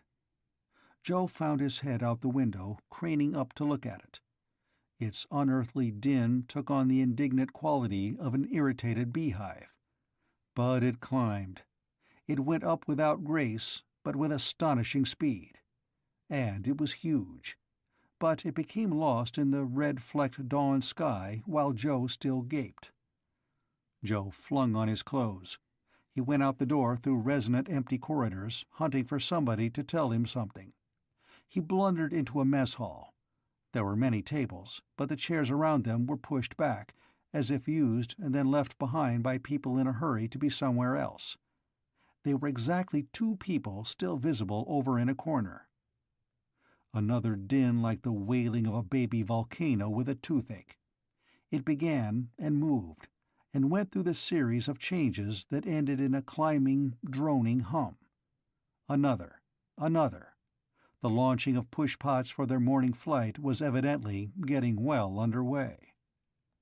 Joe hesitated in the nearly empty mess hall. Then he recognized the two seated figures. They were the pilot and co-pilot, respectively, of the fateful plane that had brought him to Bootstrap. He went over to their table. The pilot nodded matter-of-factly. The co-pilot grinned. Both still wore bandages on their hands, which would account for their remaining here. "Fancy seeing you," said the co-pilot cheerfully. "Welcome to the Hotel de Gink. But don't tell me you're going to fly a pushpot." "I hadn't figured on it," admitted Joe. "Are you?" "Perish forbid," said the co-pilot amiably. "I tried it once, for the devil of it. Those things fly with the grace of a lady elephant on ice skates." "Did you by any chance notice that they haven't got any wings? And did you notice where their control surfaces were?" Joe shook his head. He saw the remnants of ham and eggs and coffee. He was hungry. There was the uproar to be expected of a basso profundo banshee in pain. Another pushpot was taking off. "How do I get breakfast?" he asked. The co-pilot pointed to a chair. He rapped sharply on a drinking glass. A door opened, he pointed at Joe, and the door closed. "Breakfast coming up," said the co-pilot. "Look, I know you're Joe Kenmore. I'm Brick Tally, and this is Captain, no less than Captain, Thomas J. Walton. Impressed?" "Very much," said Joe. He sat down. "What about the control surfaces on pushpots?" "They're in the jet blast," said the co-pilot, now identified as Brick Tally. "Like the V-2 rockets when the Germans made 'em. Vanes in the exhaust blast, no kidding. Landing and skidding in on their tails like they do, they haven't speed enough to give wing flaps a grip on the air, even if they had wings to put the wing flaps on. Those dinkuses are things to have bad dreams about." Again a door opened, and a man in uniform with an apron in front came marching in with a tray. There was tomato juice and ham and eggs and coffee. He served Joe briskly and marched out again. "That's Hotel de Gink service," said Tally. "No wasted motion, no sloppy civilities. He was about to eat that himself. He gave it to you, and now he'll cook himself a double portion of everything. What are you doing here anyhow?" Joe shrugged. It occurred to him that it would neither be wise nor creditable to say that he'd been sent here to split up a target at which saboteurs might shoot. "I guess I'm attached for rations," he observed. "There'll be orders along about me presently, I suppose. Then I'll know what it's all about." He fell to on his breakfast. The thunderous noises of the pushpots taking off made the mess hall quiver. Joe said between mouthfuls, "Funny way for anything to take off, riding on— it looked like a truck." "It is a truck," said Tally. "A high-speed truck. 50 of them specially made to serve as undercarriages so pushpot pilots can practice. The pushpots are really only expected to work once, you know." Joe nodded. "They aren't to take off," Tally explained. "Not in theory. They hang onto the platform and heave. They go up with it, pushing. When they get it as high as they can, they'll shoot their JADOs, let go, and come bumbling back home. So they have to practice getting back home and landing. For practicing, it doesn't matter how they get aloft. When they get down, a big straddle truck on caterpillar treads picks them up. They land in the doggonedest places sometimes, and brings them back. Then a crane heaves them up on a high-speed truck, and they do it all over again." Joe considered while he ate. It made sense. The function of the pushpots was to serve as the first booster stage of a multiple-stage rocket. Together, they would lift the platform off the ground and get it as high as their jet motors would take it, traveling east at the topmost speed they could manage. Then they'd fire their JADOs simultaneously, and in doing that, they'd be acting as the second booster stage of a multiple-stage rocket. Then their work would be done, and their only remaining purpose would be to get their pilots back to the ground alive, while the platform on its own third stage shot out to space. "So," said Tally, "since their pilots need to practice landings, the trucks get them off the ground. They go up to 50,000 feet, just to give their oxygen tanks a chance to conk out on them. Then they barge around up there a while. The advanced trainees shoot off a JATO at top speed. It's gauged to build them up to the speed they'll give the platform. And then, if they come out of that and get back down to ground safely, they uncross their fingers. A merry life those guys lead. When a man's made 10 complete flights, he retires. 1 flight a week thereafter to keep in practice only, until the big day for the platform's takeoff. Those guys sweat." "Is it that bad?" The pilot grunted. The co-pilot, Tally, spread out his hands. "It is that bad. Every so often, one of them comes down untidily. There's something the matter with the motors. They've got a little too much power, maybe. Sometimes, occasionally, they explode." "Jet motors?" asked Joe. "Explode? That's news." "A strictly special feature," said Tally dryly. "Exclusive with push-pots for the platform. They run 'em and run 'em and run 'em on test. Nothing happens. But occasionally one blows up in flight. Once it happened warming up. That was a mess. The field's been losing 2 pilots a week, lately more." "It doesn't sound exactly reasonable," said Joe slowly. He put a last forkful in his mouth. "It's also inconvenient," said Tally, "for the pilots." The pilot, Walton, opened his mouth. "It'd be sabotage," he said curtly, "if there was any way to do it. 4 pilots killed this week." He lapsed into silence again. Joe considered. He frowned. A push-pot, outside the building, hysterically bellowed its way across the runway, and its noise changed and was aloft. It went spiraling up and up. Joe stirred his coffee. There were thin shoutings outside. A screaming, whistling noise.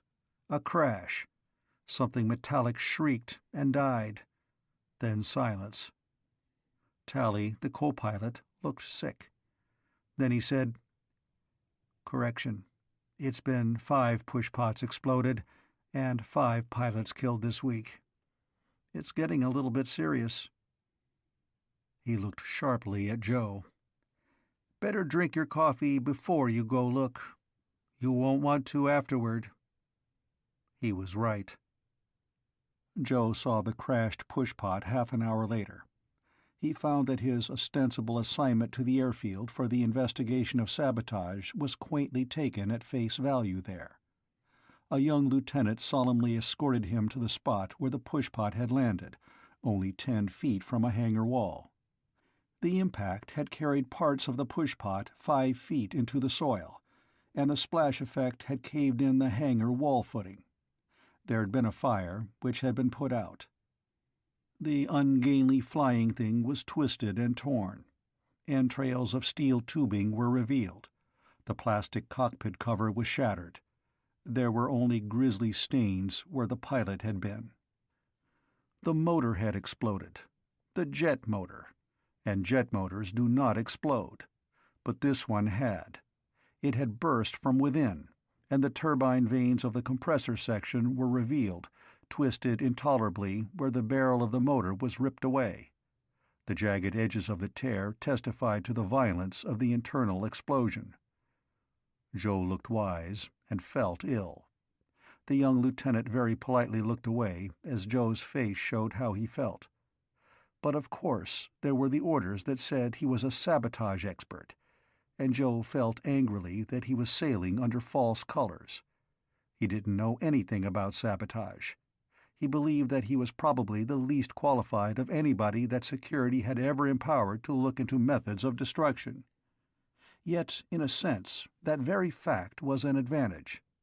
A man may be set to work to contrive methods of sabotage.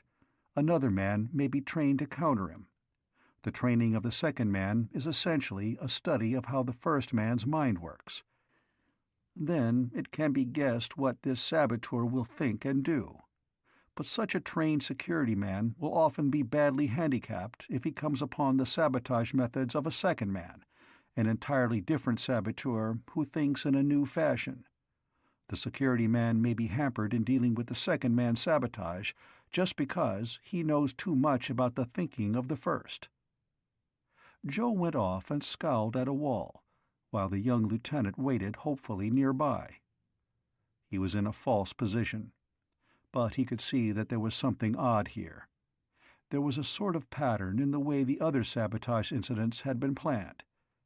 It was hard to pick out, but it was there. Joe thought of the trick of booby-trapping a plane during its major overhaul and then arming the traps at a later date. A private plane had been fitted to deliver proximity rockets in mid-air when the transport ship flew past.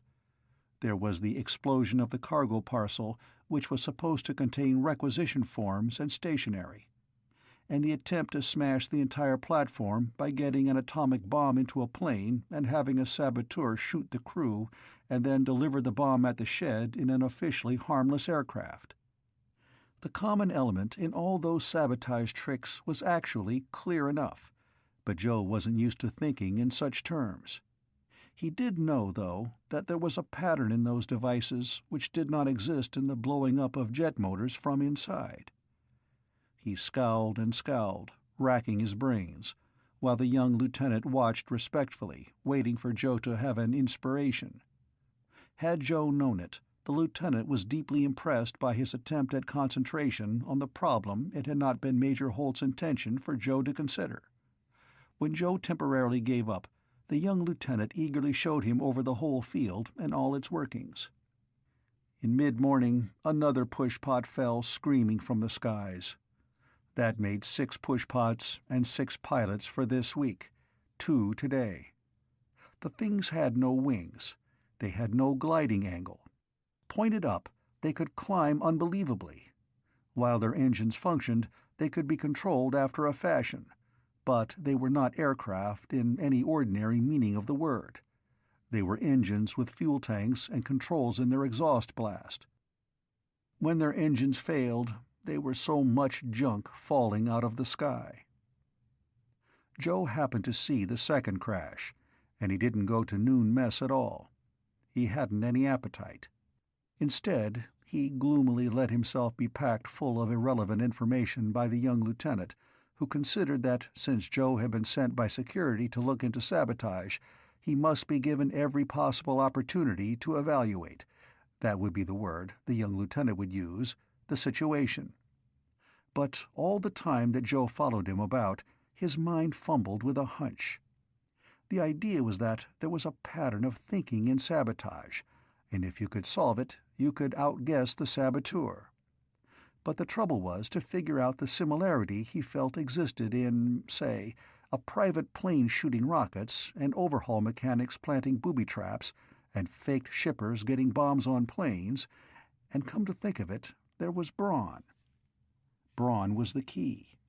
Braun had been an honest man, with an honest loyalty to the United States which had given him refuge. But he had been blackmailed into accepting a container of atomic death to be released in the shed. Radioactive cobalt did not belong in the shed. That was the key to the pattern of sabotage. Braun was not to use any natural thing that belonged in the shed. He was to be only the means by which something extraneous and deadly was to have been introduced. That was it. Somebody was devising ingenious ways to get well-known destructive devices into places where they did not belong, but where they would be effective. Rockets, bombs, even radioactive cobalt dust. All were perfectly well-known means of destruction. The minds that planned those tricks said, in effect, "These things will destroy. How can we get them to where they will destroy something?" It was a strict pattern. But the push-pot sabotage, and Joe was sure it was nothing else, was not that sort of thing. Making motors explode. Motors don't explode. One couldn't put bombs in them. There wasn't room. The explosions Joe had seen looked as if they'd centered in the fire basket, technically the combustion area behind the compressor and before the drive vanes. A jet motor whirled. Its front vanes compressed air, and a flame burned furiously in the compressed air, which swelled enormously and poured out past other vanes that took power from it to drive the compressor. The excess of blast poured out astern in a blue-white flame, driving the ship. But one couldn't put a bomb in a fire basket. The temperature would melt anything but the refractory alloys of which a jet motor was to be built. A bomb placed there would explode the instant a motor was started. It couldn't resist until the pushpot took off. It couldn't. This was a different kind of sabotage. There was a different mind at work. In the afternoon, Joe watched the landings while the young lieutenant followed him patiently about. A pushpot landing was quite unlike the landing of any other airborne thing. It came flying down with incredible clumsiness, making an uproar out of all proportion to its landing speed. Pushpots came in with their tail ends low, crudely and cruelly clumsy in their handling. They had no wings or fins. They had to be balanced by their jet blasts. They had to be steered the same way. When a jet motor conked out, there was no control. The pushpot fell. He carefully watched one landing now. It came down low and swung in toward the field, and seemed to reach its stern down tentatively to slide on the earth, and the flame of its exhaust scorched the field, and it hesitated, pointing up at an ever steeper angle, and touched and its nose tilted forward, and leapt up as the jet roared more loudly, and then touched again. The goal was for pushpots to touch ground finally with the whole weight of the flying monstrosity supported by the vertical thrust of the jet, and while it was moving forward at the lowest possible rate of speed. When that goal was achieved, they flopped solidly flat, slid a few feet on their metal bellies, and lay still. Some hit hard and tried to dig into the earth with their blunt noses. Joe finally saw one touch with no forward speed at all. It seemed to try to settle down vertically as a rocket takes off. That one fell over backward and wallowed with its belly plates in the air before it rolled over on its side and rocked there.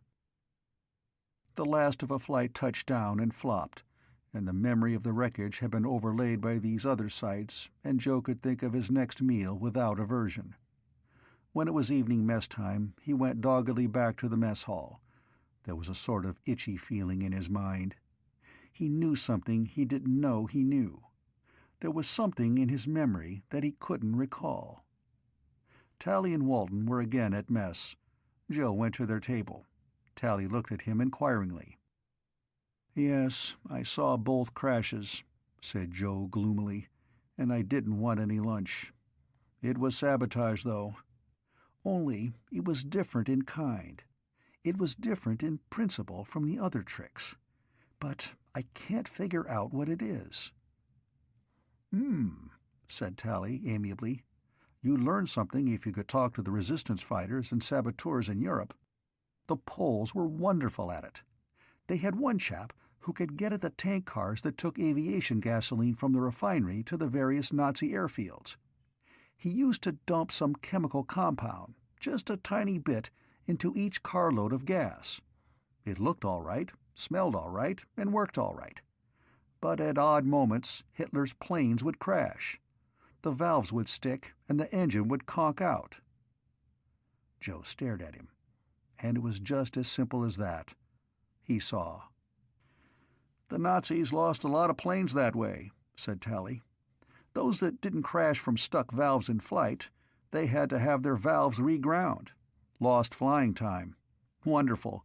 And when the Nazis did uncover the trick, they had to re-refine every drop of aviation gas they had."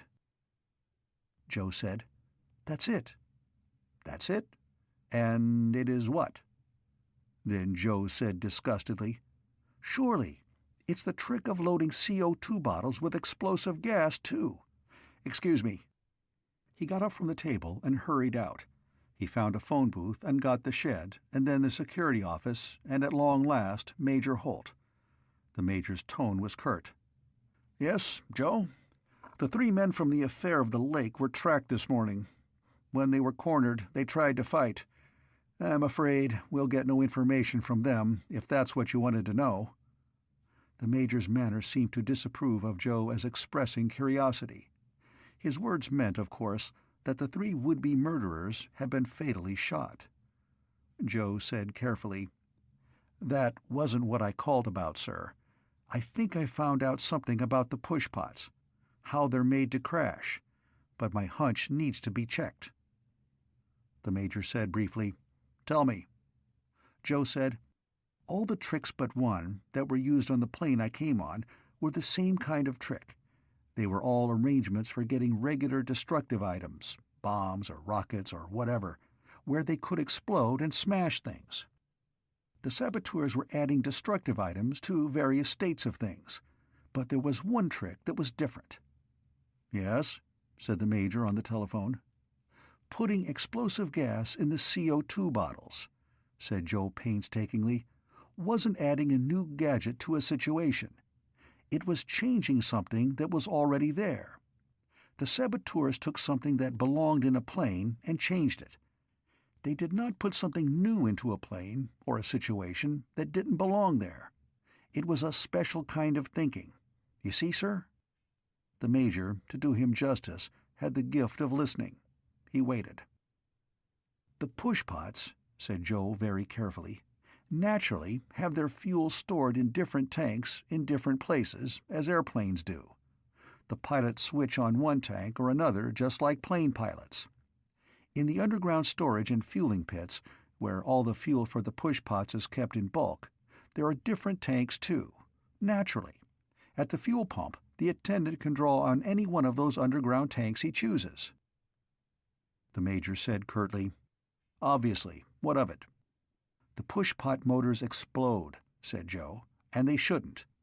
No bomb could be gotten into them without going off the instant they started, and they don't blow that way. I make a guess, sir, that one of the underground storage tanks, just one, contains doctored fuel. I'm guessing that as separate tanks in a pushpot are filled up, one by one is filled from a particular underground storage tank that contains doctored fuel. The rest will have normal fuel, and the pushpot is going to crash when that tank, and only that tank, is used." Major Holt was very silent. "You see, sir," said Joe uneasily, "the pushpots could be fueled 100 times over with perfectly good fuel, and then one tank in one of them would explode when drawn on. There'd be no pattern in the explosions." Major Holt said coldly, "Of course, I see. It would only need one tank of doctored fuel to be delivered to the airfield, and it need not be used for weeks. And there would be no trace in the wreckage after the fire. You are telling me there is one underground storage tank in which the fuel is highly explosive." "It is plausible. I will have it checked immediately." He hung up, and Joe went back to his meal. He felt uneasy. There couldn't be any way to make a jet motor explode unless you fed it explosive fuel. Then there couldn't be any way to stop it. And then, after the wreck had burned, there couldn't be any way to prove it was really sabotage. But the feeling of having reported only a guess was not too satisfying. Joe ate gloomily. He didn't pay much attention to Tally. He had that dogged, uncomfortable feeling a man has when he knows he doesn't qualify as an expert, but feels that he's hit on something the experts have missed.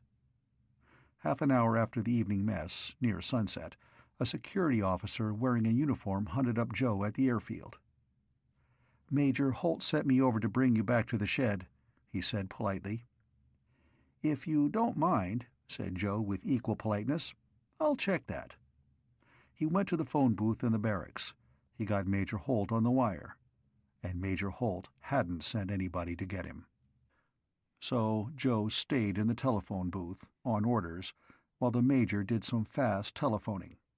It was comforting to know he had a pistol in his pocket, and it was frustrating not to be allowed to try to capture the fake security officer himself.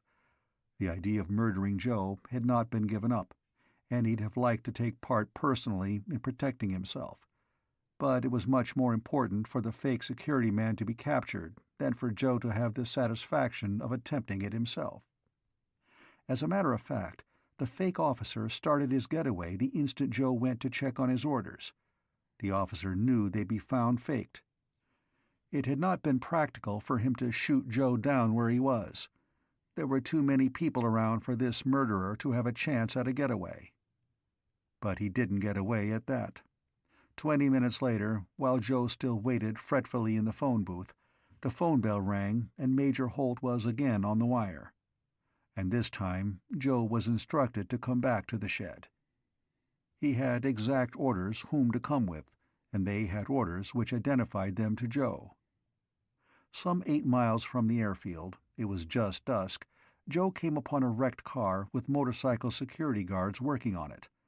They stopped Joe's escort. Joe's phone call had set off an alarm.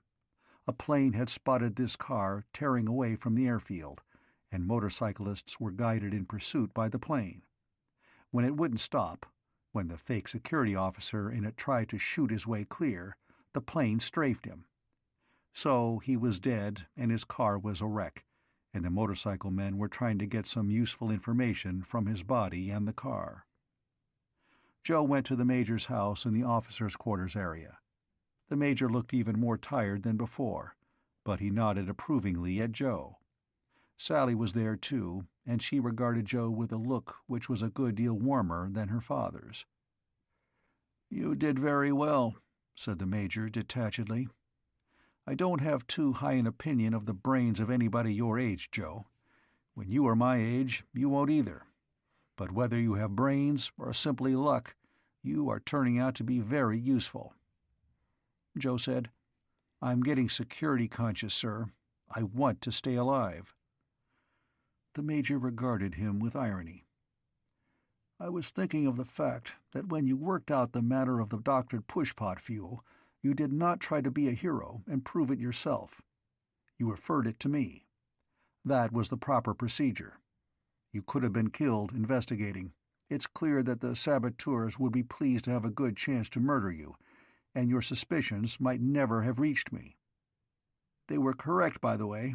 One storage tank underground was half full of doctored fuel. Rather more important, another was full, not yet drawn on." The Major went on, without apparent cordiality. "It seems probable that if this particular sabotage trick had not been detected, it seems likely that on the platform's takeoff, all or most of the pushpots would have been fueled to explode at some time after the platform was aloft, and before it could possibly get out to space." Joe felt queer. The Major was telling him, in effect, that he might have kept the platform from crashing on takeoff. It was a good but upsetting sensation. It was still more important to Joe that the platform get out to space than that he be credited with saving it, and it was not reassuring to hear that it might have been wrecked. "Your reasoning," added the Major coldly, "was soundly based. It seems certain that there is not one central authority directing all the sabotage against the platform. There are probably several sabotage organizations, all acting independently and probably hating each other, but all hating the platform more." Joe blinked. He hadn't thought of that. It was disheartening. "It will be really bad," said the Major, "if they ever cooperate." "Yes, sir," said Joe. "But I called you back from the airfield," the Major told him without warmth, "to say that you have done a good job. I talked to Washington. Naturally, you deserve a reward." "I'm doing all right, sir," said Joe awkwardly. "I want to see the platform go up and stay up." The Major nodded impatiently. "Naturally. But, one of the men selected and trained for the crew of the platform has been, taken ill. In strict confidence, because of sabotage, it has been determined to close in the platform and get it aloft at the earliest possible instant, even if its interior arrangements are incomplete. So, in view of your usefulness, I said to Washington that I believe the greatest reward you could be offered was, to be trained as an alternate crew member, to take this man's place if he does not recover in time." The room seemed to reel around Joe. Then he gulped and said, "Yes, sir. I mean, that's right. I mean, I'd rather have that than all the money in the world." "Very well." The Major turned to leave the room. "You'll stay here, be guarded a good deal more closely than before, and take instructions. But you understand that you are still only an alternate for a crew member. The odds are definitely against your going." That's all right, sir," said Joe unsteadily. "That's quite all right." The Major went out. Joe stood still, trying to realize what all this might mean to him. Then Sally stirred. "You might say thanks, Joe." Her eyes were shining, but she looked proud too. "I put it in Dad's head that that was what you'd like better than anything else," she told him. "If I can't go up in the platform myself, and I can't, I wanted you to, because I knew you wanted to." She smiled at him as he tried incoherently to talk. With a quiet, maternal patience, she led him out on the porch of her father's house and sat there and listened to him. It was a long time before he realized that she was humoring him. Then he stopped short and looked at her suspiciously. He found that in his enthusiastic gesticulations, he had been gesticulating with her hand as well as his own. "I guess I'm pretty crazy," he said ruefully, "shooting off my mouth about myself up there in space. You're pretty decent to stand me the way I am, Sally." He paused. Then he said humbly, "I'm plain lucky. But knowing you and having you like me reasonably much is pretty lucky too." She looked at him noncommittally. He added painfully, "And not only because you spoke to your father and told him just the right thing either. You're sort of swell, Sally." She let out her breath. Then she grinned at him. "That's the difference between us, Joe," she told him. "To me, what you just said is the most important thing anybody said tonight." Chapter 10. The world turned over on its axis with unfailing regularity, and nights followed mornings, and mornings followed nights, according to well-established precedent. One man turned up in Bootstrap with radiation burns, but he had not offered himself for check-over at the hospital. He was found dead in his lodging. Since nobody else appeared to have suffered any burns at all, it was assumed that he was the messenger who had brought the radioactive cobalt to Braun, who also had been doomed by possession of the deadly stuff, but who had broken the chain of fatality by not dumping it free into the air of the shed. Under the circumstances, then, 3-shift work on the platform was resumed, and 3 times in each 24 hours fleets of buses rolled out of Bootstrap carrying men to work in the shed, and rolled back again loaded with men who had just stopped working there. Trucks carried materials to the shed, and swing-up doors opened in the great dome's eastern wall, and the trucks went in and unloaded. Then the trucks went out of the same doors and trundled back for more materials. In the shed, shining plates of metal swung aloft, and welding torches glittered in the maze of joists and upright pipes that still covered the monster shape. Each day it was a little more nearly complete. In a separate guarded workshop by a side wall, the Chief and Haney and Mike the Midget labored mightily to accomplish the preposterous. They grew lean and red-eyed from fatigue, and short of temper and ever more fanatical, and security men moved about in seeming uselessness but never-ceasing vigilance. There were changes, though. The assembly line of pushpots grew shorter, and the remaining monstrosities around the sidewall were plainly near to completion. There came a day, indeed, when only 5 ungainly objects remained on that line, and even they were completely plated in and needed only a finishing touch.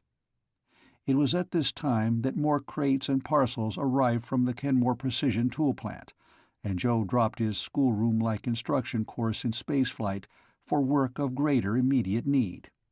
He and his allies worked twice around the clock to assemble the replaced parts with the repaired elements of the pilot gyros. They grew groggy from the desperate need, both for speed and for absolute accuracy, but they put the complex device together and adjusted it, and surveyed the result through red-rimmed eyes, and were too weary to rejoice. Then Joe threw a switch, and the reconstituted pilot gyro assembly began to hum quietly, and the humming rose to a whine, and the whine went deliberately up the scale until it ceased to be audible at all. Presently a dial announced the impossible, and they gazed at a device that seemed to be doing nothing whatever. The gyros appeared quite motionless. They spun with such incredible precision that it was not possible to detect that they moved a hairbreadth, and the whole complex device looked very simple and useless. But the four of them gazed at it, now that it worked, with a sudden, passionate satisfaction. Joe moved a control, and the axis of the device moved smoothly to a new place and stayed there. He moved the control again, and it moved to another position and stayed there, and to another, and another, and another. Then the chief took Joe's place, and under his hand the seemingly static discs, which were actually spinning at 40,000 revolutions per minute, turned obediently and without any appearance of the spectacular. Then Haney worked the controls, and Mike put the device through its paces. Mike left the gyro spinning so that the main axis pointed at the sun, invisible beyond the shed's roof, and then all four of them watched. It took minutes for this last small test to show its results. But visibly and inexorably the pilot gyros followed the unseen sun, and they would have resisted with a force of very many tons any attempt to move them aside by so little as 1/10 of a second of arc, which would mean something like 1/300,000th of a right angle.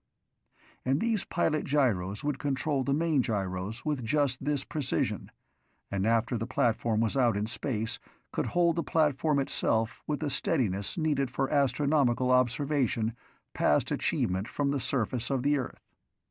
The pilot gyros, in a word, were ready for installation. Joe and Haney and the chief and Mike were not beautiful to look at. They were begrimed from head to toe, and their eyes were bloodshot, and they were exhausted to the point where they did not even notice any longer that they were weary. And their mental processes were not at all normal, so that they were quarrelsome and arbitrary and arrogant to the men with the flatbed trailer who came almost reverently to move their work.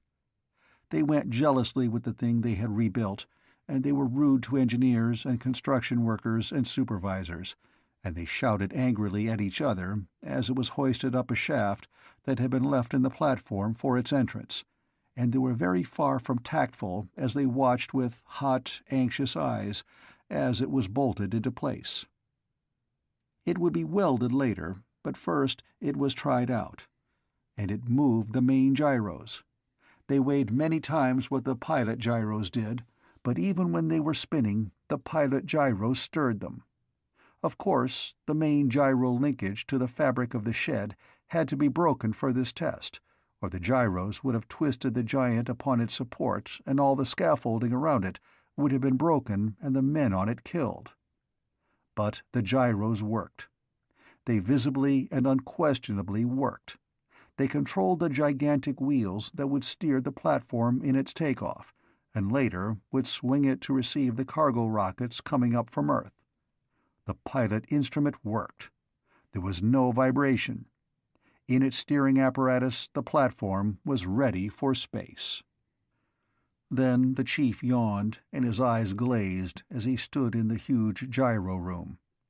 And Haney's knees wobbled, and he sat down and was instantly asleep. Then Joe vaguely saw somebody. It was Major Holt, holding Mike in his arms as if Mike were a baby.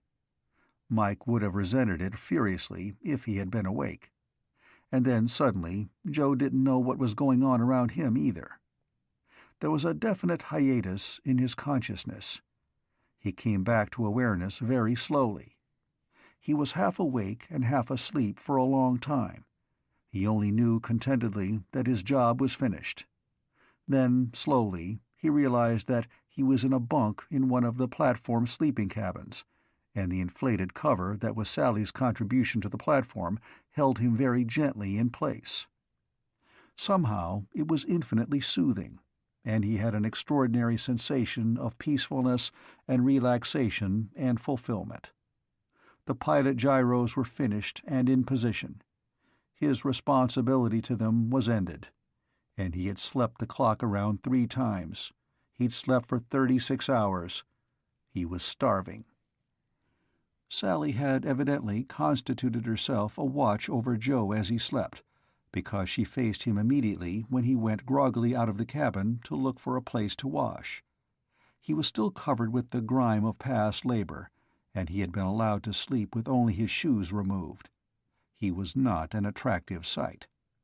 But Sally regarded him with an approval that her tone belied.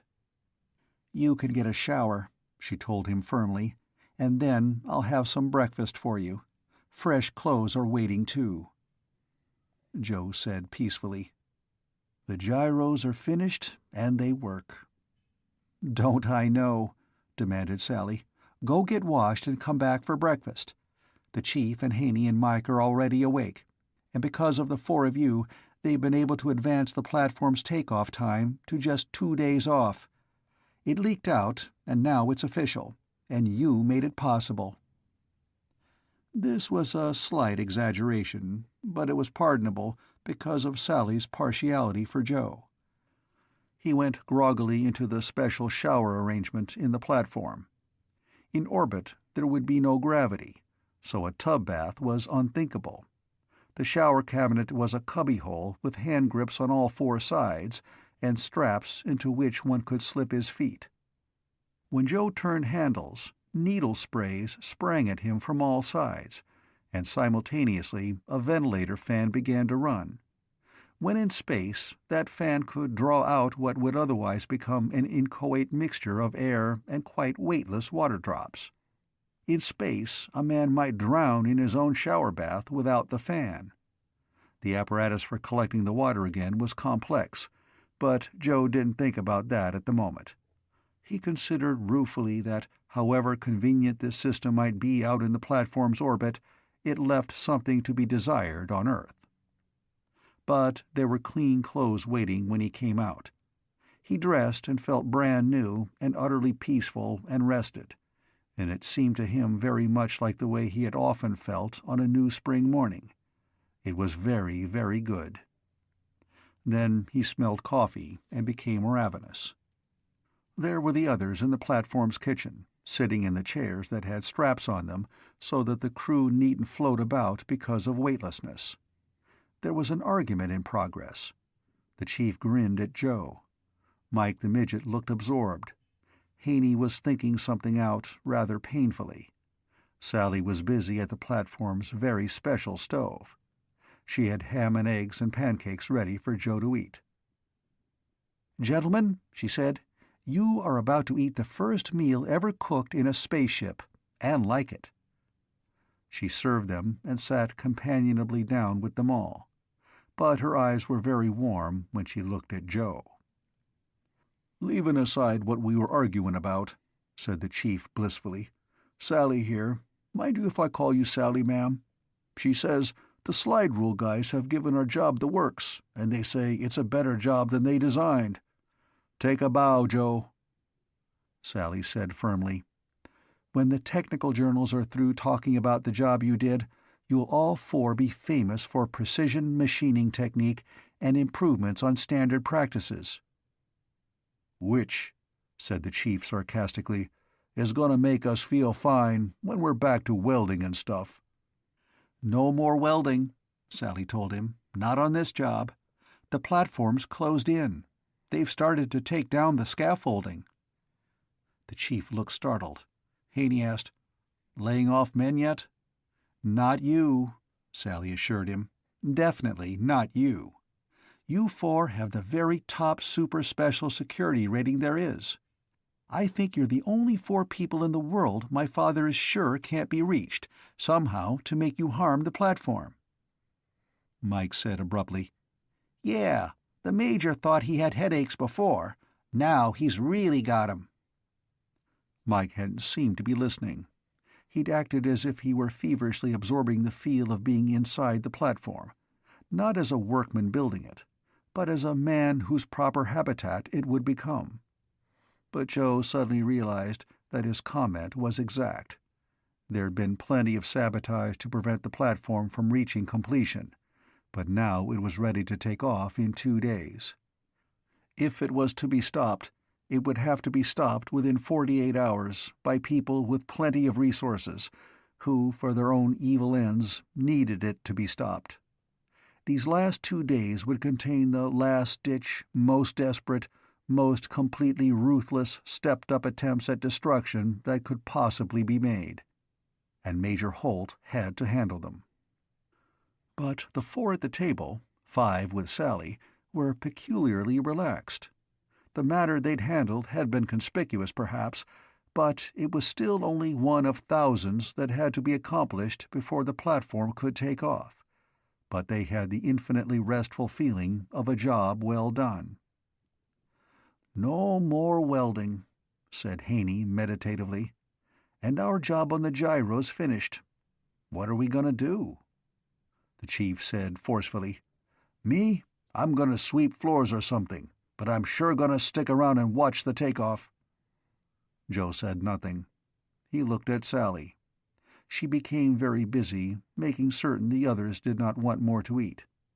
After a long time, Joe said, with very careful casualness, "Come to think of it, I was getting loaded up with astrogation theory when I had to stop and pitch in on the gyros. How's that sick crew member, Sally?" "I wouldn't know," answered Sally unconvincingly. "Have some more coffee?" Joe made his face go completely expressionless. There was nothing else to do. Sally hadn't said that his chances looked bad for making the crew of the platform when it went out to space, but Sally had ways of knowing things. She would be sure to keep informed on a matter like that because she was wearing Joe's ring, and it would have taken a great deal of discouragement to keep her from finding out good news to tell him.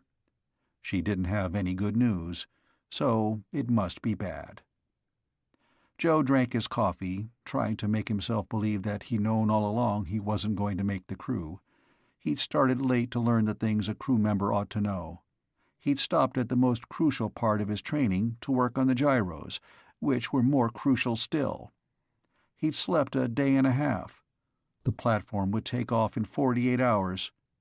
He tried to reason carefully that it was common sense to use a man who was fully trained from the beginning for a place in the crew, rather than a latecomer like himself.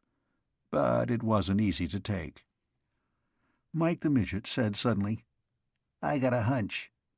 "Shoot it," said the chief amiably.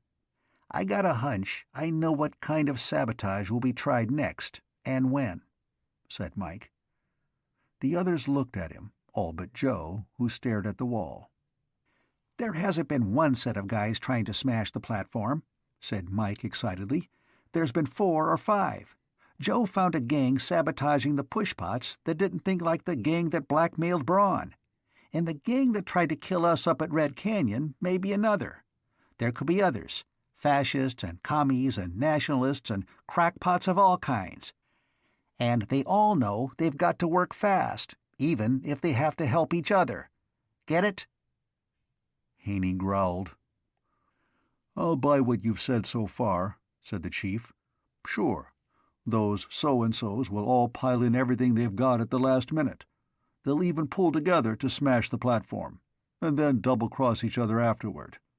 But what'll they do, and when?" "This time they'll try outright violence," said Mike coldly, "instead of sneaking. They'll try something really rough. For sneaking, one time's as good as another, but for really rough stuff, there's just one time when the platform hasn't got plenty of guys around ready to fight for it." The chief whistled softly. "You mean change shift time. Which one?" "The first one possible," said Mike briefly. "After every shift, things will get tighter. So my guess is the next shift, if they can. And if one gang starts something, the others will have to jump right in. You see?" That made sense. One attempt at actual violence defeated would create a rigidity of defense that would make others impossible. If a successful attempt at violent sabotage was to be made, the efforts of all groups would have to be timed to the first or abandoned. "I could, set up a sort of smoke screen," said Mike. "We'll fake we're going to smash something, and let those saboteurs find it out. They'll see it as a chance to do their stuff with us to run interference for them. Sally, does your father sure enough trust us?" Sally nodded. "He doesn't talk very cordially, but he trusts you." "Okay," said Mike. "You tell him, private, that I'm setting up something tricky. He can laugh off anything his security guys report that I'm mixed up in. Joe will see that he gets the whole picture beforehand. But he ain't going to tell anybody, not anybody, that something is getting framed up, right?" "I'll ask him," said Sally. "He's pretty desperate. He's sure some last-minute frantic assault on the platform will be made. But—" "We'll tip him in plenty of time," said Mike with authority. "In time for him to play along, but not for a leak to spoil things, okay?" "I'll make the bargain," Sally assured him, "if it can be made." Mike nodded. He drained his coffee cup and slipped down from his chair. "Come on, Chief. Come on, Haney." He led them out of the room. Joe fiddled with his spoon a moment, and then said, "The crewman I was to have subbed for if he didn't get well, he didn't he?" Sally answered reluctantly, "Yes." Joe said measuredly, "Well then, that's that. I guess it will be all right for me to stick around and watch the takeoff?" Sally's eyes were misty. "Of course it will, Joe. I'm so sorry." Joe grinned, but even to himself his face seemed like a mask. "Into each life some rain must fall. Let's go out and see what's been accomplished since I went to sleep, all right?" They went out of the platform together, and as soon as they reached the floor of the shed it was plain that the stage had been set for stirring events. The top 5 or 6 levels of scaffolding had already been removed, and more of the girders and pipes were coming down in bundles on lines from giraffe-like cranes. There were some new type trucks in view, too, giants of the kind that carry ready-mixed concrete through city streets. They were pouring a doughy white paste into huge buckets that carried it aloft, where it vanished into the mouths of tubes that seemed to replace the scaffolding along the platform sides. "Lining the rockets," said Sally in a subdued voice. Joe watched. He knew about this, too. It had been controversial for a time. After the pushpots and their JADOs had served as the first 2 stages of a multiple rocket aggregation, the platform carried rocket fuel as the 3rd stage. But the platform was a highly special ballistic problem. It would take off almost horizontally, a great advantage in fueling matters. This was practical simply because the platform could be lifted far beyond effective air resistance, and already have considerable speed before its own rockets flared. Moreover, it was not a spaceship in the sense of needing rockets for landing purposes. It wouldn't land, not ever. And again, there was the fact that men would be riding in it. That ruled out the use of 8 and 10 and 15 gravity acceleration. It had to make use of a long period of relatively slow acceleration rather than a brief, terrific surge of power. So its very special rockets had been designed as the answer. They were solid fuel rockets, though solid fuels had been long abandoned for long-range missiles. But they were entirely unlike other solid fuel drives. The pasty white compound being hauled aloft was a self-setting refractory compound with which the rocket tubes would be lined, with the solid fuel filling the center. The tubes themselves were thin steel, absurdly thin, but wound with wire under tension to provide strength against bursting, like old-fashioned rifle cannon. When the fuel was fired, it would be at the muzzle end of the rocket tube, and the fuel would burn forward at so many inches per second. The refractory lining would resist the rocket blast for a certain time and then crumble away. Crumbling, the refractory particles would be hurled astern and so serve as reaction mass. When the steel outer tubes were exposed, they would melt and be additional reaction mass. In effect, as the rocket fuel was exhausted, the tubes that contained it dissolved into their own blast and added to the accelerating thrust, even as they diminished the amount of mass to be accelerated. Then the quantity of fuel burned could diminish, the tubes could grow smaller, so the rate of speed gain would remain constant. Under the highly special conditions of this particular occasion, there was a notable gain in efficiency over a liquid fuel rocket design. For one item, the platform would certainly have no use for fuel pumps and fuel tanks once it was in its orbit. In this way, it wouldn't have them. Their equivalent in mass would have been used to gain velocity, and when the platform finally rode in space, it would have expended every ounce of the driving apparatus used to get it there. Now the rocket tubes were being lined and loaded. The time to take off was growing short indeed. Joe watched a while and turned away.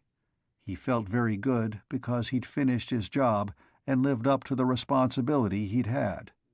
But he felt very bad because he'd had an outside chance to be one of the first men ever to make a real space journey, and now it was gone. He couldn't resent the decision against him. If it had been put up to him, he'd probably have made the same hard decision himself. But it hurt to have had even a crazy hope taken away. Sally said, trying hard to interest him, "These rockets hold an awful lot of fuel, Joe, and it's better than scientists thought a chemical fuel could ever be." "Yes," said Joe. "Fluorine beryllium," said Sally urgently. "It fits in with the pushpots having pressurized cockpits. Rockets like that couldn't be used on the ground. The fumes would be poisonous." But Joe only nodded in agreement. He was apathetic. He was uninterested. He was still thinking of that lost trip in space. He realized that Sally was watching his face. "Joe," she said unhappily, "I wish you wouldn't look like that." "I'm all right," he told her. "You act as if you didn't care about anything," she protested, "and you do." "I'm all right," he repeated. "I'd like to go outside somewhere," she said abruptly, "but after what happened up at the lake, I mustn't. Would you like to go up to the top of the shed?" "If you want to," he agreed without enthusiasm. He followed when she went to a doorway, with a security guard beside it, in the side wall. She flashed her pass, and the guard let them through. They began to walk up an inclined, endless, curving ramp. It was between the inner and outer skins of the shed. There had to be two skins because the shed was too big to be ventilated properly, and the hot desert sunshine on one side would have made weather inside. There had been a convection current motion of the air in the enclosed space, and minor whirlwinds, and there could even be miniature thunderclouds and lightning. Joe remembered reading that such things had happened in a shed built for Zeppelins before he was born. They came upon an open gallery, and there was a security man looking down at the floor and the platform. He had a very good view of all that went on. They went around another long circuit of the slanting gallery, dimly lighted with small electric bulbs. They came to a second gallery and saw the platform again. There was another guard here. They were halfway up the globular wall now, and were visibly suspended over emptiness. The view of the platform was impressive. There were an astonishing number of rocket tubes being fastened to the outside of that huge object. 3 giant cranes, working together, hoisted a tube to the last remaining level of scaffolding, and men swarmed on it and fastened it to the swelling hull. As soon as it was fast, other men hurried into it with the white pasty stuff to line it from end to end. The tubes would nearly hide the structure they were designed to propel, but they'd all be burned away when it reached its destination. "Wonderful, isn't it?" asked Sally hopefully. Joe looked and said without warmth, "It's the most wonderful thing that anybody ever even tried to do." Which was true enough, but the zest of it had unreasonably departed for Joe for the time being. His disappointment was new. Halfway around again, Sally opened a door, and Joe was almost surprised out of his lethargy. Here was a watching post on the outside of the monstrous half-globe. There were 2 guards here, with 50-caliber machine guns under canvas hoods. Their duties were tedious but necessary. They watched the desert. From this height it stretched out for miles, and Bootstrap could be seen as a series of white specks far away with hills behind it. Ultimately, Sally and Joe came to the very top of the shed into the open air. From here the steep plating curved down and away in every direction. The sunshine was savagely bright and shining, but there was a breeze, and here there was a considerable expanse fenced in, almost an acre it seemed. There were metal-walled small buildings with innumerable antennae of every possible shape for the reception of every conceivable wavelength. There were 3 radar bull reflectors turning restlessly to scan the horizon, and a 4th which went back and forth, revolving, to scan the sky itself. Sally told Joe that in the very middle, where there was a shed with a dome-like roof which wasn't metal, there was a waveguide radar that could spot a plane within 3 feet vertically and horizontally at a distance of 30 miles, with greater distances in proportion.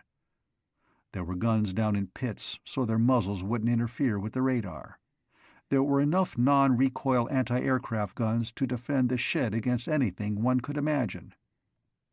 "And there are jet planes overhead, too," said Sally. "Dad asked to have them reinforced, and 2 new wings of jet fighters landed yesterday at a field somewhere over yonder. There are plenty of guards." The platform was guarded as no object in all history had ever been guarded. It was ironic that it had to be protected so, because it was actually the only hope of escape from atomic war. But that was why some people hated the platform, and their hatred had made it seem obviously an item of national defense. Ironically, that was the reason the money had been provided for its construction. But the greatest irony of all was that its most probable immediate usefulness would be the help it would give in making nuclear experiments that weren't safe enough to make on Earth. That was pure irony, because if those experiments were successful, they should mean that everybody in the world would in time become rich beyond envy. But Joe couldn't react to the fact. He was drained and empty of emotion because his job was done and he'd lost a very flimsy hope to be one of the platform's first crew. He didn't really feel better until late that night, when suddenly he realized that life was real and life was earnest, because a panting man was trying to strangle Joe with his bare hands. Joe was hampered in his self-defense because a large number of battling figures trampled over him and his antagonist together. They were underneath the platform, and Joe expected to be blown to bits any second. Chapter 11. Joe sat on the porch of Major Holt's quarters in the area next to the shed. It was about 8:30 and dark, but there was a moon. And Joe had come to realize that his personal disappointment was only his personal disappointment, and that he hadn't any right to make a nuisance of himself about it. Therefore, he didn't talk about the thing nearest in his mind, but something else that was next nearest or farther away still. Yet, with the shed filling up a full quarter of the sky, and a gibbous moon new risen from the horizon, it was not natural for a young man like Joe to speak purely of earthly things. "It'll come," he said yearningly, staring at the moon. "If the platform gets up day after tomorrow, it's going to take time to ferry up the equipment it ought to have. But still, somebody ought to land on the moon before too long." He added absorbedly, "Once the platform is fully equipped, it won't take many rocket payloads to refill a ship's tanks at the platform before it can head on out." Mathematically, a rocket ship that could leave the platform with full fuel tanks should have fuel to reach the moon and land on it, and take off again and return to the platform. The mathematical fact had a peculiar nagging flavor. When a dream is subjected to statistical analysis and the report is in its favor, A dreamer's satisfaction is always diluted by a subconscious feeling that the report is only part of the dream. Everybody worries a little when a cherished dream shows a likelihood of coming true. Some people take firm steps to stop things right there, so a romantic daydream won't be spoiled by transmutation into prosaic fact. But Joe said doggedly, 20 ferry trips to pile up fuel, and the 21st ship should be able to refuel and go on out. And then somebody will step out on the moon. He was disappointed now. He wouldn't be the one to do it, but somebody would. "You might try for the ferry service," said Sally uneasily. "I will," said Joe grimly, "but I won't be hoping too much. After all, there are astronomers and physics sharks and such things who'll be glad to learn to run rockets in order to practice their specialties out of atmosphere." Sally said mournfully, "I can't seem to say anything to make you feel better." "But you do," said Joe.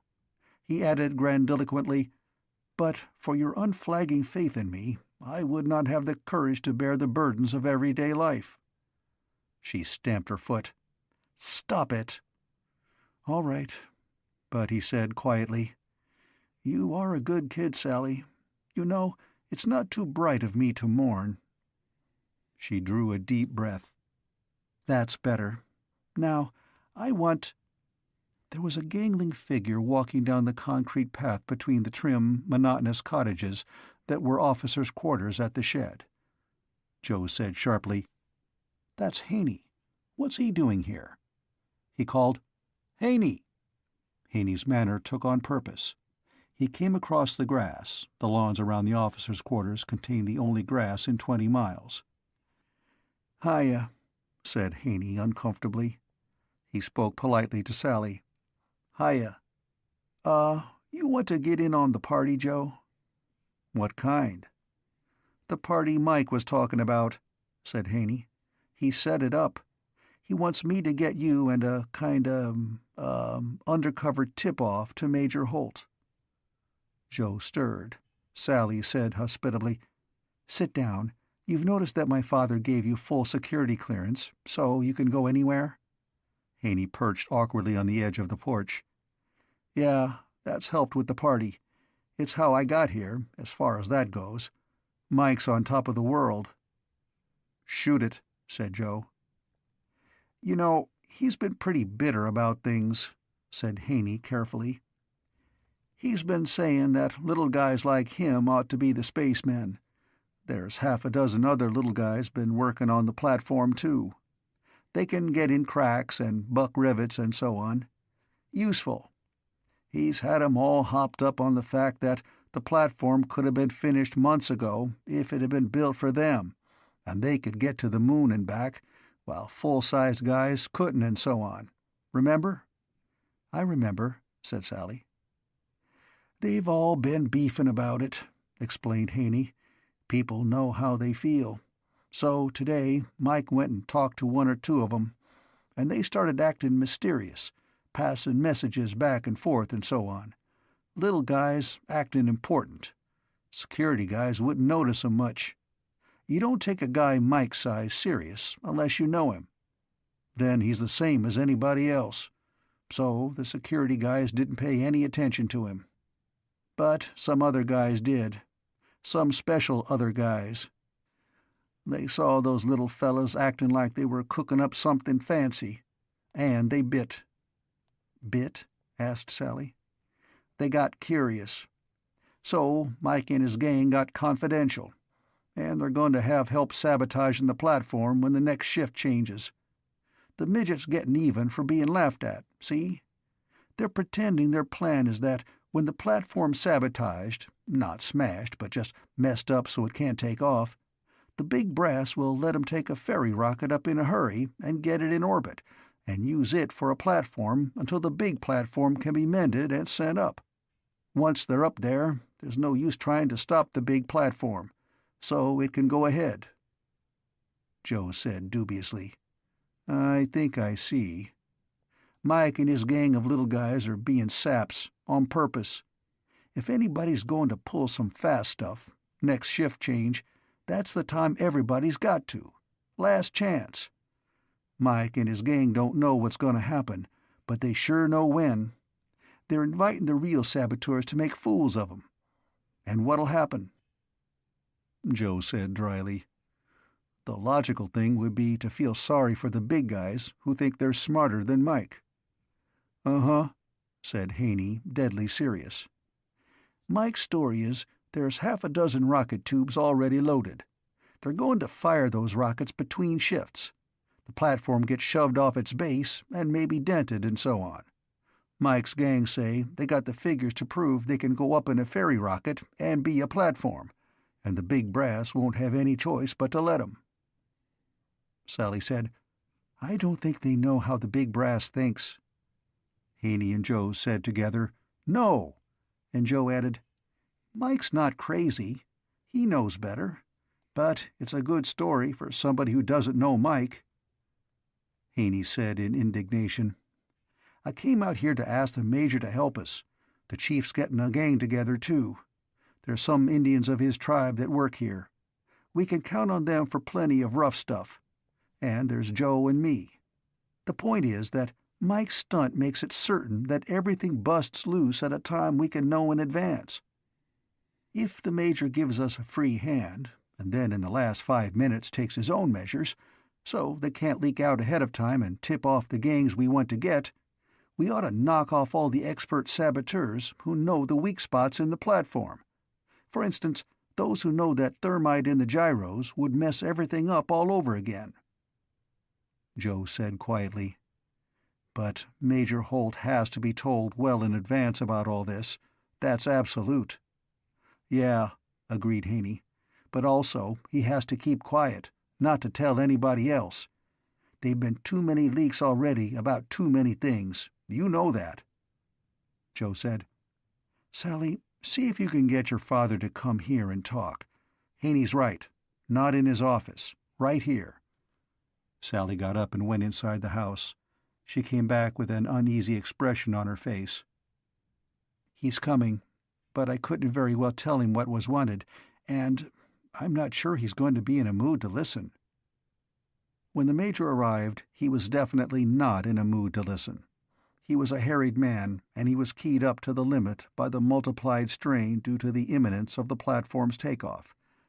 He came back to his house from a grim conference on exactly the subject of how to make preparation against any possible sabotage incidents, and ran into a proposal to stimulate them.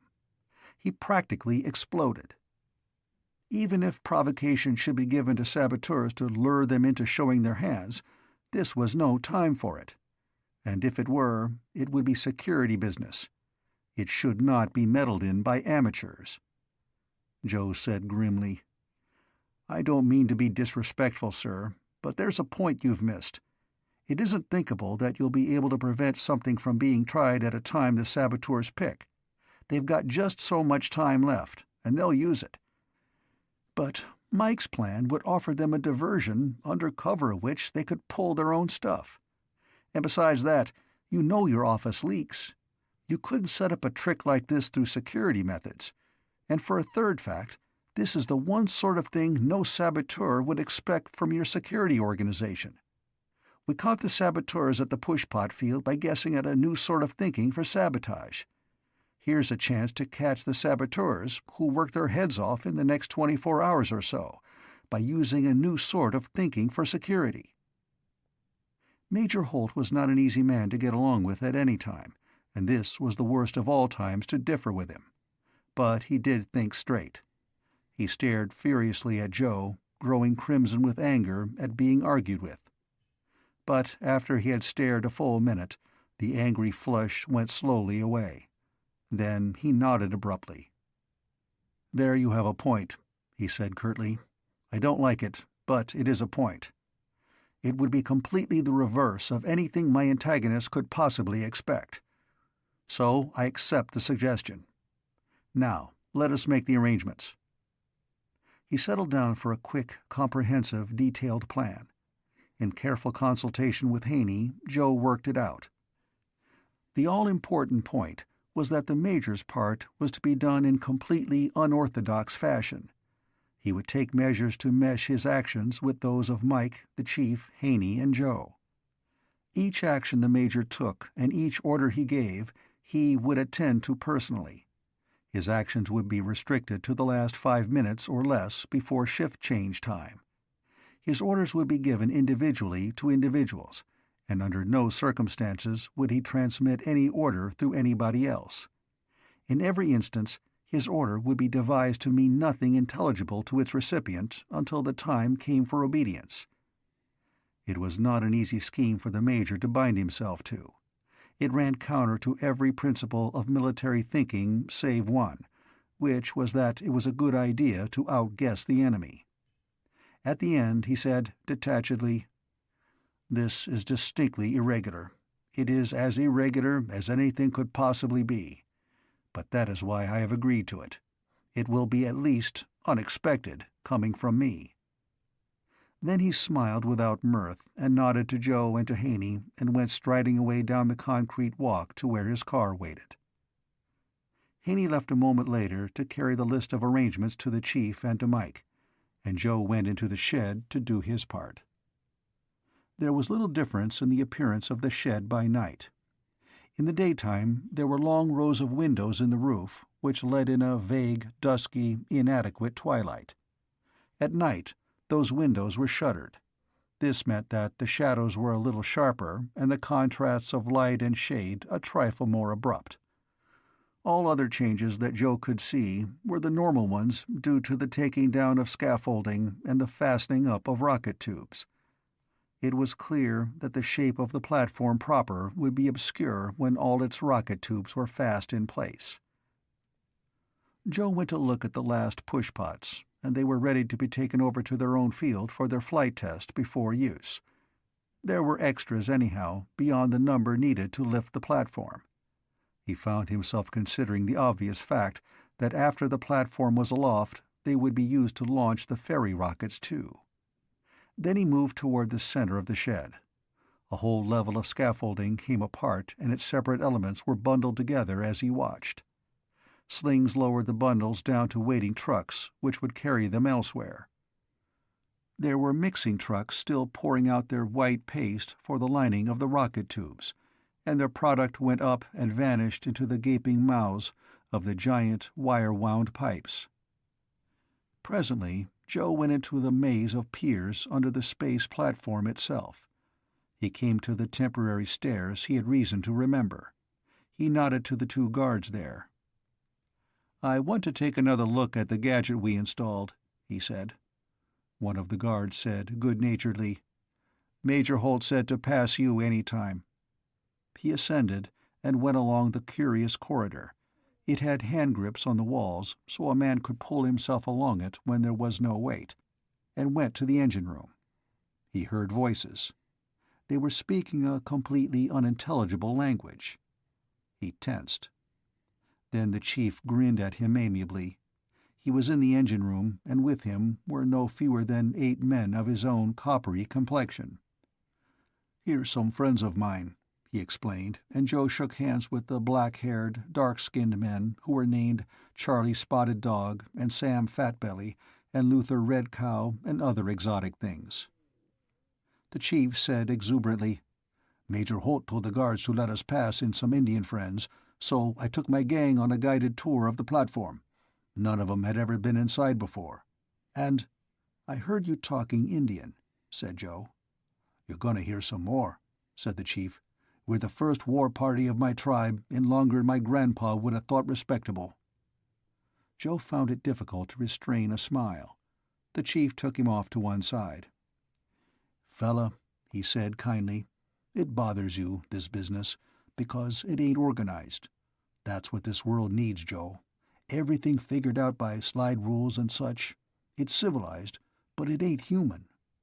What everybody ought to be is a connoisseur of chaos, like me. Quit worrying and get outside and pick up that security guy the Major was going to send to meet you." He gave Joe an amiable shove and rejoined his fellow Mohawks, each of whom, Joe noticed suddenly, had somewhere on his person a 12-inch Stilson wrench or a reasonable facsimile to serve as a substitute tomahawk. They grinned at him as he departed. At the bottom of the flight of narrow wooden steps there was a third security man. He greeted Joe. "Major Holt told me to pick you up," he observed. Joe walked to one side with him. Major Holt had promised to send a first-class man to meet Joe at this place, with orders to take instructions from Joe. Joe said curtly, "You're to snag as many security men as you can, place them more or less out of sight under the platform here, and tell them to turn off their walkie-talkies and wait. No matter what happens, they're to wait right here until they're needed, right here." He looked harassedly around him. The security man nodded and moved casually away. This was close timing. Something made Joe look up. He saw the catwalk gallery nearly overhead. The expected guard was there. Haney, though, was with him. There was nothing else in sight. Not yet. But Haney was on the job. Joe saw a security man step out of sight in the scaffolding. He saw his own assigned security man speak to another, who wandered casually toward the platform's base. Minutes passed. Only Joe could have noticed, because he was watching for it. There were 8 or 9 security men posted within call. They had their walkie-talkies turned off and would be subject only to his orders if an emergency arose. Gongs began to ring all around the edge of the shed. They set up a horrendous clanging. This was not an alarm, but simply the notice of change of shift time. There was a marked change in the noises overhead. A crane pulled back. Hammerings dwindled and stopped. There were sounds of pipes, combined to form the scaffolds, being taken apart for removal. A sling load of pipe touched the floor and stayed there. The crane's internal combustion motor stopped. Its operator stepped down to the floor and headed for the exit. Hoists descended and men moved across the floor. Other men scrambled down the ladders. The floor became dotted with figures moving toward the doors through which men went out to get on the buses for Bootstrap. Nothing happened. More long minutes passed. The shift brought out by the buses was going through the check-over process in the incoming screen room. Joe knew that Major Holt had, within the past 5 minutes, gathered together a tight-knit bunch of armed security men to be available for anything that might turn up. The men doing the normal shift change screening were short-handed in consequence. The floor next to the exits became crowded, but the central area of the floor was cleared. One truck was stalled at the swing-up truck doors. Its driver ground the starter insistently. Suddenly, there was a high-pitched yell away up on the platform. Then there was a shot. Its echoes rang horribly in the resonant interior of the shed. Joe's own special security man hurried to him, his face tense. "What about that?"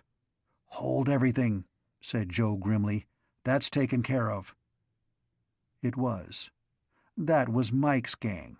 Miniature humans popping out of hiding to offer battle with missiles carefully prepared beforehand against their alleged associates in sabotage. One of the associates had drawn a gun and fired, but Mike's gang had help. Out of small airlocks devised to make the platform's skin accessible to its crew on every side, provided they wore spacesuits, dark-skinned men appeared. The security man's walkie-talkie under his shoulder made a buzzing sound. He reached for it. "Forget it," snapped Joe. "That's not for you. You've got your orders. Stay here." There was a sudden growling uproar where men were crowding to get out of the shed. Thick, billowing smoke appeared. There was a crashing explosion. The men eddied and milled crazily. The motor of the stalled truck caught.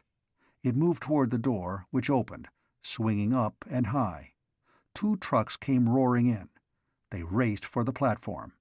And as they raced inside, their camouflaged loads clattered off and men showed instead.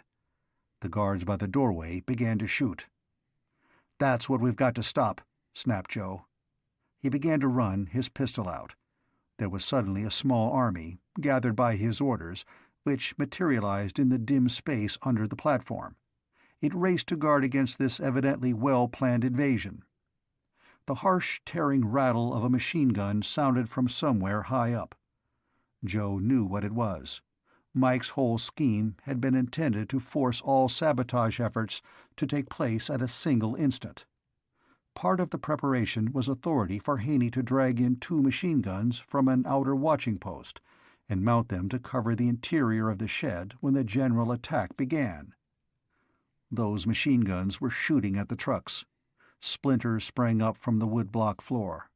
Then abruptly, one of the trucks vanished in a monstrous, actinic flash of blue-white flame, and a roar so horrible that it was not sound but pure concussion. The other truck keeled over and crashed from the blast, but it did not explode. Men jumped from it. There must have been screamed orders, but Joe could hear nothing at all. He only saw men waving their arms, and others seized things from the toppled load and rushed toward him, and he began to shoot as he ran to meet them. Now, belatedly, the sirens of the shed screamed their alarm, and choppy yapping set up as the siren wails rose in pitch. Over by the exit, pistols cracked. Something fell with a ghastly crash not 10 feet from where Joe ran. It was a man's body, toppled from somewhere high up on the structure that was the most important man-made thing in all the world. A barbaric war whoop sounded among the echoes of other tumult.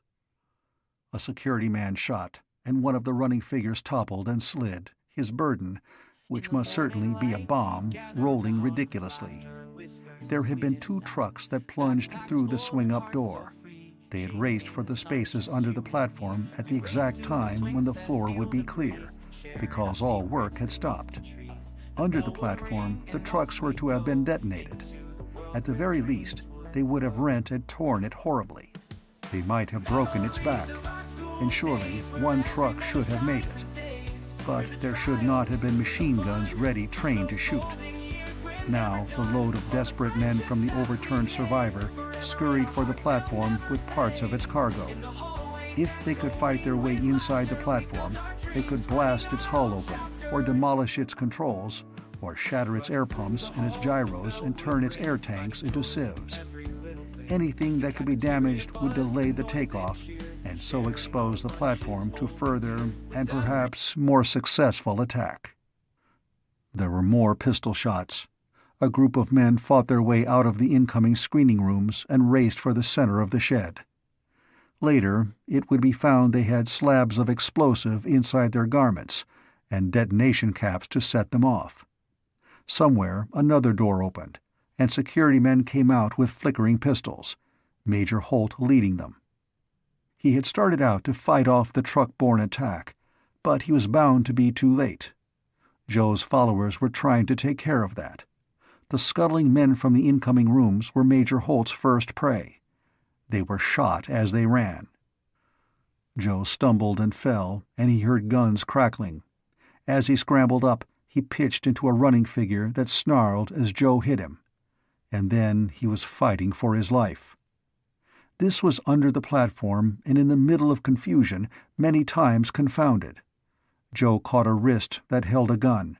He knew his assailant had a bomb slung over one shoulder, and right now had one hand free for combat.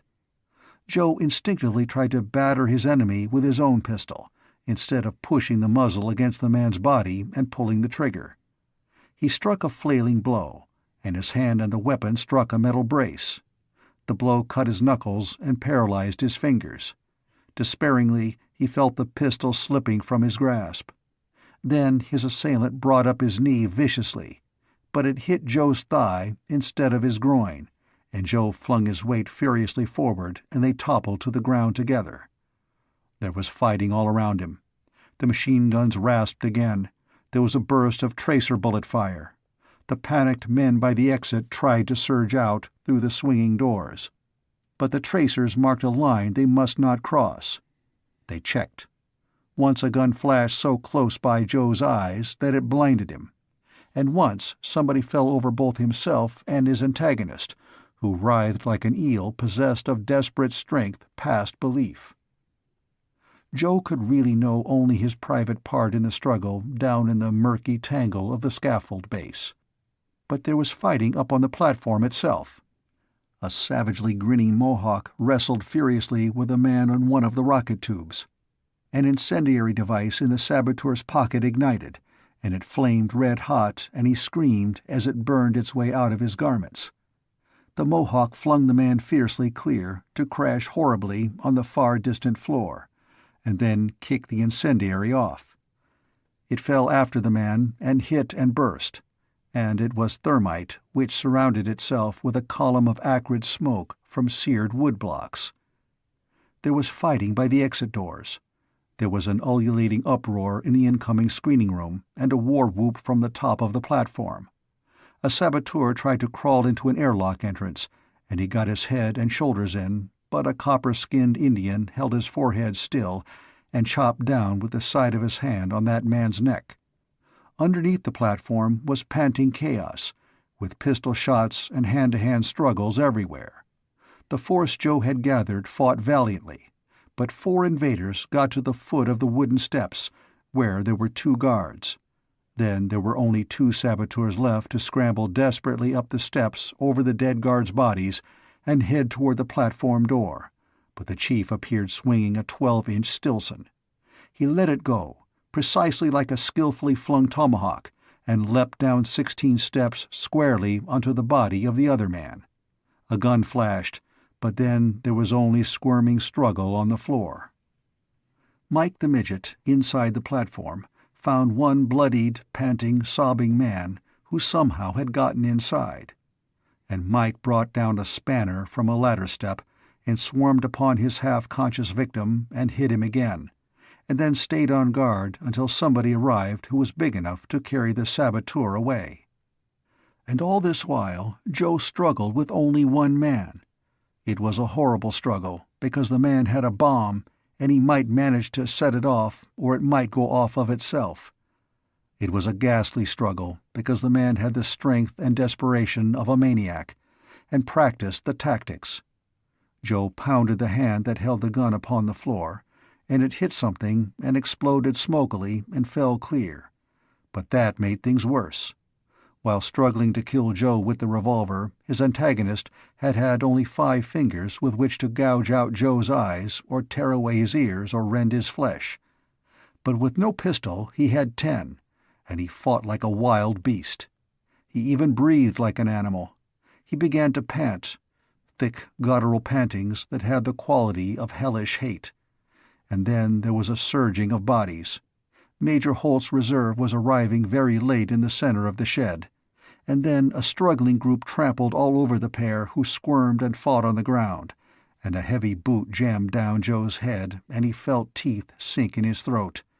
They dug into his flesh, worrying and tearing. Joe used his knee in a frenzy of revulsion, used his knee as the other man had tried to use his in the first instant of battle. The man beneath him screamed as an animal would scream, and Joe jerked his bleeding throat free. In hysterical horror, he pounded his antagonist's head on the floor until the man went limp. And then he heard a grim voice saying, "Quit it, or you get your head blown off. Quit it." And Joe panted, "It's about time you guys got here. This man came in on that truck. Watch out for that bomb he's got slung on him." Chapter 12. The incoming shift had a messy cleanup job to do. It was accomplished only because security men abruptly took over the work of gang bosses, and all ordinary labor on the platform was put aside until normal operations were again possible. Even that would not have been feasible but for the walkie-talkies the security men wore. As the situation was sorted out, it was explained to them, and they relayed the news for the satisfaction of the curiosity of those who worked under them. No work, no explanation. It produced immediate and satisfactory cooperation all around. There had been 4 separate and independent attempts to wreck the platform at the same time. One was, of course, the plan of those sympathetic characters who had volunteered to help Mike and his gang win the status of spacemen by firing the platform's rockets. There were not many of them, and they lost heavily. They'd had thermite bombs to destroy the platform's vitals. Ultimately, the survivors talked freely, if morosely, and that was that. There had been a particularly ungifted attempt to cause panic in the incoming shift in the rooms where its members were screened before admission to work. Somebody had tried to establish complete confusion there by firing revolver shots in the crowd, expecting the workers to break through to the floor and assign gentlemen with slabs of explosive to get to the platform with them. The gentlemen with the explosives had run into Major Holt's security reserve, and they got nowhere. The creators of panic with revolver shots were finally rescued from their shiftmates and more or less scraped up from the screening room floor. They were in very bad shape, and carted off to be patched up for questioning. The members of this group had been impractical idealists, and besides, some of them had lost their nerve, as was evidenced by the discovery of abandoned explosives and detonators in the locker room and men's room of the shed. The most dangerous attempt was, of course, that perfectly planned and coordinated assault which had been merely carried out at its original time, without either being hastened or delayed by Mike's activities. The plan had been beautifully contrived, and it would certainly have been successful but for the machine-gun bullets from the gallery and the fight Joe's followers put up underneath the platform. The exact instant when the whole shed would be most nearly empty had been fixed upon, and 3 separate units had worked in perfect timing. There had been the man in the stalled truck.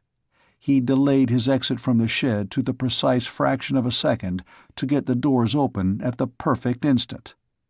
The explosive-laden trucks had raced in at the exact second when they were most certain to get underneath the platform and detonate their cargoes. There had been a perfect diversion plan for that, too. Smoke bombs and explosions in the outgoing screening rooms had created real panic, and, but for Joe's order for his group's walkie-talkies to be turned off, would have drawn every security man on duty to that spot. Mike's trick, then, had brought some saboteurs into the open, but had merely happened to coincide with the most dangerous and well-organized coup of all. However, it was due to his trick that the platform was now a wreck. There was also another break that was sheer coincidence. It was a discovery that could not possibly have turned up save in a situation of pure chaos, artificially induced. Joe had had to react in a personal and vengeful way to the manner in which his especial antagonist had fought him. One expects a man to fight fair by instinct, and to turn to fouls, if he does, in desperation only. But Joe's personal opponent hadn't tried a single fair trick. It was as if he'd never heard of a fist blow, but only of murder and mayhem. Joe felt an individual enmity toward him. Joe didn't consider himself the most urgent of the injured when doctors and nurses took up the work of patching, but Sally was there to help, and she went deathly pale when she saw his blood-stained throat. She dragged him quickly to a doctor, and the doctor looked at Joe and dropped everything else. But it wasn't too serious. The antiseptics hurt, and the stitching was unpleasant, but Joe was more worried by the knowledge that Sally was standing there and suffering for him. And when he got up from the emergency operating table, the doctor nodded grimly to him. "That was close," said the doctor. "Whoever chewed you was working for your jugular vein, and he was halfway through the wall when he stopped. A fraction of an inch more, and he'd have had you." "Thanks," said Joe. His neck felt clumsy with bandages, and when he tried to turn his head, the stitches hurt. Sally's hand trembled in his when she led him away. "I didn't think I'd ever dislike anybody so much," said Joe angrily, "as I did that man while he was chewing on my throat. We were trying to kill each other, of course, but, confound it, people don't bite." "Did you kill him?"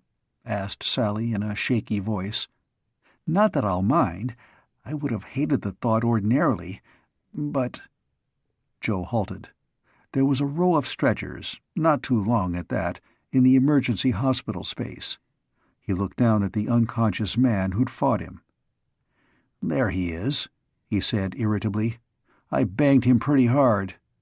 I don't like to hate anybody, but the way he fought—" Sally's teeth chattered suddenly. She called to one of the security men standing guard by the stretchers.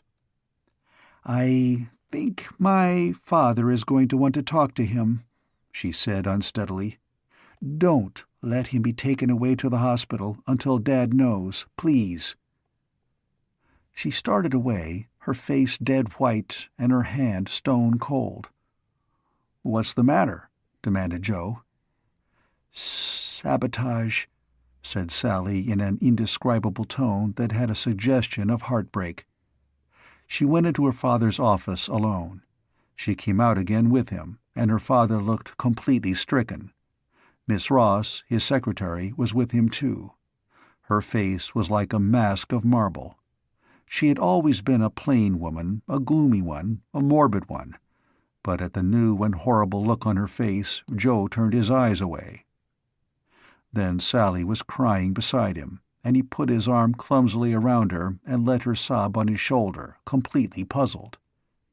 He didn't find out until later what the trouble was. The man who tried so earnestly to kill him was Miss Ross's fiancé.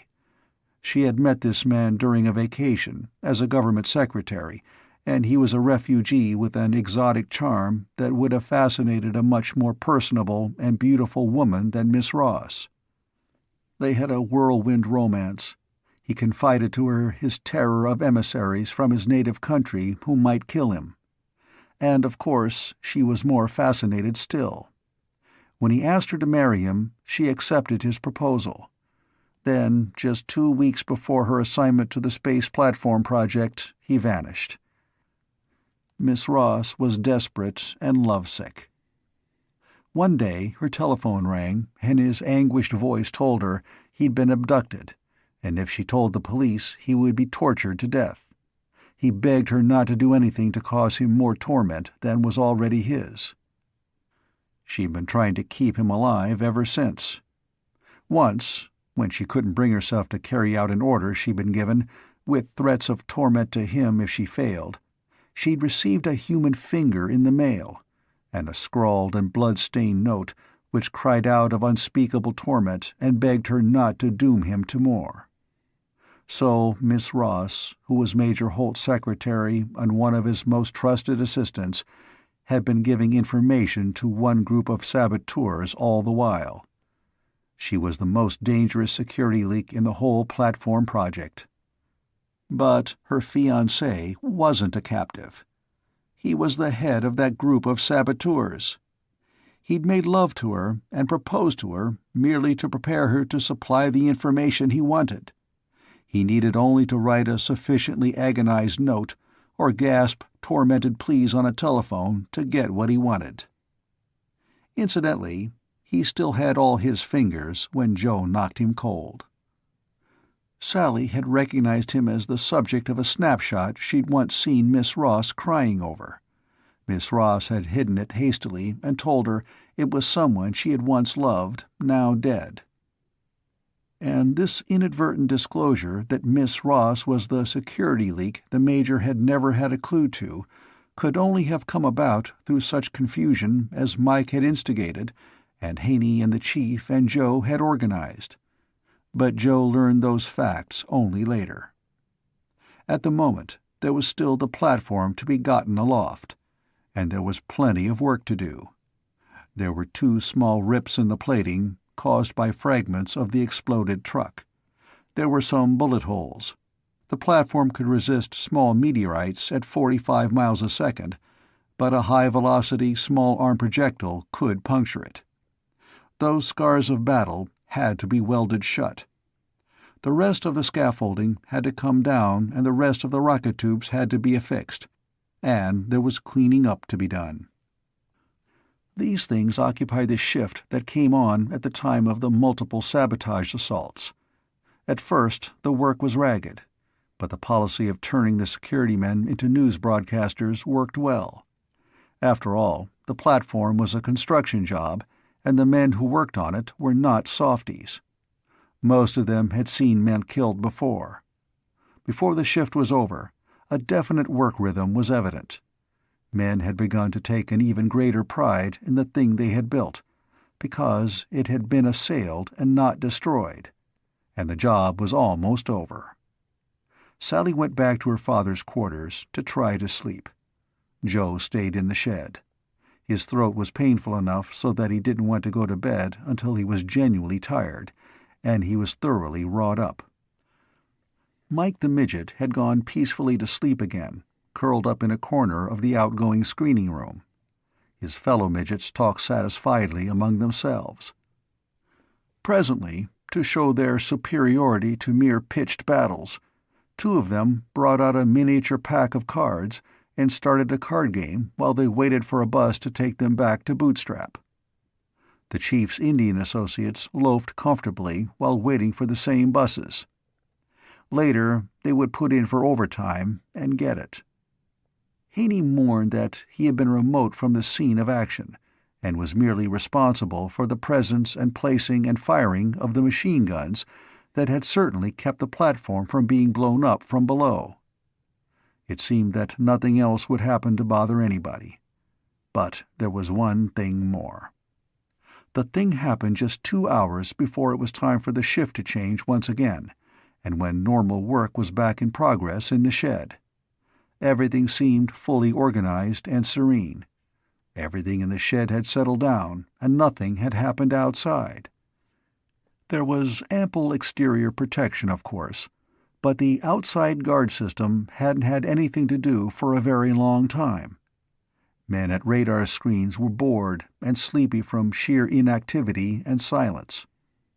Pilots in jet planes 2 miles and 5 miles and 8 miles high had long since grown weary of the splendid view below them. After all, one can get very used to late, slanting moonlight on cloud masses far underneath, and bright and hostile-seeming stars overhead. So the thing was well timed. A Canadian station noticed the pip on its radar screen first. The radar observer was puzzled by it. It could have been a meteor, and the Canadian observer at first thought it was. But it wasn't going quite fast enough, and it lasted too long. It was traveling 672 miles an hour, and it was headed due south at 60,000 feet. The speed could have been within reason, provided it didn't stay constant.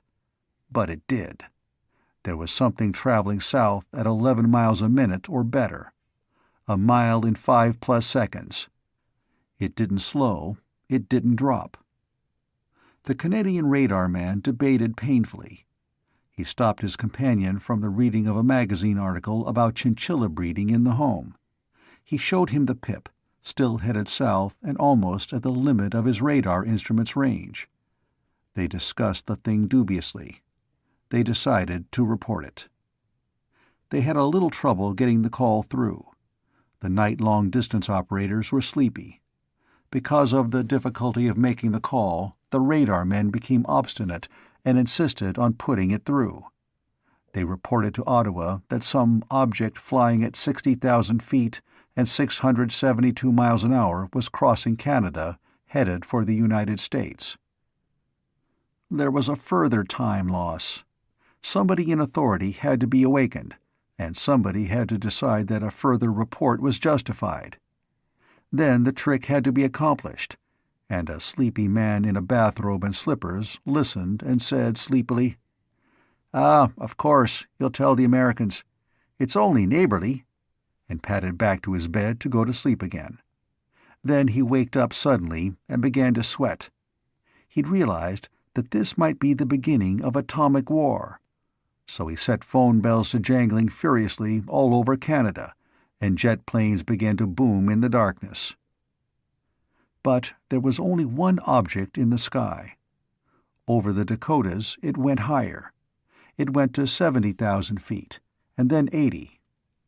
How this was managed is not completely known, because there are still some details of that flight that have never been completely explained. But certainly, JATOs flared briefly at some point, and the object reached 90,000 feet, where a jet motor would certainly be useless.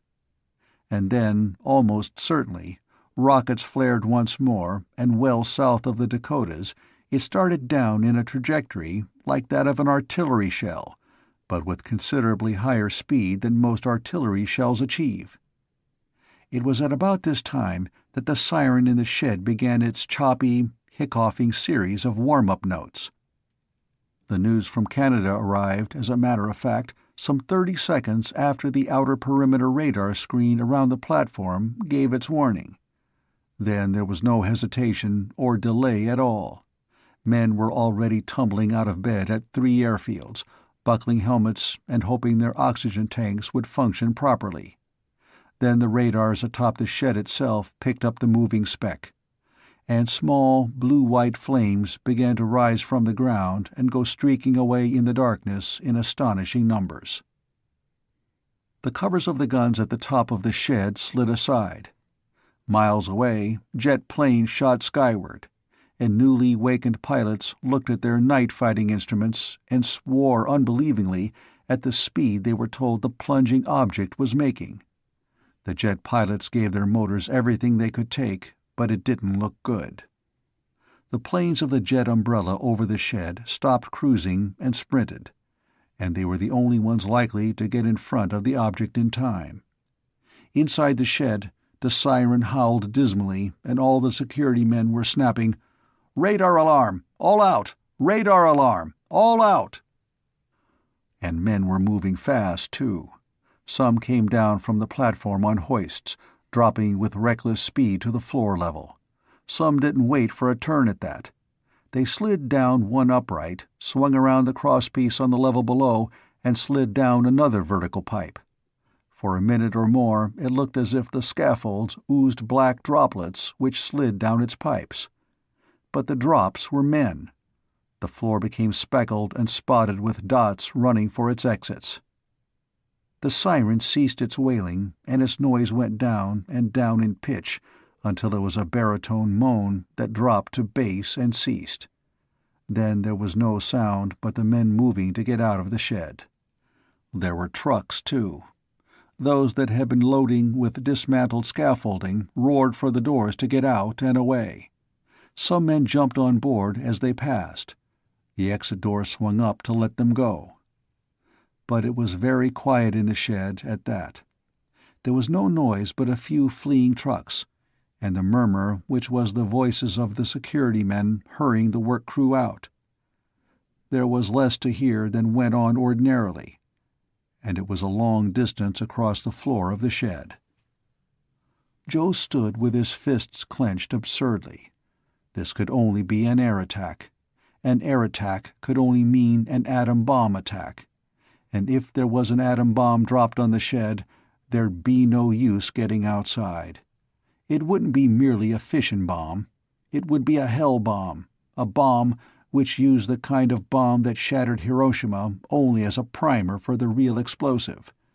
Nobody could hope to get beyond the radius of its destruction before it hit. Joe heard himself raging. He thought of Sally. She'd be in the range of annihilation too. And Joe knew such fury and hatred, because of Sally, that he forgot everything else. He didn't run. He couldn't escape. He couldn't fight back. But because he hated, he had to do something to defy. He found himself moving toward the platform, his jaws clenched. It was pure, blind, instinctive defiance. He was not the only one to have that reaction. Men running toward the sidewall exits began to get out of breath from their running. They slowed. Presently they stopped. They scowled and raged like Joe. Some of them looked with burning eyes up at the roof of the shed, though their thoughts went on beyond it. The security guards repeated, "Radar alarm! All out! Radar alarm! All out!" Someone snarled, "Nuts to that!" Joe saw a man walking in the same direction as himself. He was walking deliberately back to the platform. Somebody else was headed back too. Very peculiarly, almost all the men on the floor had ceased to run. They began to gather in little groups. They knew flight was useless. They talked briefly, profanely. Here and there, men started disgustedly back toward the platform. Their lips moved in expressions of furious scorn. Their scorn was of themselves. There was a gathering of men about the base of the framework that still partly veiled the platform. They tended to face outward angrily and to clench their fists. Then somebody started an engine. A man began to climb furiously back to where he had been at work. Quite unreasonably, other men followed him. Hammers began defiantly and enragingly to sound. The work crew in the shed went defiantly and furiously back to work. A clamor was set up that was almost the normal working noise. It was the only possible way in which those men could express the raging contempt they felt for those who would destroy the thing they worked on. But there were some other men who could do more. There were 3 levels of jet planes above the shed, and they could dive. The highest one got first to the line along which the missile from an unknown place was plunging toward the shed. That plane steadied on a collision course and let go its wingload of rockets. It peeled off and got out of the way. Seconds later, the others from the jet umbrella were arriving. A tiny spray of proximity-fused rockets blazed furiously toward the invisible thing from the heights. Other planes, and yet others, came hurtling to the line their radars briskly computed for them. There were more rockets. The black-painted thing, with more than the speed of an artillery shell, plunged into a miniature hail of rockets. They flamed viciously. Half a dozen explosions that were pure futility. Then there was an explosion that was not. Nobody saw it, because its puny detonation was instantly wiped out in a blaze of such incredible incandescence that the aluminum paint on jet planes still miles away was scorched and blistered instantly. The light of that flare was seen for hundreds of miles. The sound, later on, was heard farther still. And the desert vegetation miles below the hell bomb showed signs of searing when the morning came. But the thing from the north was vaporized, utterly, some 45 miles from its target. The damage it did was negligible. The work on the preparation for the platform's takeoff went on. When the all-clear signal sounded inside the shed, nobody paid any attention. They were too busy. Chapter 13. On the day of the takeoff, there were a number of curious side effects from the completion of the space platform. There was a very small country on the other side of the world which determined desperately to risk its existence on the success of the platform's flight. It had to choose between abject submission to a powerful neighbor or the possibility of a revolution in which its neighbor's troops would take on the semblance of citizens for street-fighting purposes. If the platform got aloft, it could defy its neighbor, and in a grim gamble it did. There was also a last-ditch fight in the United Nations, wherein the platform was denounced and a certain bloc of associated countries issued an ultimatum, threatening to bolt the international organization if the platform went aloft. And again there had to be a grim gamble.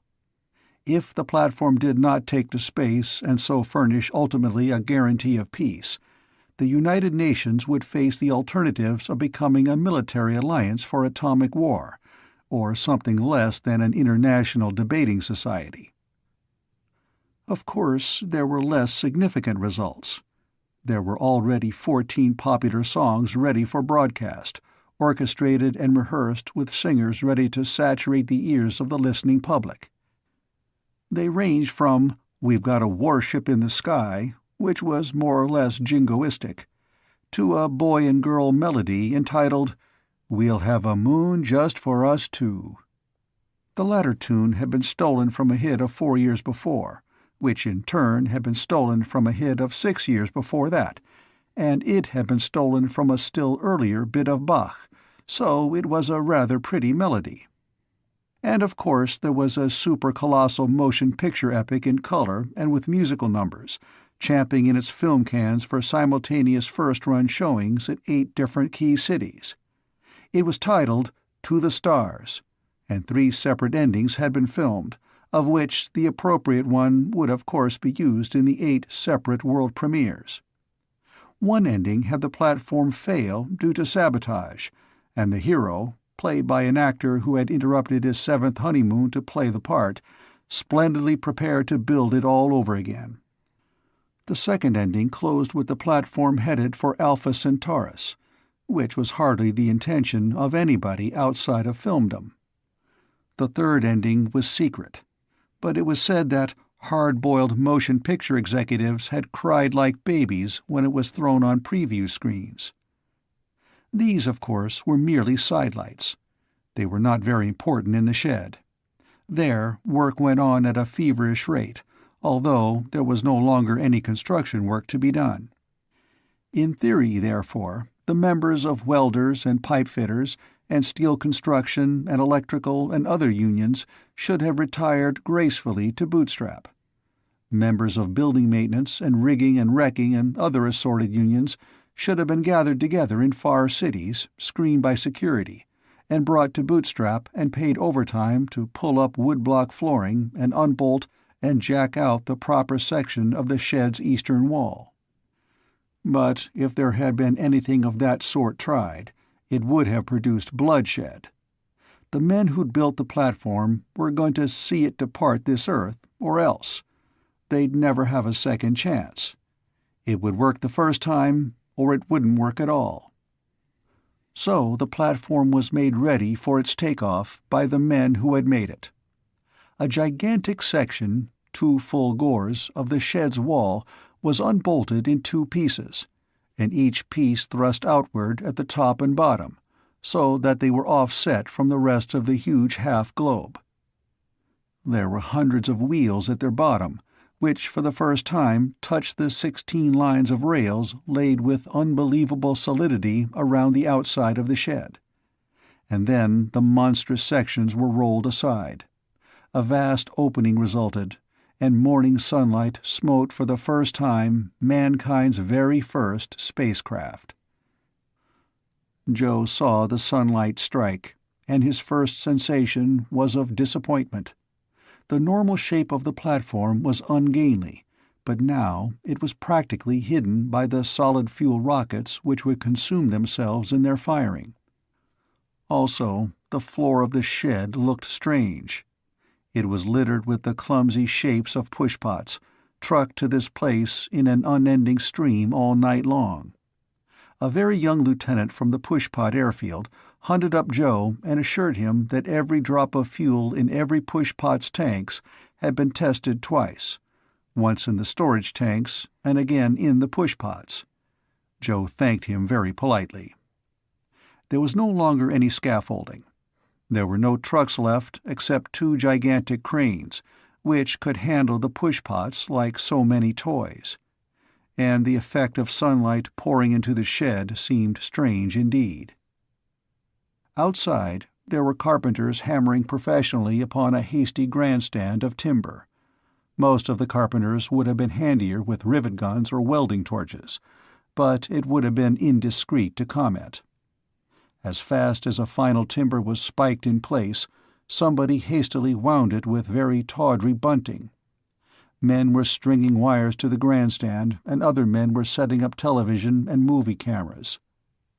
2 security men grimly stood by each camera amid a glittering miscellany of microphones. Joe was lucky, or perhaps Sally pulled wires.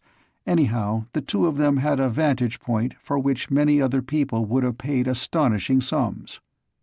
They waited where the circular ramp between the 2 skins of the shed was broken by the removal of the doorway. They were halfway up the curve of the shed's roof, at the edge of the great opening, and they could see everything, from the pushpot pilots as they were checked into their contraptions to the sedate arrival of the big brass at the grandstand below.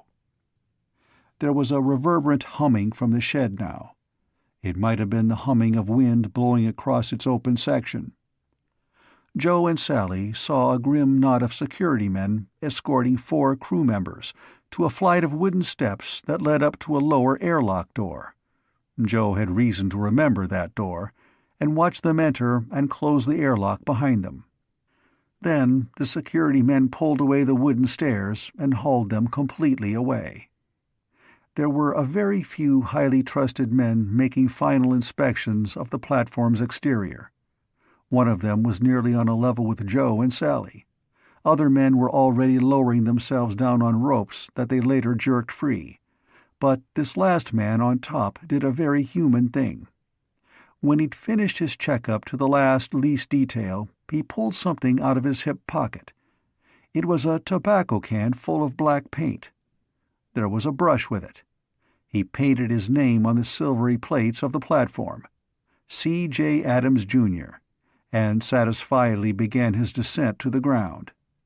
His name would go up with the platform and be visible for uncounted generations if all went well. He reached the ground and walked away contented. The cranes began their task.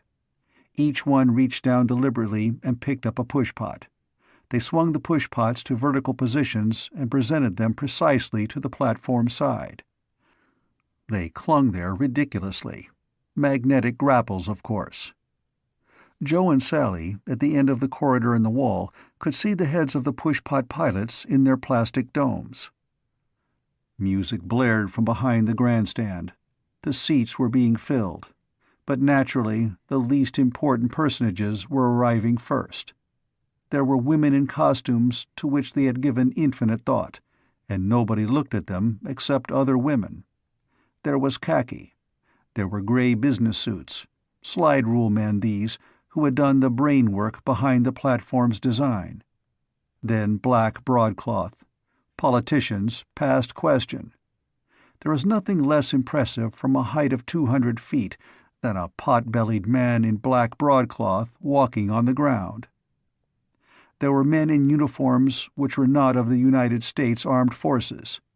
They ran heavily to metals which glittered. There were more arrivals, and more and more. The newsreel and TV cameras nosed around. The cranes worked methodically. They dipped and deftly picked up a thing shaped like the top half of a loaf of bread. They swung that metal thing to the platform side. Each time it clung fast, like a snail or slug to the surface on which it crawls. Many pushpots clung even to the rocket tubes, the same tubes that would presently burn away and vanish. So Joe and Sally saw the pushpots in a new aspect. Blunt metal slugs with gaping mouths which were their air scoops. The tinny music from below cut off. Somebody began an oration. The men who had built the platform were not interested in fine phrases, but this event was broadcast everywhere, and some people might possibly tune to the channels that carried the speakers and their orations rather than the channels that showed the huge, bleak, obscured shape of the monster that was headed either for empty space or pure disaster. The speaker stopped, and another took his place. Then another. One man spoke for less than a minute, and the stands went wild. But the one who followed made splendid gestures. He talked and talked and talked. The cranes cleaned up the last of the waiting pushpots, and the platform itself was practically invisible. The cranes backed off and went away, clanking. The orator raised his voice. It made small echoes in the vast cavern that was the shed. Somebody plucked the speaker's arm. He ended abruptly and sat down, wiping his forehead with a huge blue handkerchief. There was a roar. A pushpot had started its motor. Another roar. Another. One by one, the multitude of clustering objects added to the din. In the open, a single jet was appalling. Here, the noise became a sound which was no longer a sound. It became a tumult which, by pure volume, ceased to be anything one's ears could understand. It reached a peak and held there. Then, abruptly, all the motors slackened in unison, and then roared more loudly. The group controls within the platform were being tested. 3, 4, 5 times the tumult faded to the merely unbearable and went up to full volume again. Joe felt Sally plucking at his arm. He turned and saw a jet plane's underbelly, very close, and its swept back wings. It was climbing straight up. Then he saw another jet plane streaking for the great dome's open door. It moved with incredible velocity. It jerked upward and climbed over the shed's curve and was gone. But there were others and others and others. These were the fighter ships of the jet plane guard. For months on end they had flown above the shed, protecting it. Now they were going aloft to relieve the present watchers. They were rising to spread out as an interceptor screen for hundreds of miles in every direction, in case somebody should be so foolish as to try again the exploit of the night before. They would not see the monster in the shed again. So in a single line which reached to the horizon, they made this roaring run for the one last glimpse which was their right. Joe saw tiny specks come streaking down out of the sky to queue up for this privileged view of the platform before it rose. Suddenly they were gone, and Joe felt that tingling sense of pride which never comes from the sensation of sharing in mere power or splendor or pompous might, but is so certain when the human touch modifies magnificence. And then the roaring of the push-pod engines achieved an utterly impossible volume. The whole interior of the shed was misty now, but shining in the morning light. And the platform moved. At first it was a mere stirring. It turned ever so slightly to one side, pivoting on the ways that had supported it during building. It turned back and to the other side. The vapor thickened. From each jet motor a blast of blue-white flame poured down, and the moisture in the earth was turning into steam and stray woodblocks into acrid smoke. The platform turned precisely and exactly back to its original position, and Joe's heart pounded in his throat because he knew that the turning had been done with the gyros, and they had been handled by the pilot gyros for which he was responsible. Then the platform moved again. It lifted by inches and swayed forward. It checked and lurched again and went staggering toward the great opening before it. A part of its base gouged a deep furrow in the earthen floor. The noise increased from the incredible to the inconceivable. It seemed as if all the thunder since time began had returned to bellow because the platform moved. And it floated and bumped out of the shed. It staggered toward the east. Its keel was perhaps, at this point, as much as 3 feet above the ground, but the jet motors cast up blinding clouds of dust and smoke, and even those afoot could not be sure. There was confusion. The smoke and vapor splashed out in every possible direction. Joe saw frantic movement, and he realized that the uniforms and the frock coats were scrambling to escape the fumes. The khaki-tinted specks which were men seemed to run. The frock coats ran. The carefully thought-out brighter specks which were women ran gasping and choking from the smoke. One stout figure toppled, scrambled up, and scuttled frantically for safety. But the platform was in motion now. It was 100 yards behind the shed wall. 200. 3. It slowly gathered speed. A half-mile from the shed it was definitely clear of the ground. It left a trail of scorched, burnt desert behind. It moved almost swiftly now. 2 miles from the shed it was 15 feet above the earth. 3 miles, and a clear strip of sunlight showed beneath it. And it was still accelerating. At 4 miles, and 5, and 6. It was aloft, climbing with seemingly infinite slowness, with all the hundreds of straining, thrusting, clumsy pushpots clinging to it and pushing it ever ahead and upward. It went smoothly toward the east. It continued to gain speed. It did not seem to dip toward the horizon at all. It went on, dwindling from a giant to a spot and then to a little dark speck in the sky that still went on until Joe could not pretend to himself that he still saw it. Even then there was probably a tiny droning noise in the air, but nobody who had watched the takeoff could possibly hear it. Then Joe looked at Sally, and she at him. And Joe was grinning like an ape with excitement and relief and triumph, which was at once his own and that of all his dreams. Sally's eyes were shining and exultant. She hugged him in purest exuberance, crying that the space platform was up, was up, was up. At sundown, they were waiting on the porch of the Major's quarters behind the shed. The Major was there, and Haney and the Chief and Mike and Joe. The Major's whole look had changed. He seemed to have shrunk, and he looked more tired than any man should ever be allowed to get. But his job was done, and the reaction was enough to explain everything. He sat in an easy chair with a glass beside him, and he looked as if nothing on earth could make him move a finger. But nevertheless he was waiting. Sally came out with a tray. She gravely passed around the glasses and the cakes that went with them. Then she sat down on the porch steps beside Joe. She looked at him and nodded in friendly fashion. And Joe was inordinately approving of Sally, but he felt awkward at showing it too plainly in her father's presence. Mike said defiantly, "But it still would have been easier to get up there if it had been built for guys like me." Nobody contradicted him. He was right. Anyhow, every one of them felt too much relaxed and relieved to enter into argument. Haney said dreamily, "Everything broke right. Everything. They got in a jet stream like they expected, and it gave 'em 300 miles extra east speed.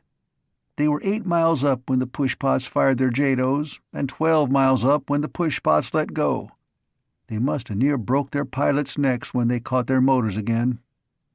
And the platform's rockets fired just right, making flames a mile long. And they were going then. What were they making?" "Who cares?" asked the Chief peacefully. "Plenty."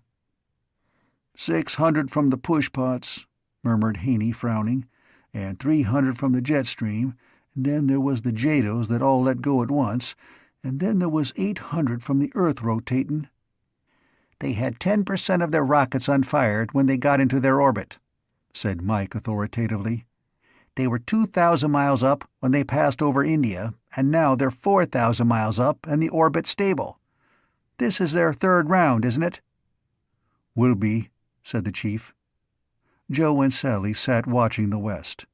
The space platform went around the Earth from west to east, like Earth's natural moon, but because of its speed it would rise in the west and set in the east 6 times in every 24 hours. Major Holt spoke suddenly. The austerity had gone out of his manner with his energy. He said quietly, "You four, you gave me the worst scare I've ever had in my life. But do you realize that sabotage attempt with the 2 truckloads of explosive, do you realize that they'd have gotten the platform if it hadn't been for that crazy trick you four planned, and the precautions we took because of it?" Joe said deprecatingly, "It was just luck that they happened to pick the same time, and that Haney was up there with those machine gunners at the right moment. It was good luck, but it was luck." The Major said effortfully, "There are people called accident-prones. Accidents happen all around them, and nobody knows why. You four, perhaps Joe especially, are not accident-prones. You seem to be something antithetical to accidents. I would hesitate to credit your usefulness to your brains, especially Joe's brains. I have known him too long.